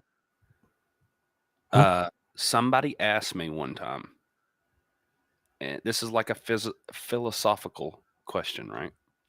So, if you had a child in front of you that you knew was Hitler, do you kill him or you let him live? I'm just gonna be honest with you. If I was sitting in front of a kid, like let's say I'm in a line at a grocery store and like something in my head was like, that's Hitler. My first thought was I'm not gonna trust myself in that situation. Take all that out of the equation because obviously, but I'm saying if there was a way for you to know that is Hitler, that's Hitler. Let's say you had a time machine and you went back in time and you tracked little Hitler down. But his you name realize is that Adolf Hitler. Like, what do you do? So you do it. You take care of business because you have humanity. No, hold on. Just scenario. Okay. You're going to be on the run, but let's say you get caught for taking care of business. But you go, hey, he was Hitler. They're going to be like, who? They're going to be like, yes, he was Hitler, and you murdered him. Like, you murdered that small that name Hitler. means nothing to him. Yeah. So you're sacrificing your I don't know, or maybe you just go back like forward in time again. Where I'm assuming you went back in time in this scenario. So you go back forward in time, and then it's like maybe there's some old photograph of you, and then some detective catches on to you, and that becomes a whole movie. that would suck. Like if you evaded capture and like you went through this whole ordeal to like do it and get it done, and then finally you went back in time. I mean, back forward in time, and then like it was like this worse character, worse than Hitler, and you caused that to happen. Super Hitler. Like, you caused Super Hitler. Now you got to go back in time and kill yourself before you kill Hitler. That's why they don't do time travel often, because it becomes a conundrum. True. That being said, yeah, Jay's got some weather happening over there. Kenzie said your video's a little out of sync. Yeah, we're almost done here. This is the last one. Are you doing the pub? Yes. Cool. Probably a shorter one, but I'll be over there. I feel that. If you are not following #thepub, you can just search the pub on Rumble. Then you should go do that, because the Drifter does a music show and it's interactive. You get to chat and you get to share song requests. Kenzie actually came over and she was complaining about my country music. And I'm like, y'all do the requests. Like, what do you want me to do? She complains about our music. She complains about how we read. You're just a complainer, like, for real. She did end the show by saying that it was a great show and she enjoyed it. And she said, I enjoyed last night. Look at her now. She's laughing about herself, too, because she knows she's a problem. She's a problem. Being a problem. Nothing but love, Kenzie. Nope, I'm sure you'll find the light just like the rest of us. That's not like a cultish thing. That's just in reference to this video I'm about to play. If you are going through a hard time right now and everything feels bleak, don't forget, nothing lasts forever. Look for the light. That's a See, but what does that mean, though? Like, look for the light. Okay. There's always light coming through somewhere. No, but it's a metaphor for something. Like, look for the light. Everybody says that. Look for the light. Yeah, light look is for the something thing that brightens up your day when everything else is shitty.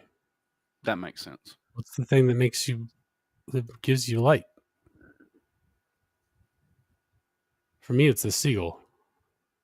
Seagulls are cool. I think it was in the perfect spot at the perfect time. It's going to go down in the annals of history as the light bringer. Have I seen the ad for the woman who chose assisted suicide? No, but that makes me really sad. I already told y'all.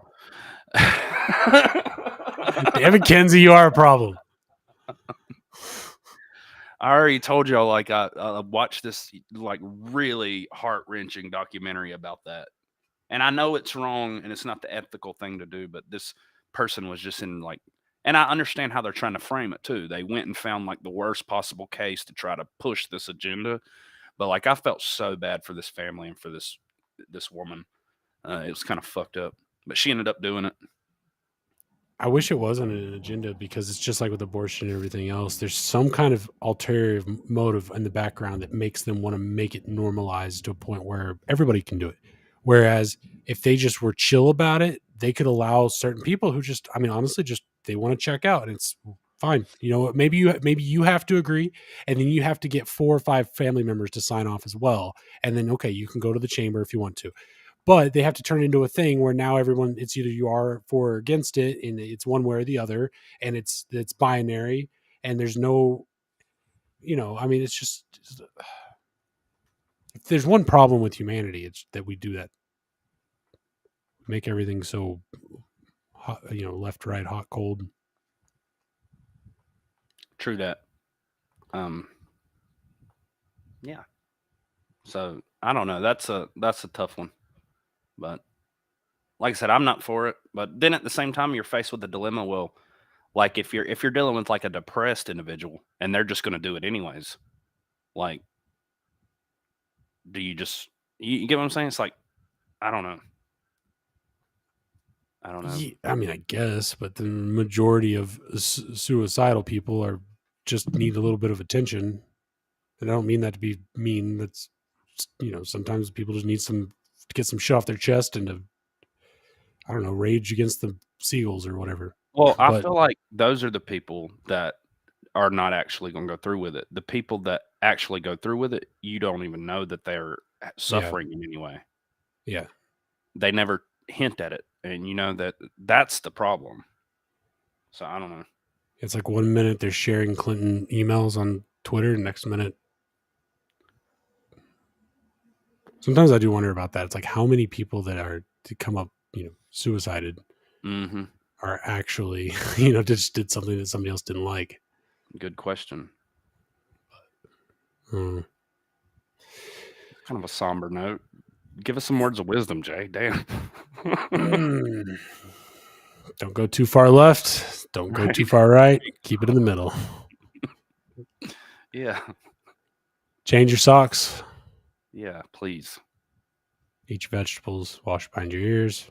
Make your bed. Don't eat whole cheesecakes at night. All right. That was low. That's the Erroneous Podcast. Hey, if you're watching right now, we're about to end the stream. If you hit the like button and the follow button, if you haven't hit that yet, it'd be like, what? Whoa, they support us. Wow. And everybody that has been here hanging out. I saw Hal, Kinsey, Ginny, Airsack, Wolfie Bank was in the house. There were a couple other ones. I can't. Oh, Sam Crow. Y'all hanging out with us and watching us blather on and try to do politics and whatnot is amazing. So we really appreciate that. Struggle with the English language, Kinsey. We're learning. We will get that hooked on phonics shit, though. We weren't joking about that. All right. I'm gonna learn to read. Wire, man. It's driving me crazy. I want a wireless one. Yeah, but then you have to worry about the battery. I have the same problem. It gets caught under the wheel too. Yeah, but if you don't keep it charged, it's. I'll probably just stick with the wired. Wolfie says, "Thumbs up, guys. Great show. Catch you later. Appreciate it. Cheers." That's all I got. That's been episode 50. Yeah. And real quick, because and then we'll do the outro. I did this wrong last time. Oh, hey, Wolfie Bank, are you still there? You've got a poker channel. You've got a channel just for poker, and you've been playing a shit ton of poker 9 days ago, 12 days ago. Since when? I like watching it because he plays this swing music. Here, check this out, guys. Click this link, give that a follow. One, and then I'm gonna grab another channel because that's the one I wanted you to follow, and then we'll get out of here. So do that. Love. There you go. Fun streams. And if for any reason I don't catch your stream, it's my bad. I look for Critical Thought. I look for Wolfie Bank. I look for Grandma's Boy. I look for a couple of others because I actually enjoy watching them. It's just, I feel bad whenever I miss them. Anyways, give Wolfie Bank a follow, and I appreciate you joining us. Do you have any last words? I stole your outro. Nope. Just bye. All right. Oh, with that being said, happy Sunday, everybody. See you Tuesday. Oh, and I think I'm going to start live streaming Smite gaming because I can't do League of Legends on my computer, but I started playing Smite on the PS5 and I fucking love it. I'm not going to lie. Maybe I'll get tired of it soon, but I think I'm going to rig it to where I can live stream it for the gaming channel. We'll see. I never do anything I say I'm going to do. But, all right. Bye.